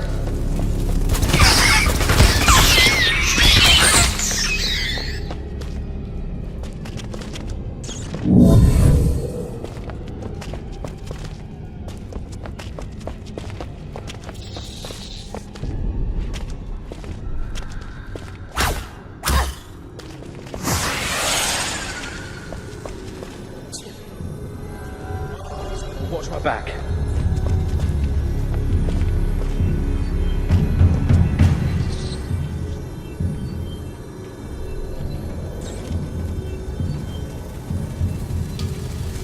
Stupefy! Definitely started to shit, thank goodness. Only a little bit longer.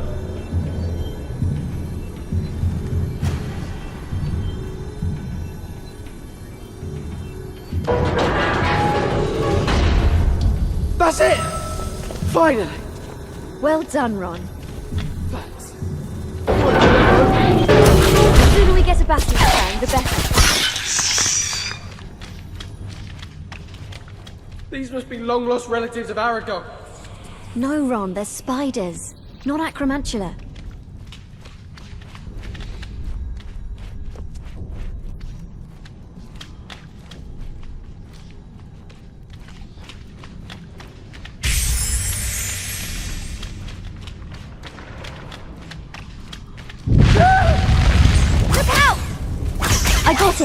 I got it! Honestly. Are you okay, Ron? That's disgusting!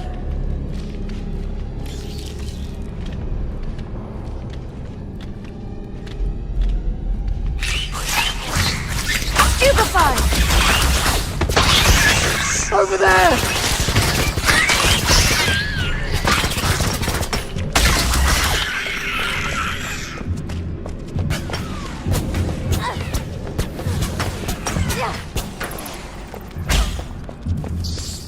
Feel free to start casting anytime you like, Hermione. Now would be good.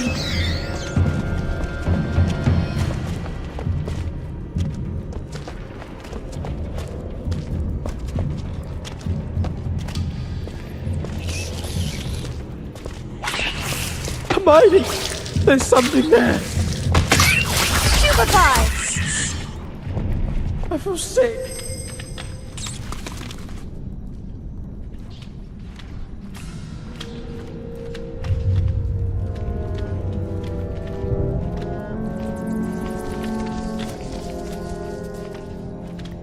Well, it's certainly as damp as I remember.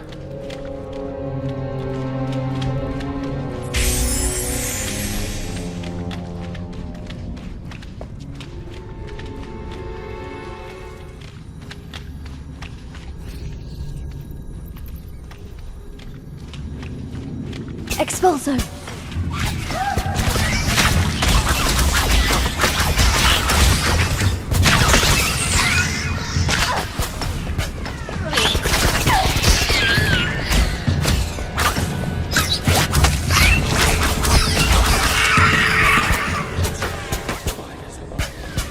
I really don't want to hang about in here.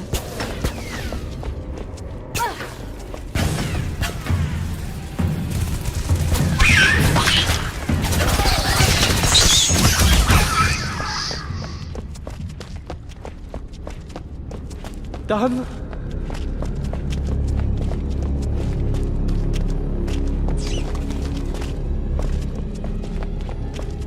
Expulso! Yeah.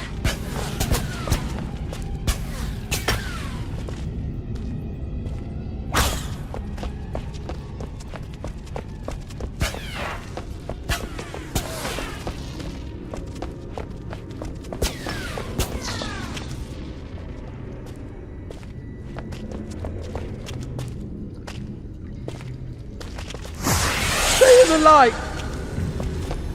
This door is harder to unlock than the last one. Just do your best.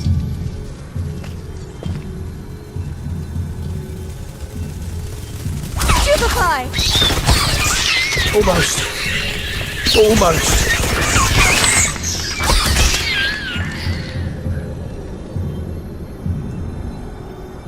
Help! Come on, Ron. I'm doing my best.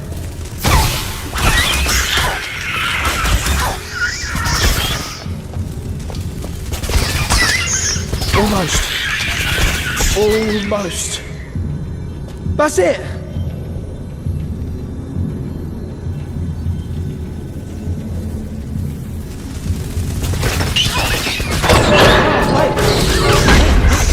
That's it. Thank goodness. Those things are horrible. Look out! It's getting closer.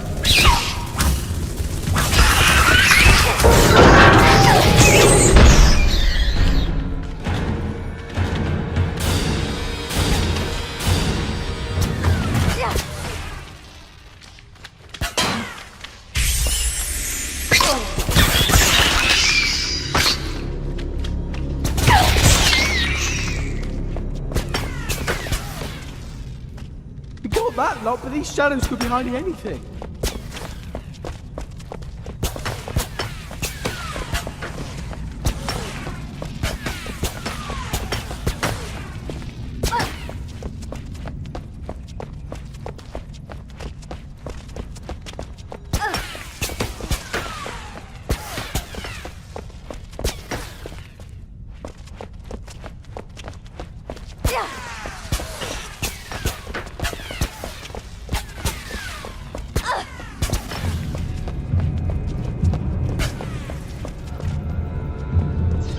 Riley, this one's in the town. Same plan? Okay. Just don't take too long.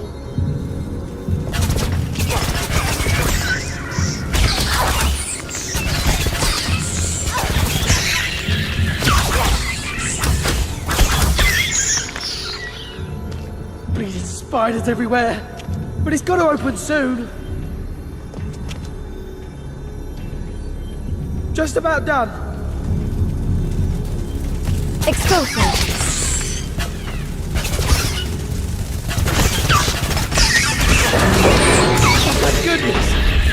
go. Thanks, Ron.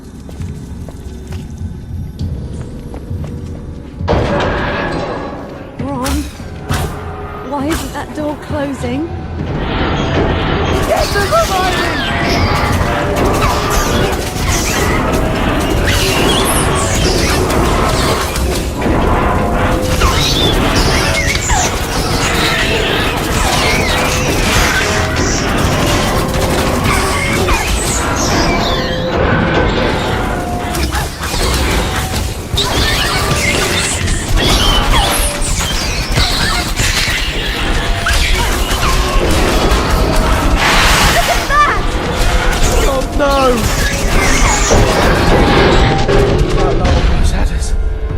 Honestly, now it decides to close.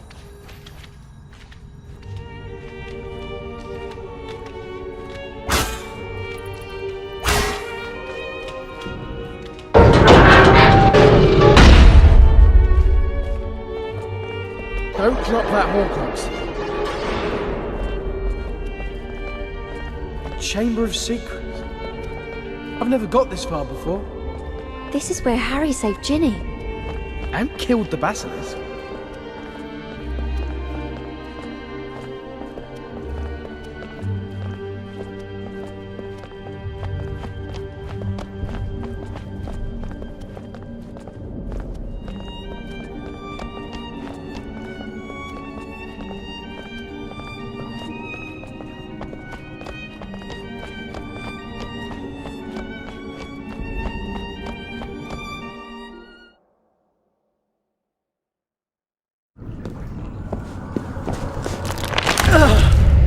Hermione, you do it. Do it, Hermione.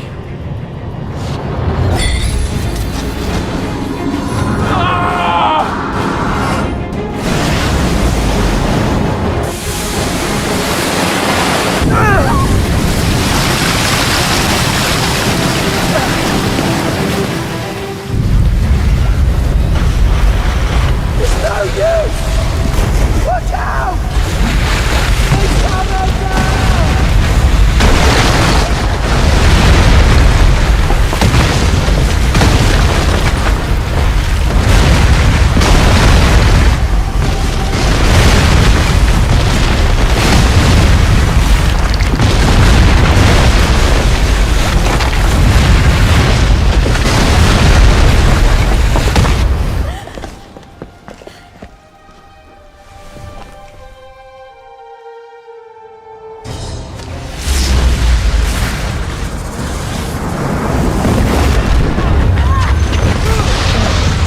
Fall inside! Everybody inside! I can't believe McGonagall wants us to blow up the wooden bridge.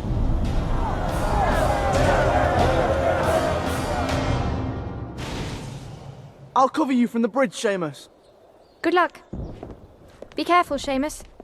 I'll do my best.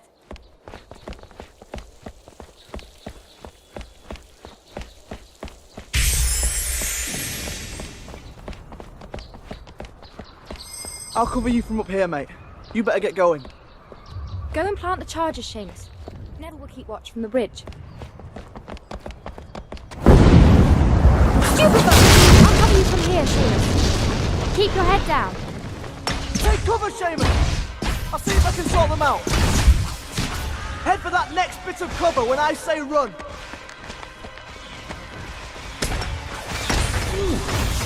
Run!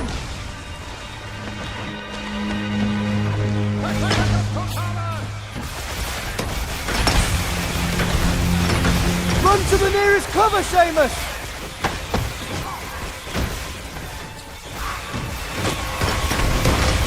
Run! Thank goodness, you made it! There she goes. Well done, mate! One down! A few more to go!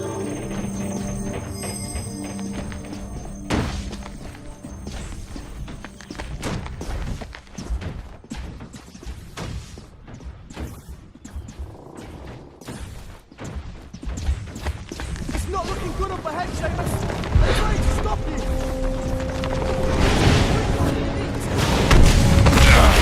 Okay!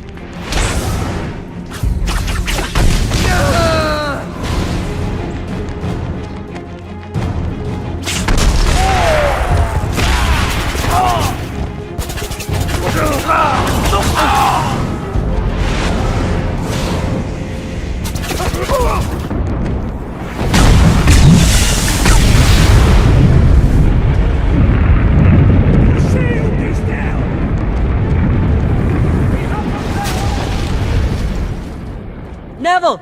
The shield! It's gone! The school's defenseless! We have to blow the bridge as soon as we can!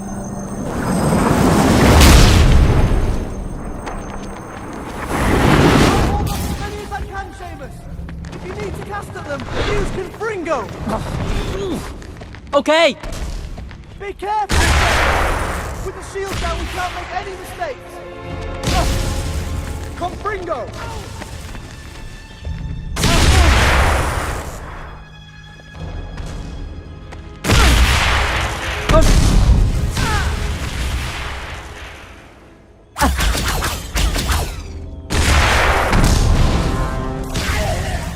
Stupefy!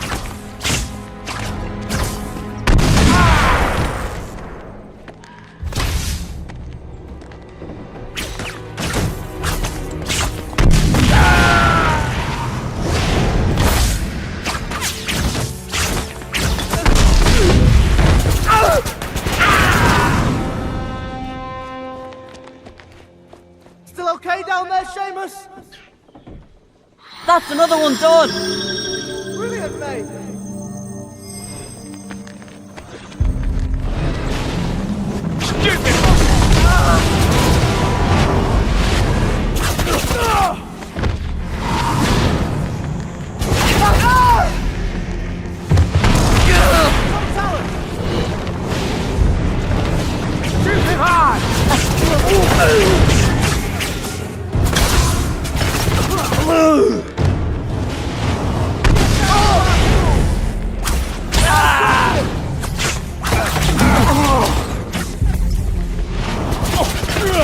Now that the barrier's broken, it's going to get worse!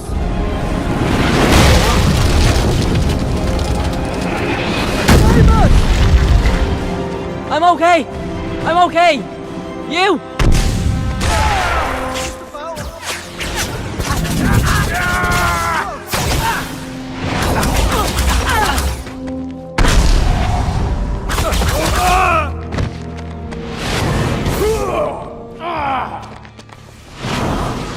They're hiding, Seamus! I can see them from up here!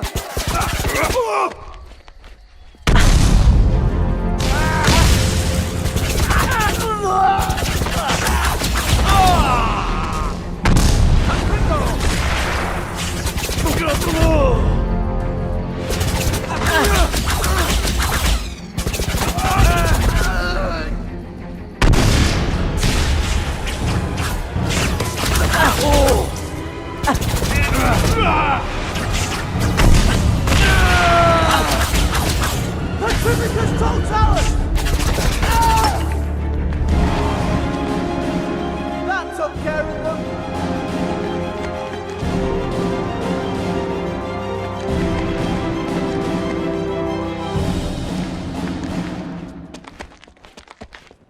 You alright down there, Seamus? Yeah, I'm fine, Neville. It's gone a bit quiet, hasn't it?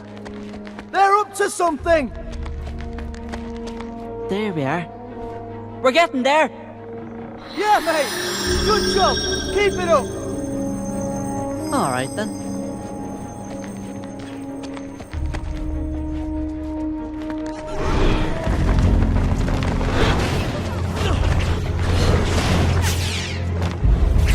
Petrivicus totalis!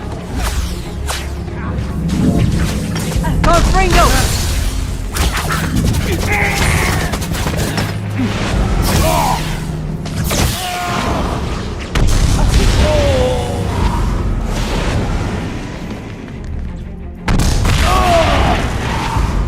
Petrivicus totalis!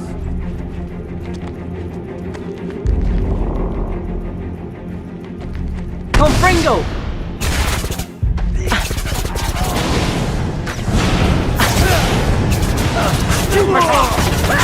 Stupefy!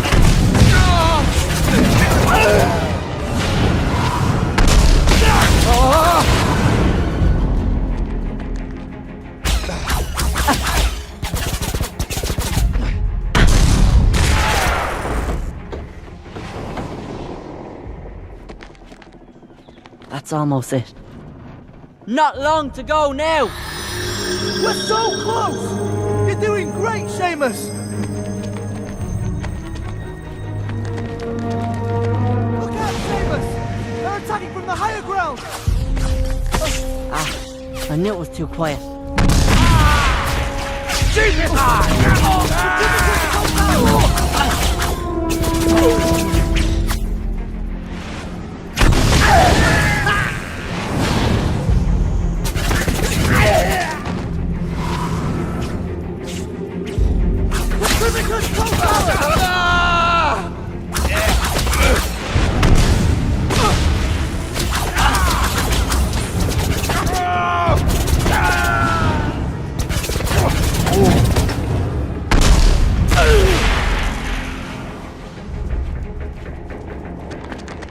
All done, Neville! Good job, Seamus! I knew you could do it! It was fine. No problem. You better run back! I'll hold them off! I'm on my way. Stupefy! Stupefy! Blimey! I think they know we're about to blow the bridge. I can't get past them. I'm on it!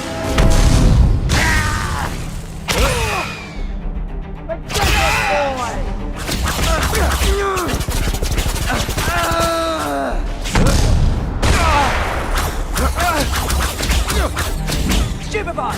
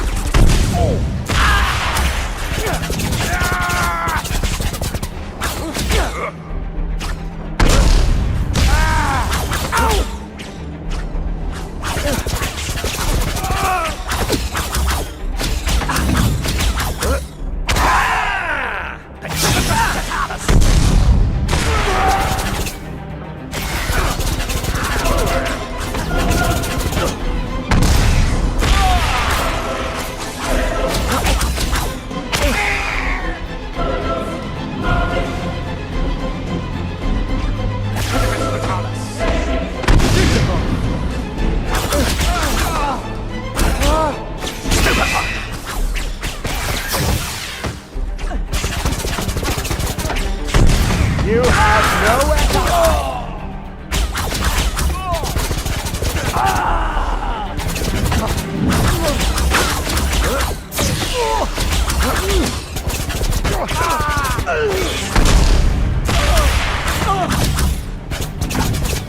Your time is finished!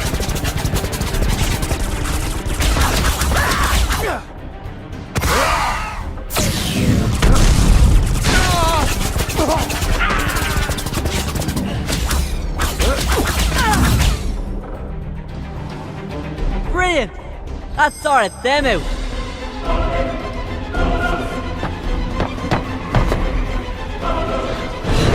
Hey, Neville! Need your help down here.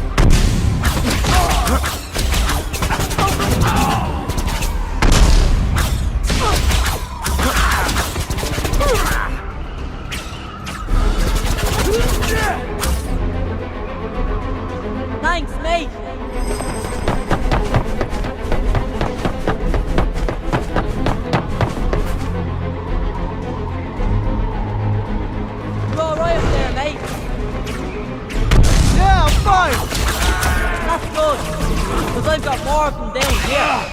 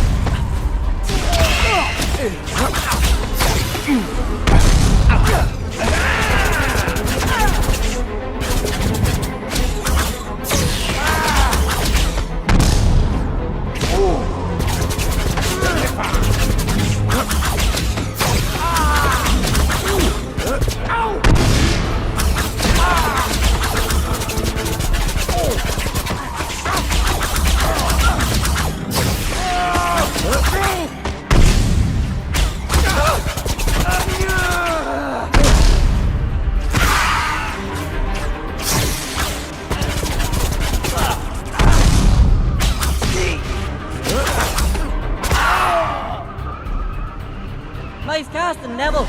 I'm on my way.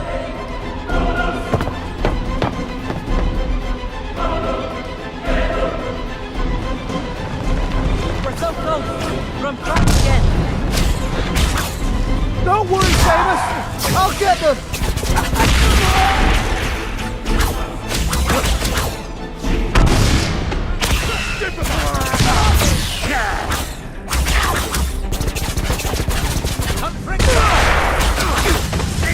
Lay down your wand.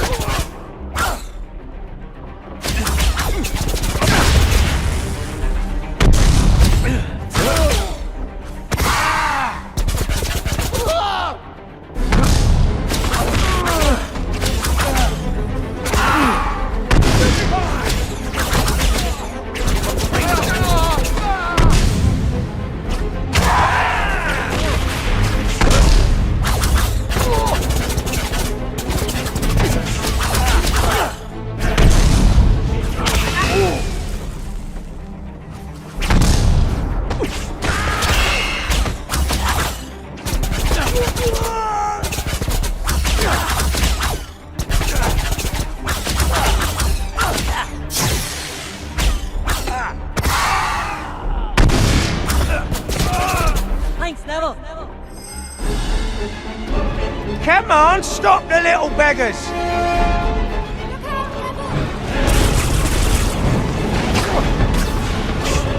It's full flow!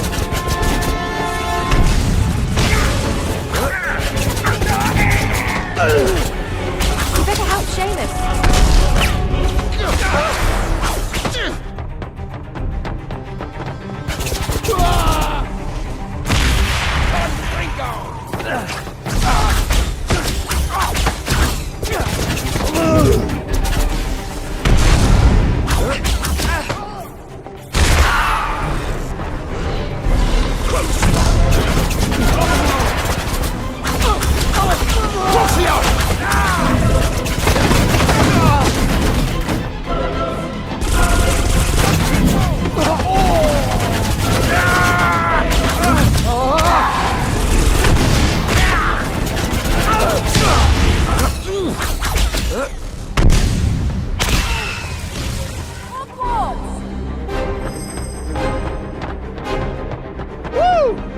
Way to go, Seamus! Well done, everyone. Why hasn't the bridge blown up? Neville, I didn't get to set the last charge. Without it, the bridge won't blow. Leave it to me!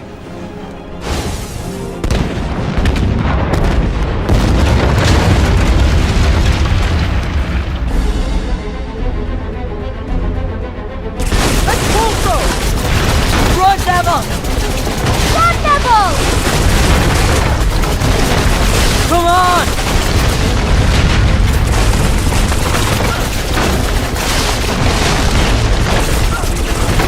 Come on, Neville!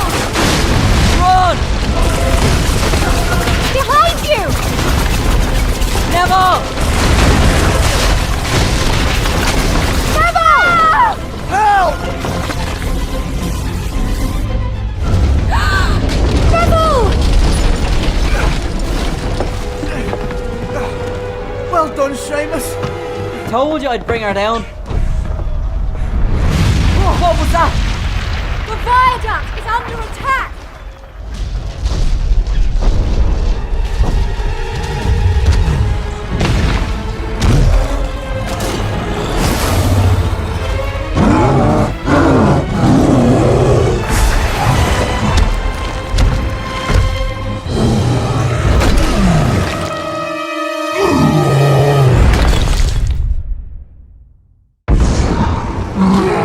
It is my duty to protect the school, and I will do so.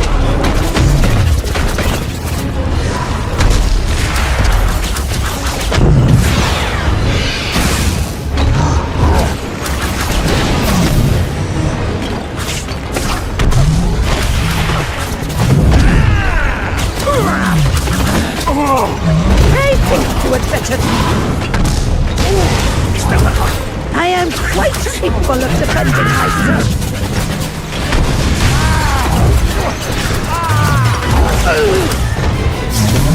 Superfine!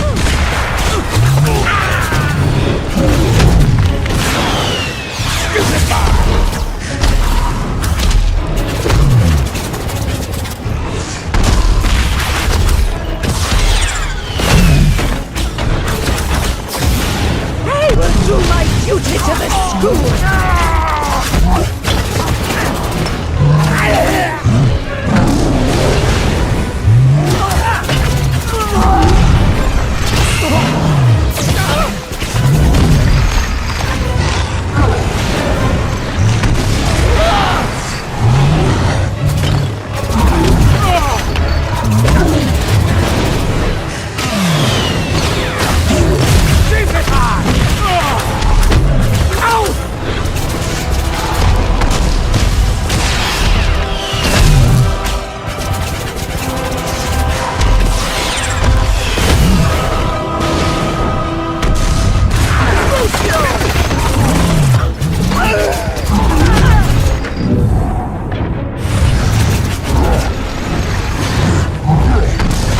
Leave this place immediately.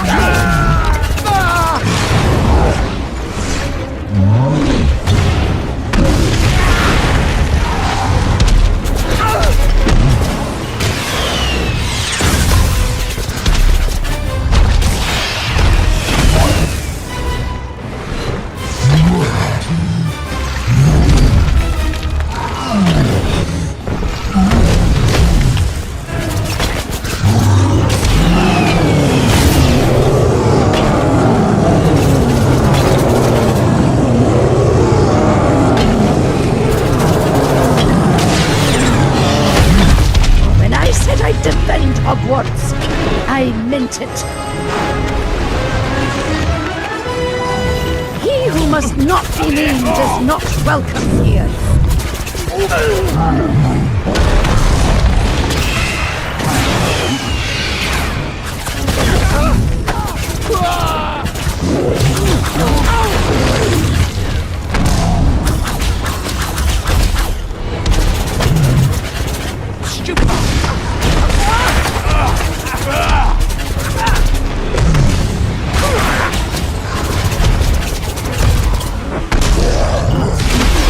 Why you ever thought you'd get past me is unfathomable.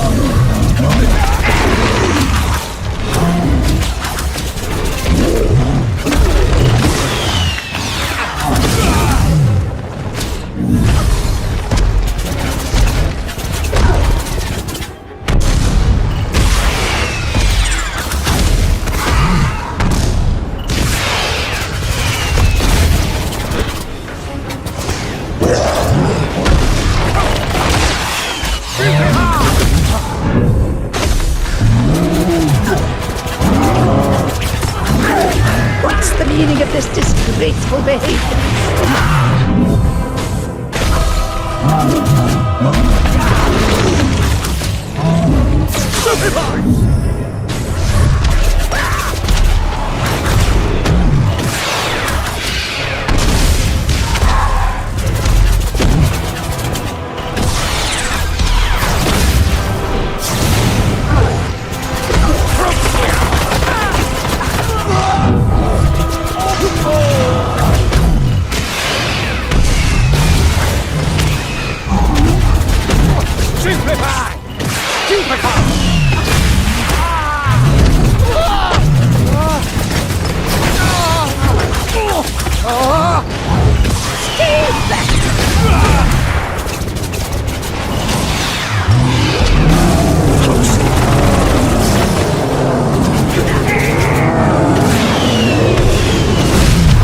I'm afraid you brought that on yourself.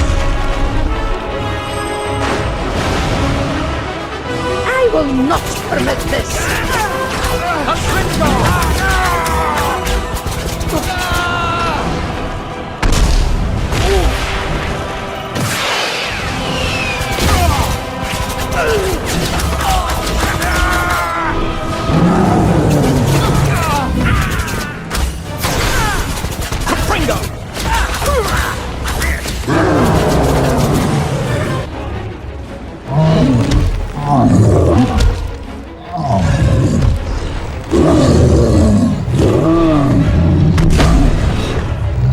Protego!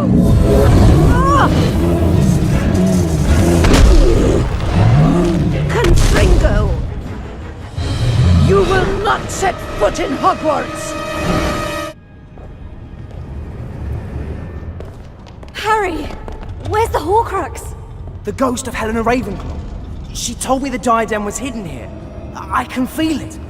That's my wand, Potter. I don't think so. Its allegiance is to me now. You want it, you'll have to win it back. Come on, Draco! Don't be a coward! Just do him! Crucio!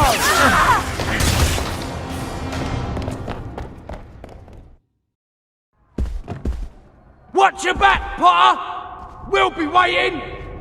Harry, you okay? I'm fine, but we'll have to keep an eye out for them.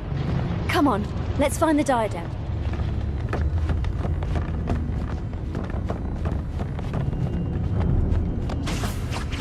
You might as well show yourself, Blade! Potter!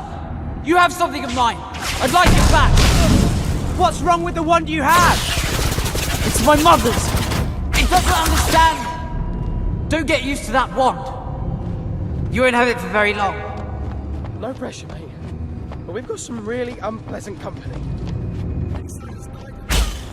It doesn't feel very close, but I think we're going the right way. Ron, you do know what a diadem is, don't you? Of course I do. It's what we're looking for.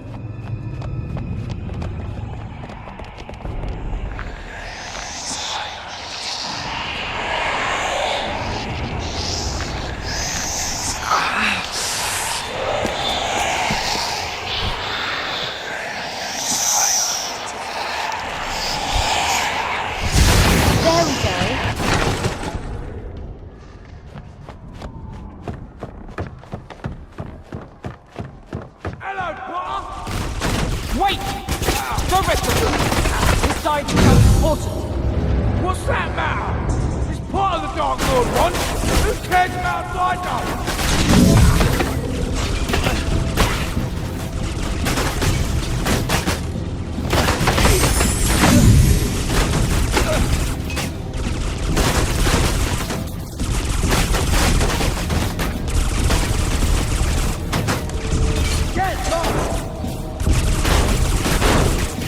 Expulso!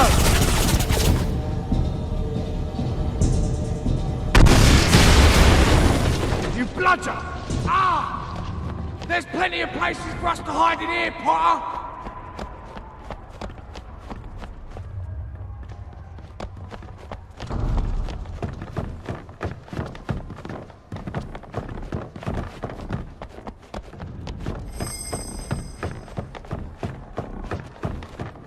Potter came in here to get a diadem. That must mean... Must mean? Who cares what you think? I don't take orders from you no more, Draco!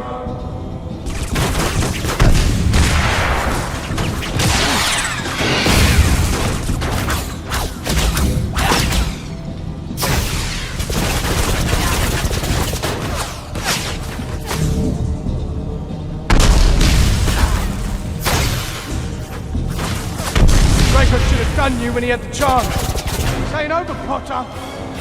We'll hand you over to the Dark Lord, Potter. Then you'll be sorry.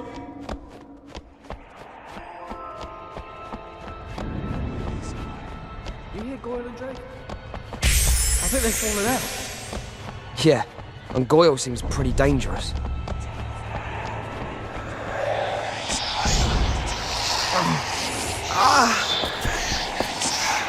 Okay, I'll move it.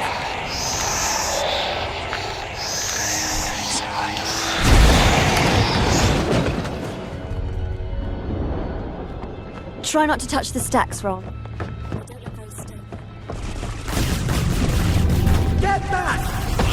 Harry! It's Draco! Give me my one. No, I don't think so.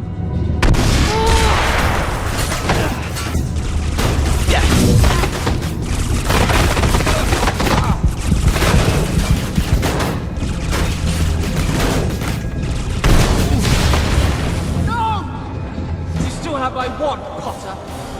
Get lost, Malfoy!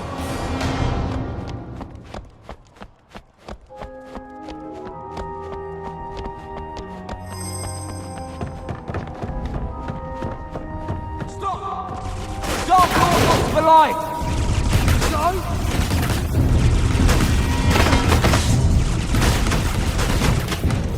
That's it! Fringo!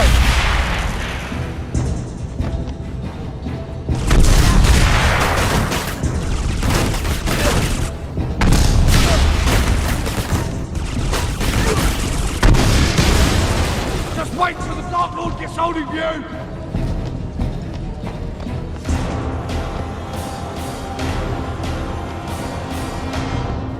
This lot are gonna ruin everything. But we won't let them, Ron. We can't. Yeah, the Horcrux is in here. We just have to find it.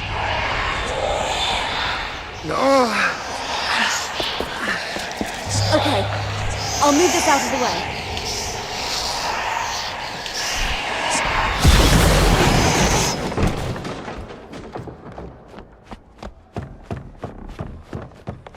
I don't need Blaze and Goyle. You're pathetic, Draco! And it's not just Goyle and Blaze. We don't like you either.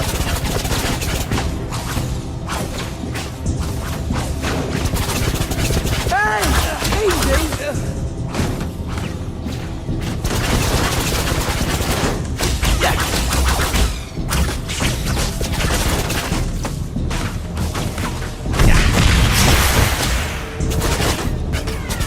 You've hit the losing side, Potter. Hold it right there, Potter! I told you I'd get you! So you can forget that dum whatever. Yeah? Forget it! Because Draco may not have the spine for it. But me and Blaze are gonna do ya! Stupefy!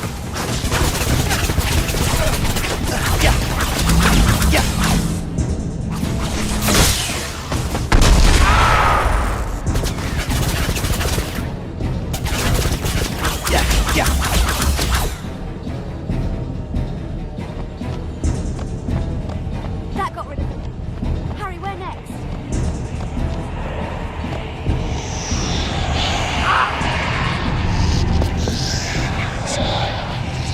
The Horcrux. It's just behind him. Okay, stand back.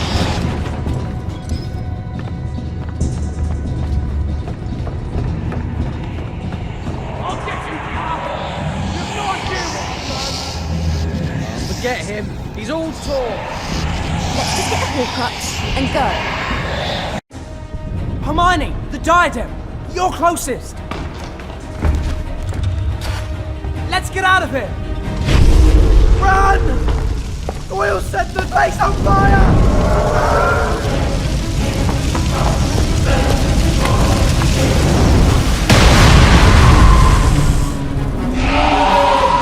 Impediment! Look out!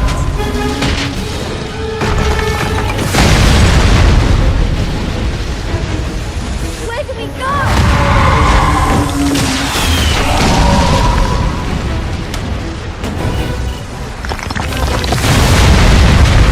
Escaping!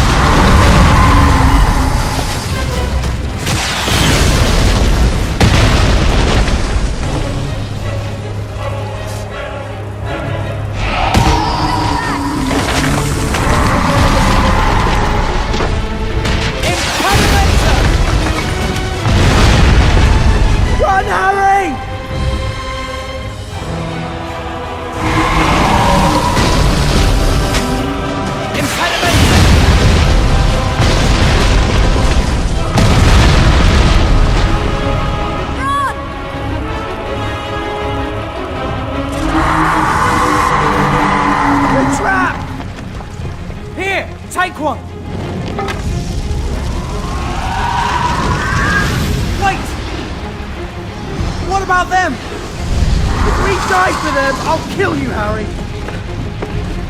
Goyle didn't make it.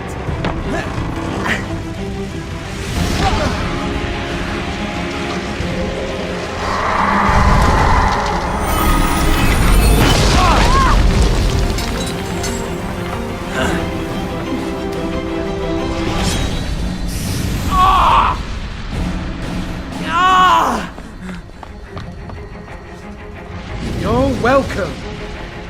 It's the snake. Nagini. She's the last Horcrux. You saw the snake and Voldemort. Where are they, mate? The boathouse.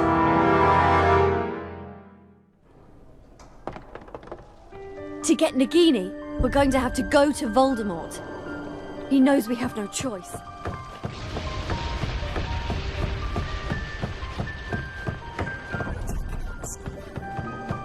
It's not safe here. We'd better push on.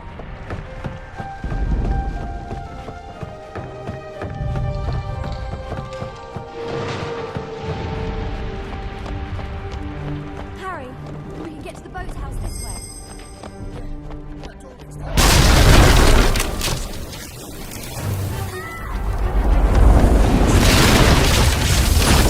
Death Eaters! We've finally got into the store.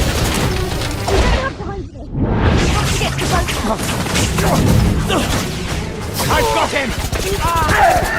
There's an undesirable here. Come on, you lot!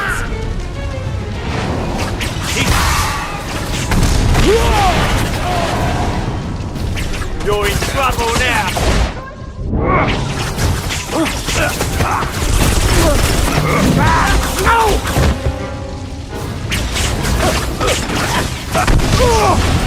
Get up, Potter!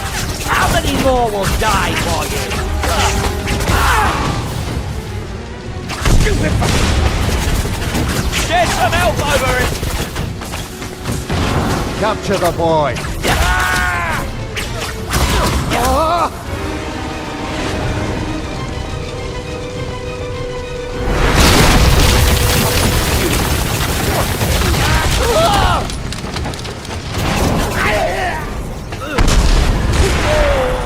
Stupid boy!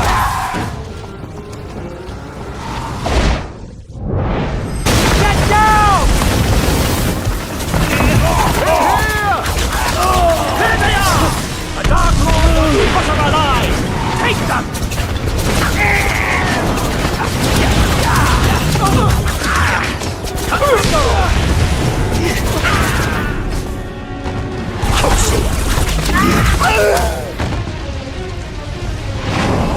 That door's blocked.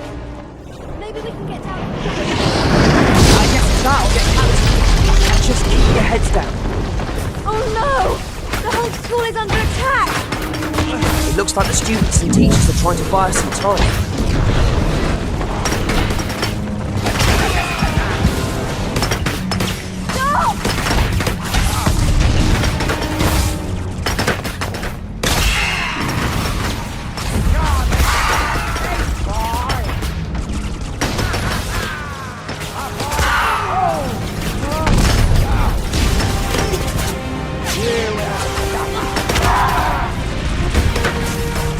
Be careful! They have proven difficult in the past! By the dark!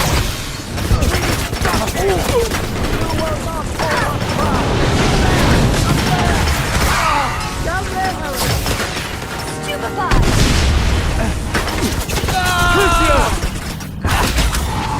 It's Potter!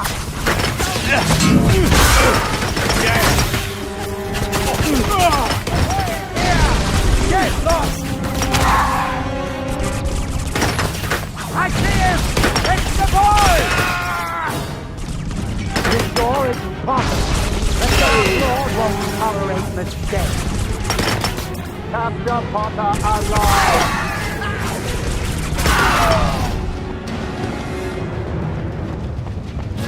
Convicto!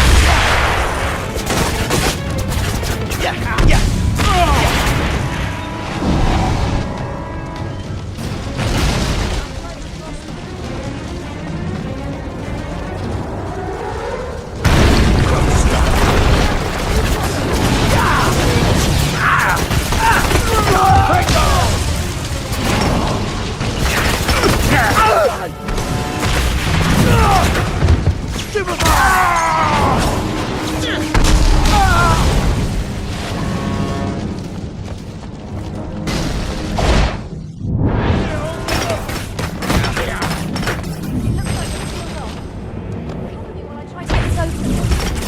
really don't like blocked exits. Petronicus Totalis! The Dark Lord has planned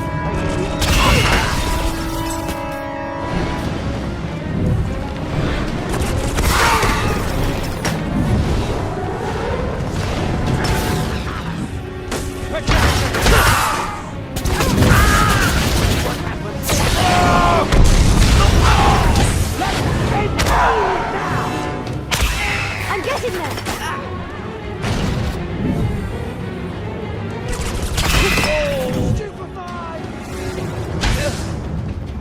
Petrificus! There they are! Don't let them escape!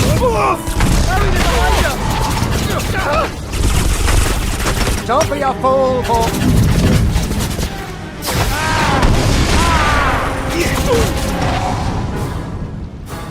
That's it!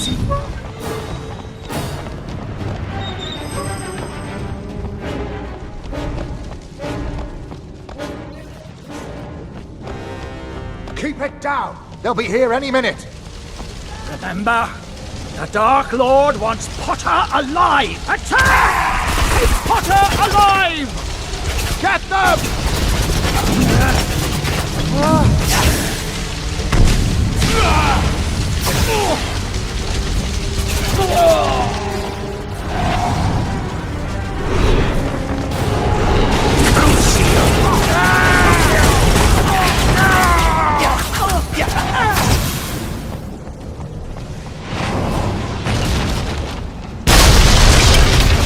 Hold it right there, Potter! You're coming with us! Hold it right there, Potter! You're coming with us! Look out, Harry! Why can't they let us get on with it?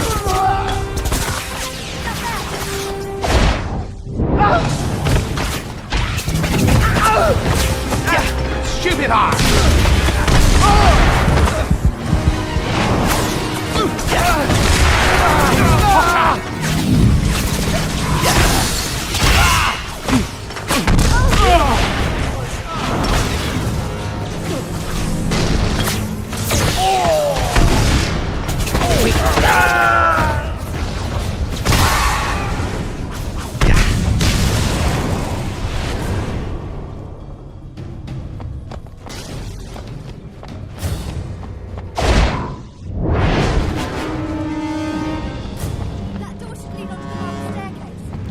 That's good. We can get down from there.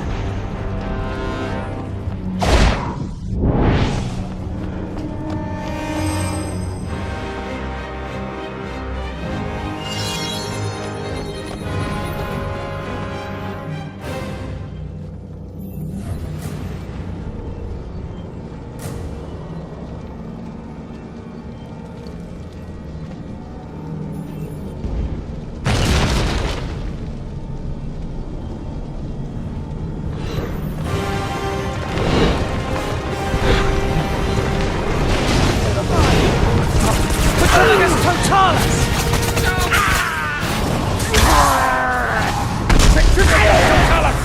That's it! Be careful!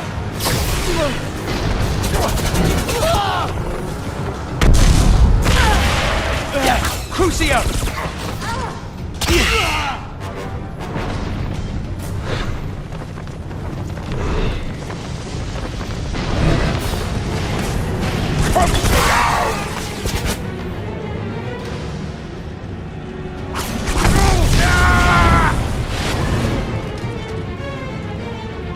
That's it!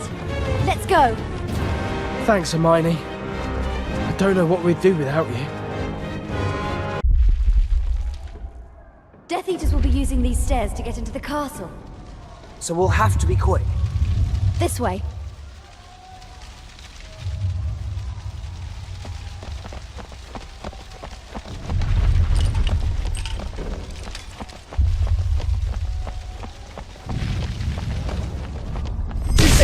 place is falling apart! Look out! Run, Hermione! Harry, the battle's getting worse. Just find another lookout. Okay, we'll meet at the bottom.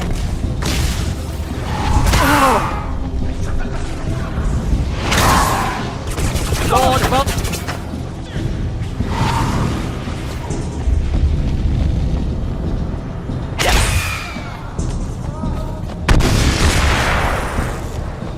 That will be your last mistake, we... Stupefy! Lucio! Come, let us deal with them!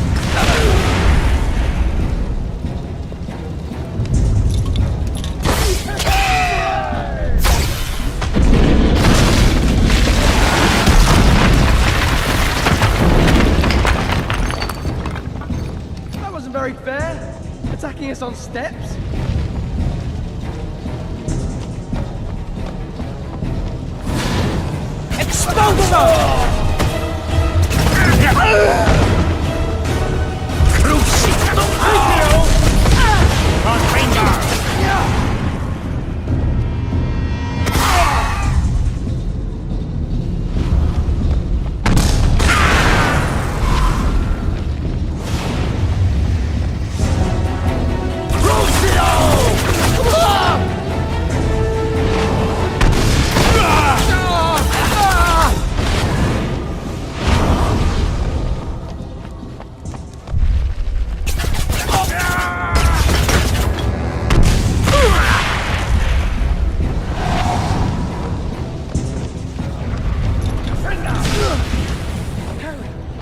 You made it.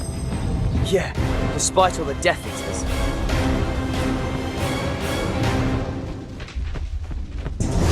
Stupefy! Expulsor! Ow! Crucio! The Dark Lord wants Potter alive! Crucio! I've got him!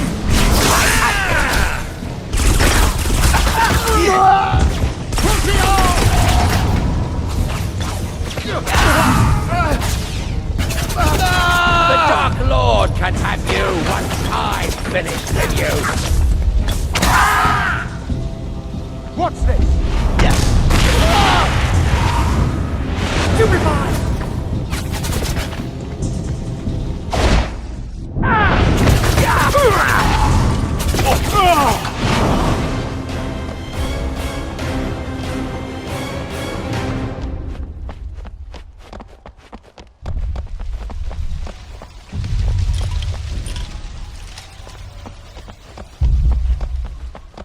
It sounds horrible out there.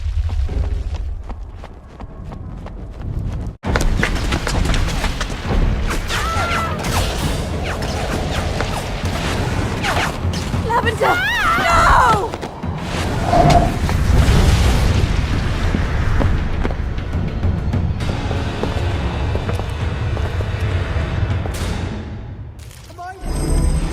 Just go on. I'll deal with it.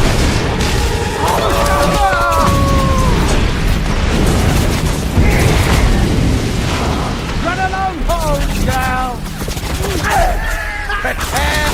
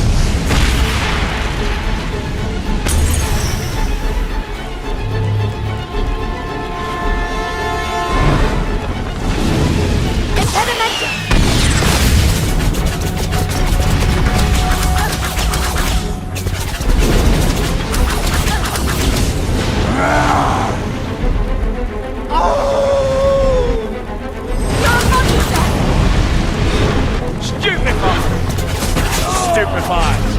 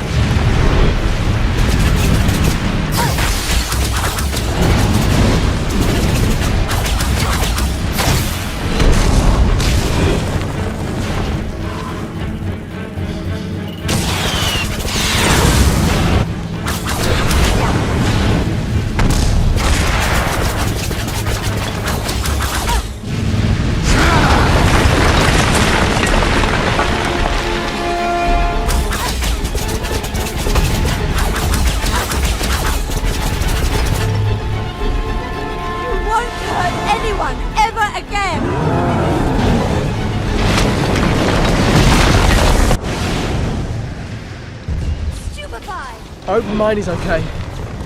Yeah. We'll get down to the boathouse and wait for her there.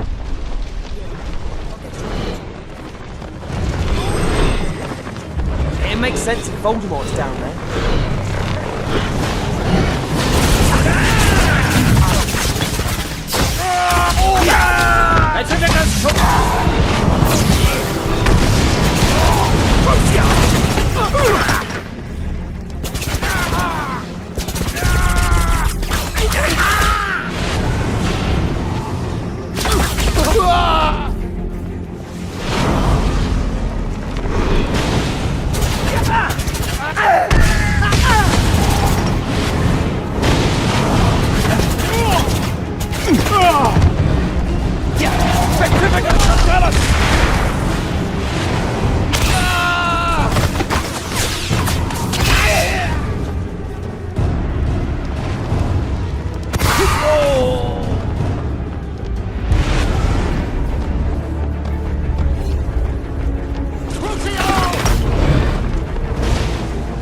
Stupefy!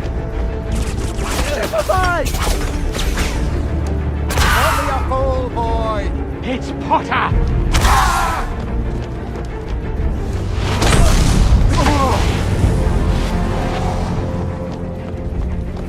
I think that was the last of them. Just as well. We're getting close. We need to be quiet.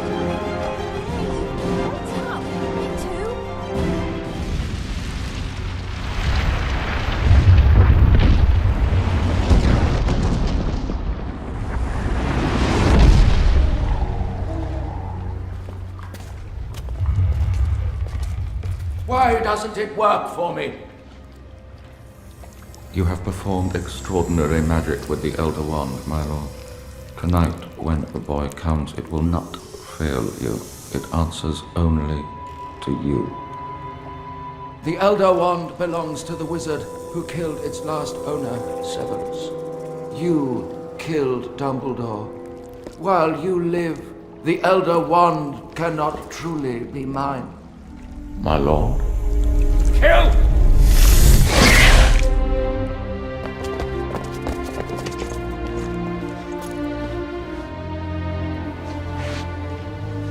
Take them. Take my memories. You have your mother's eyes.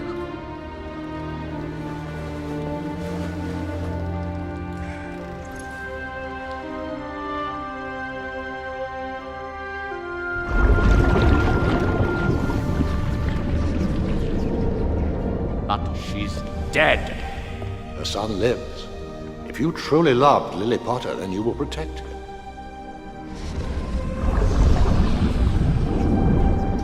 It is not expected that the Malfoy boy will succeed in your murder. Should he fail, the Dark Lord will turn to you. You know this curse will take my life, but you must be the one to kill me. Only then will Voldemort trust you completely. There is something Harry must know when Voldemort is at his most vulnerable. When Lily Potter cast herself in front of Harry, the killing curse rebounded. A part of Voldemort's soul latched itself onto the only living thing it could find. Harry. So when the time comes, the boy must die. Yes, and Voldemort himself must do it.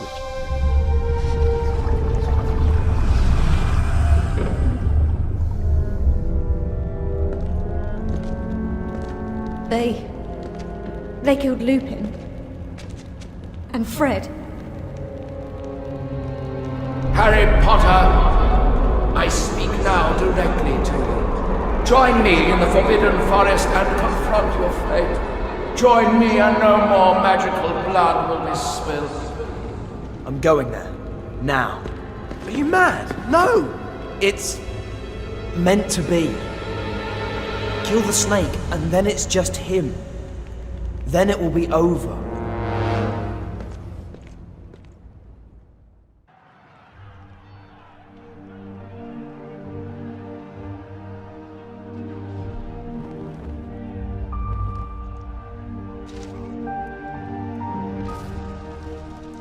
It's over. There's only one thing left to do. I won't escape. I won't try to outrun him. I want to go home. I don't want to fight anymore. Neither can live while the other survives. This is it.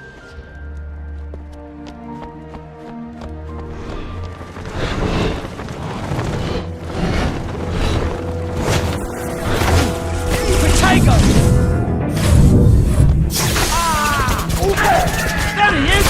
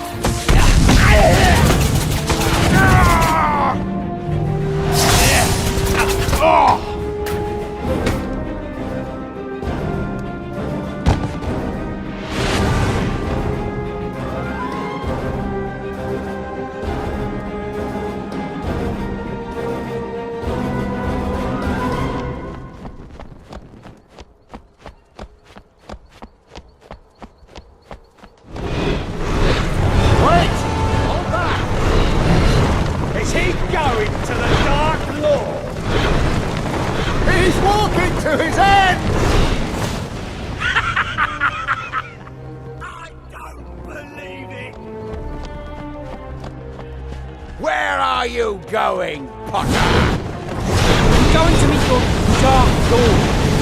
Give it yourself up, Potter. The fight will go on. You're walking to your destruction, Potter. That's what you wanted, isn't it? Don't keep him waiting, Potter. This way, Potter. The Dark Lord awaits.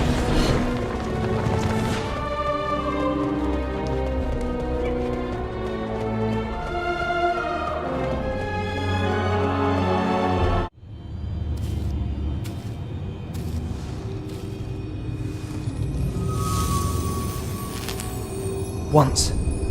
Twice. Thrice.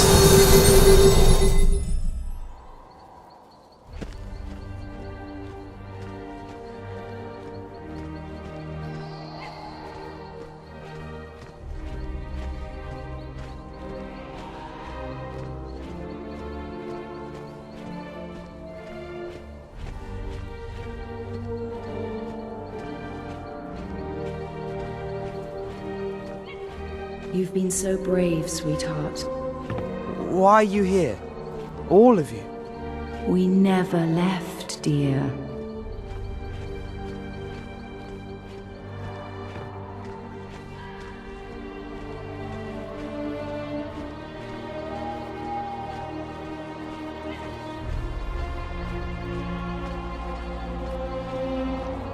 Does it hurt?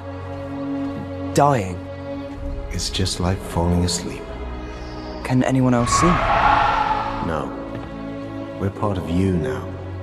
As you are part of us. There's so much I want to say.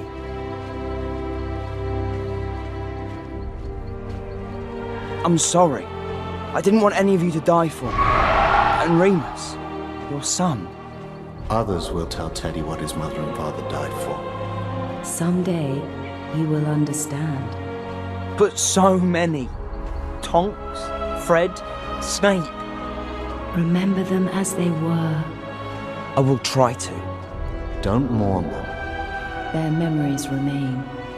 I will never forget you. We know. You're nearly there, son. We are so proud of you.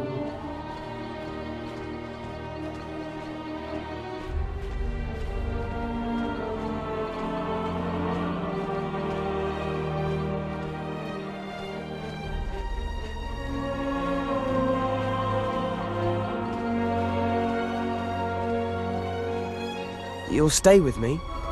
Until the end.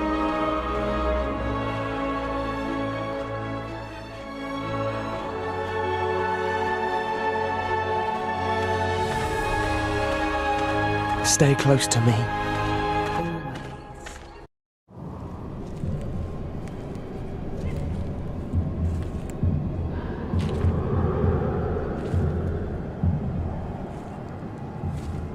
Harry Potter. The boy who lived. Come to die. Avada Kedavra!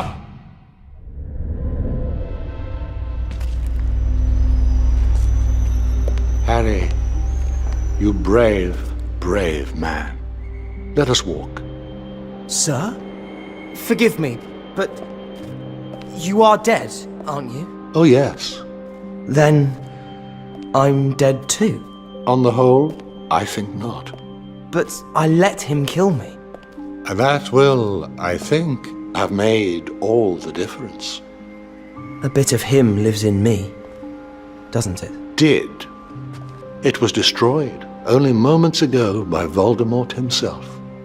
You were the seventh Horcrux, Harry. The Horcrux he never meant to make. Sir, what about the Hallows? You, Harry, are their worthy possessor, for you do not seek personal gain.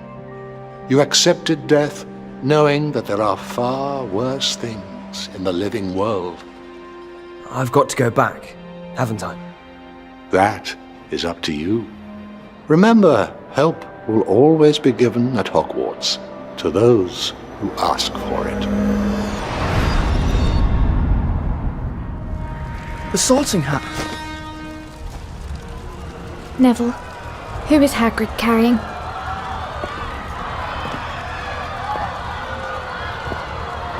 Silence!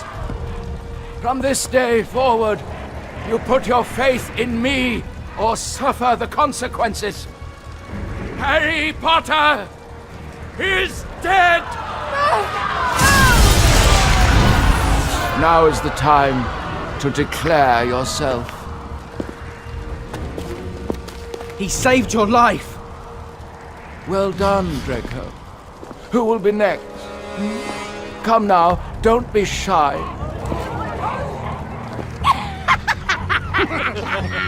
Now, by stepping forward, he lives to see another day. I'd like to say something. Yes, we lost Harry tonight, but he didn't die in vain. This isn't over!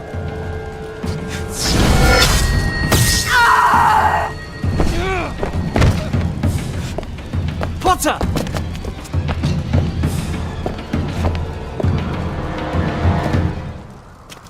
Your friends, your school, all in ruins. Ruins, Harry! Stupefy!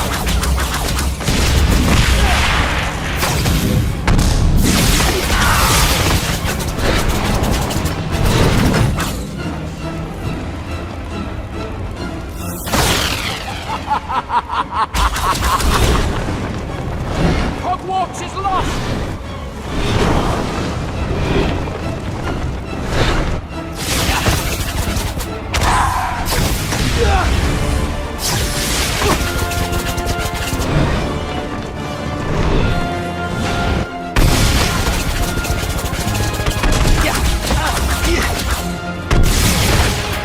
Come, Potter. Let us end this. You are a fool to return, Harry Potter!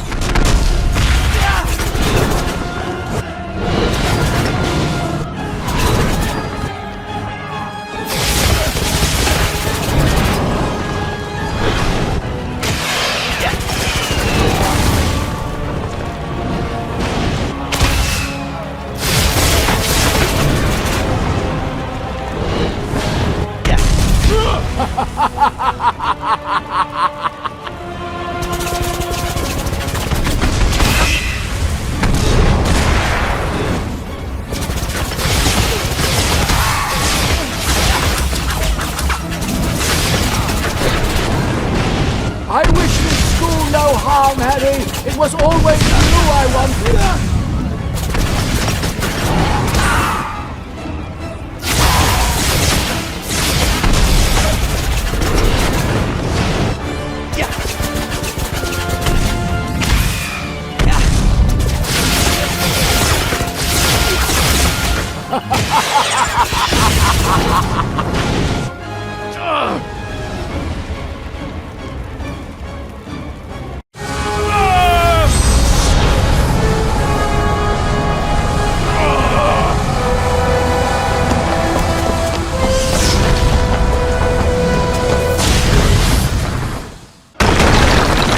Run if you must! I will find you!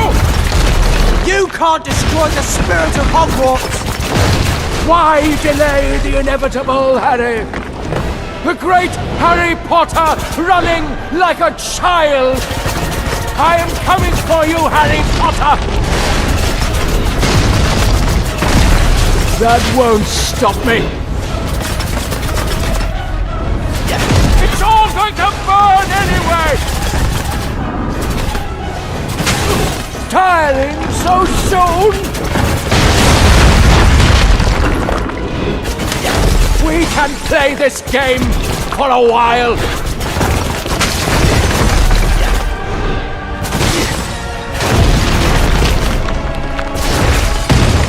Run if you must! I will find you! This will end, but not in the way you want. You won't win!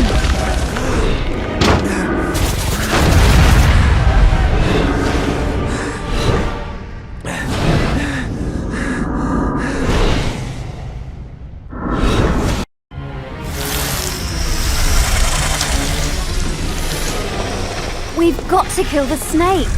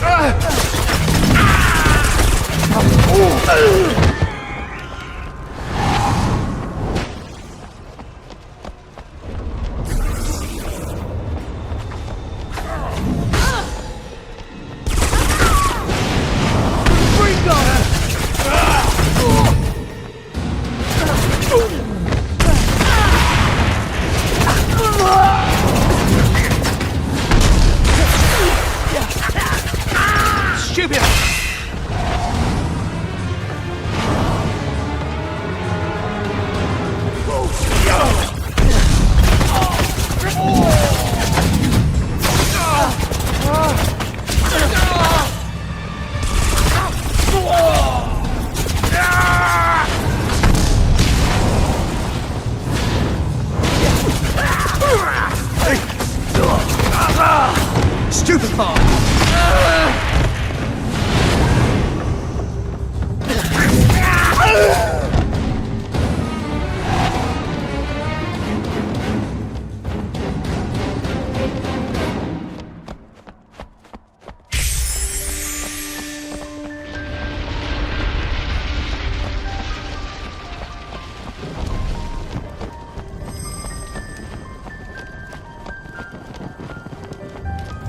Run!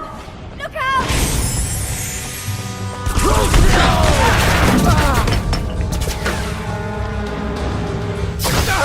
Crucio!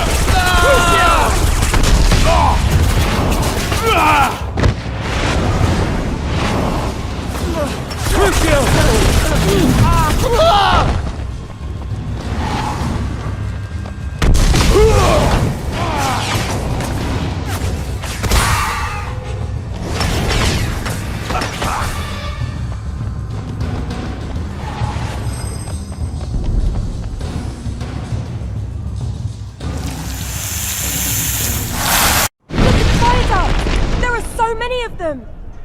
Harry needs our help! We'll have to hold them as long as we can! She's right! Attack! Attack!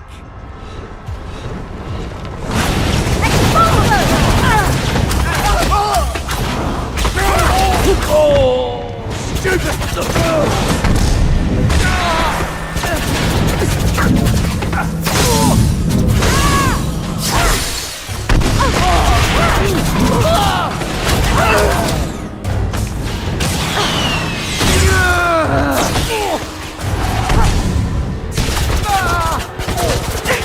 stupid!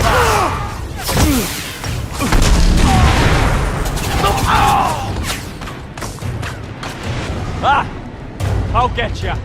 I'll get ya!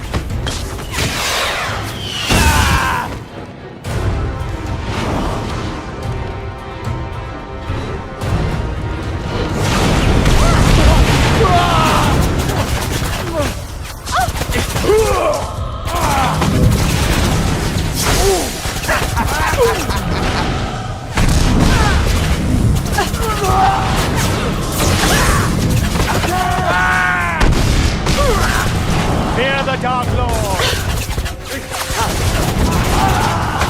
Stupefy! The Dark Lord will see to you!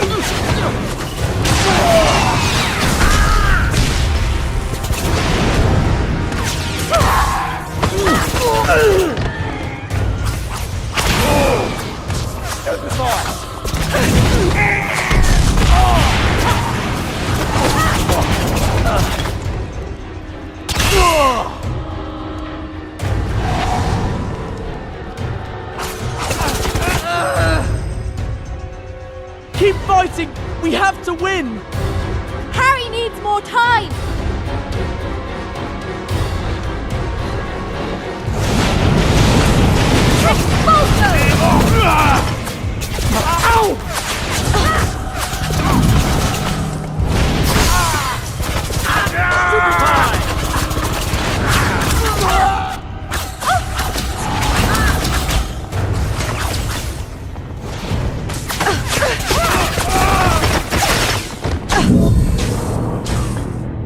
We know you're out there!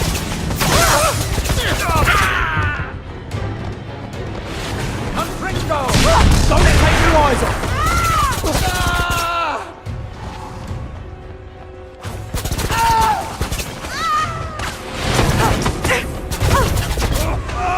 Confringo! Here! What's this?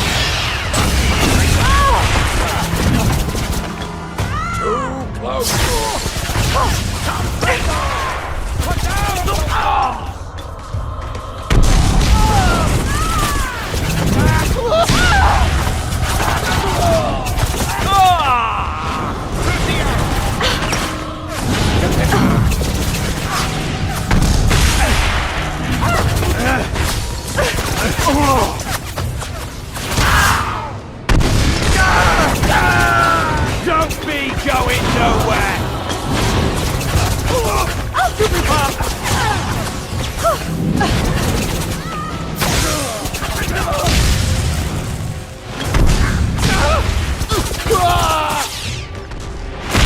There she goes! Shoot him hard!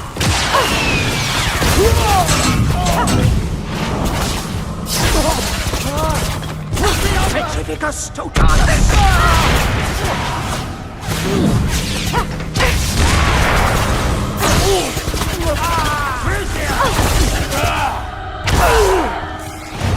You cannot win!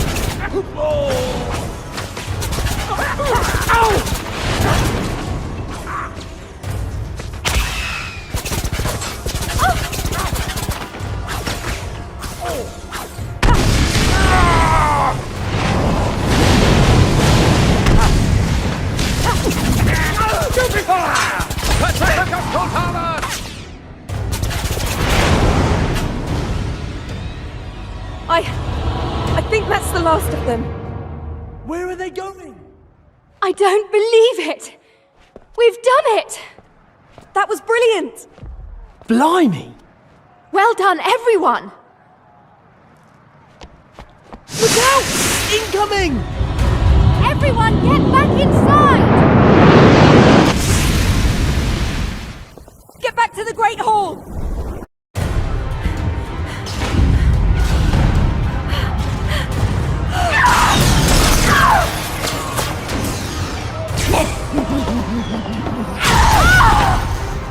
Not my daughter!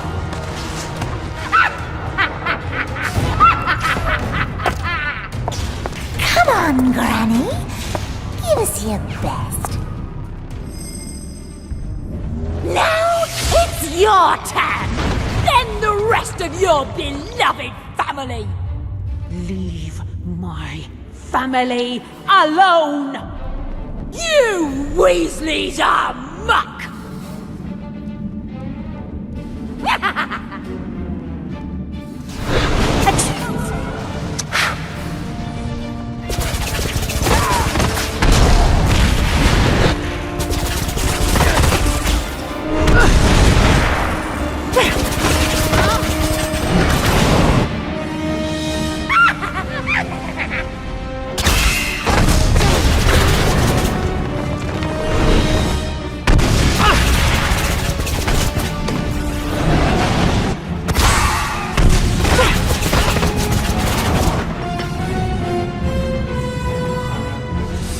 Better put your feet up!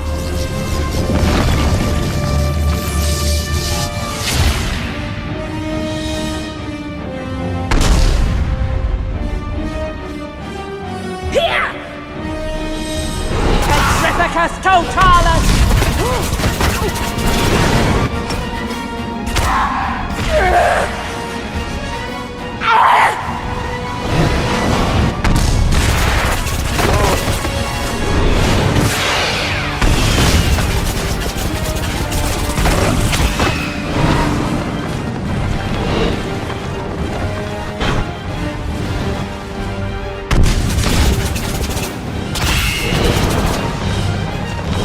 Too quick for you. No! You regret the day you escaped from Azkaban! You will! You will never touch my children again!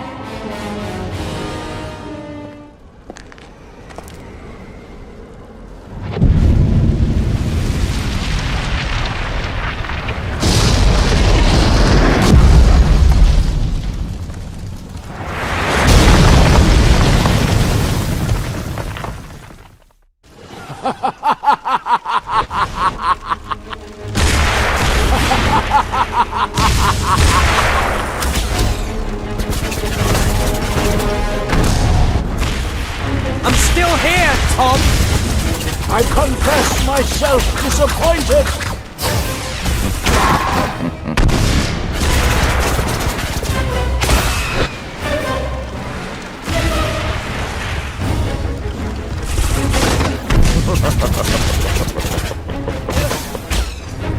Others will betray you. Snape was only the first. Then they too shall be destroyed.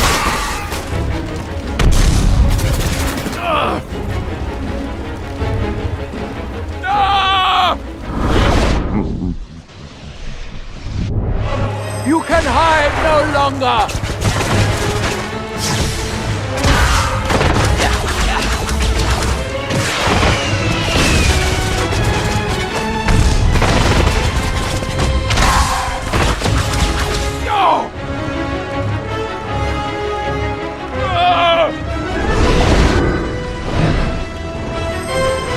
One slip, Harry, and it's all over!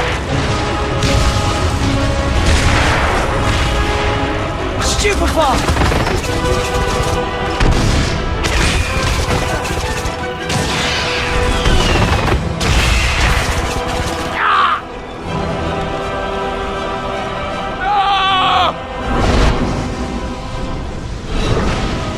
You can be defeated! Do you believe me somehow vulnerable?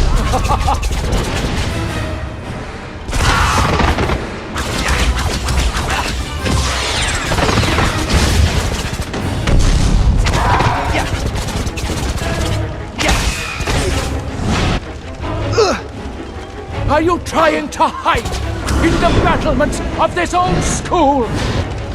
Killed my parents! And many, many...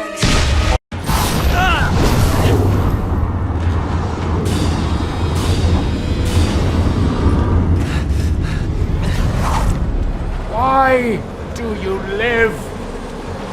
Because I have something worth living for!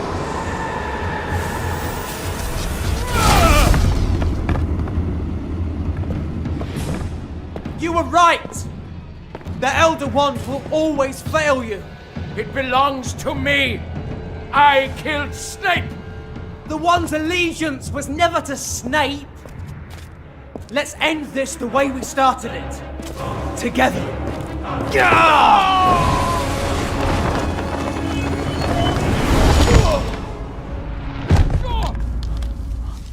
I told you! It's useless to you!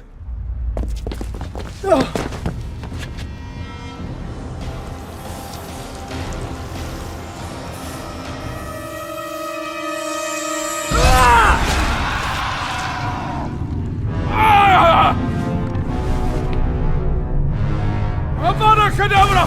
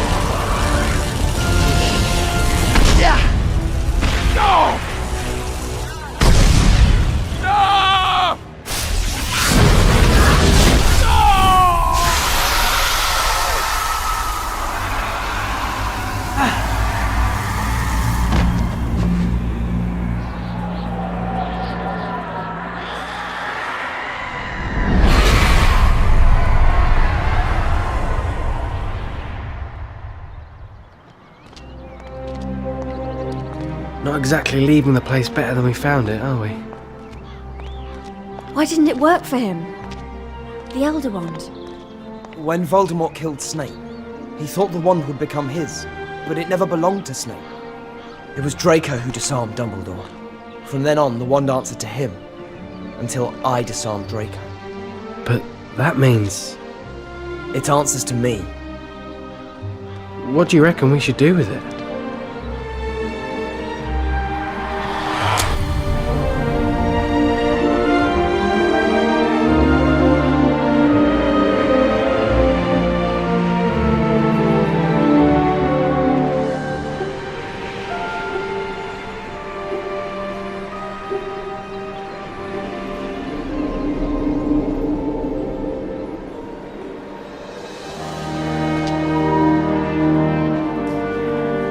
Come on, Albus.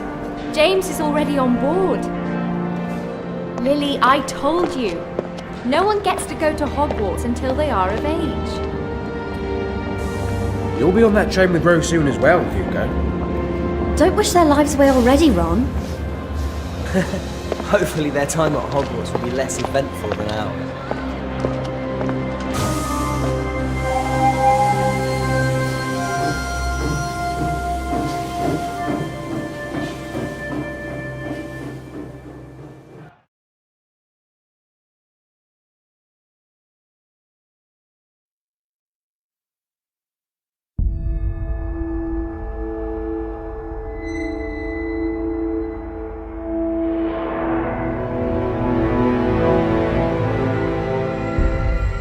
No sign of him, my lord.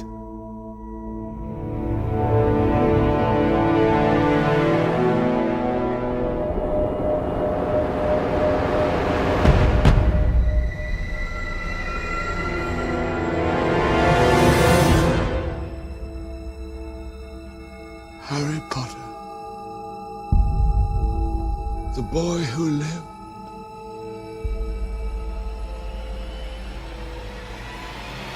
Come to die.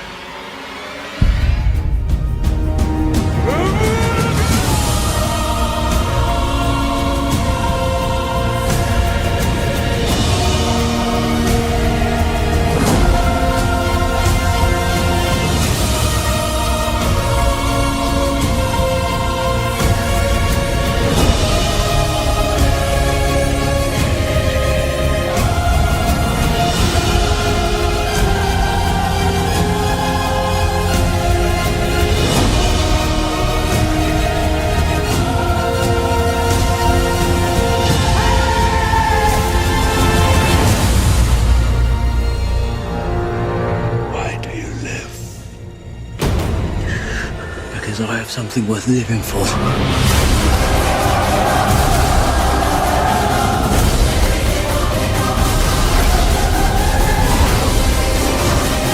Ron, kill it!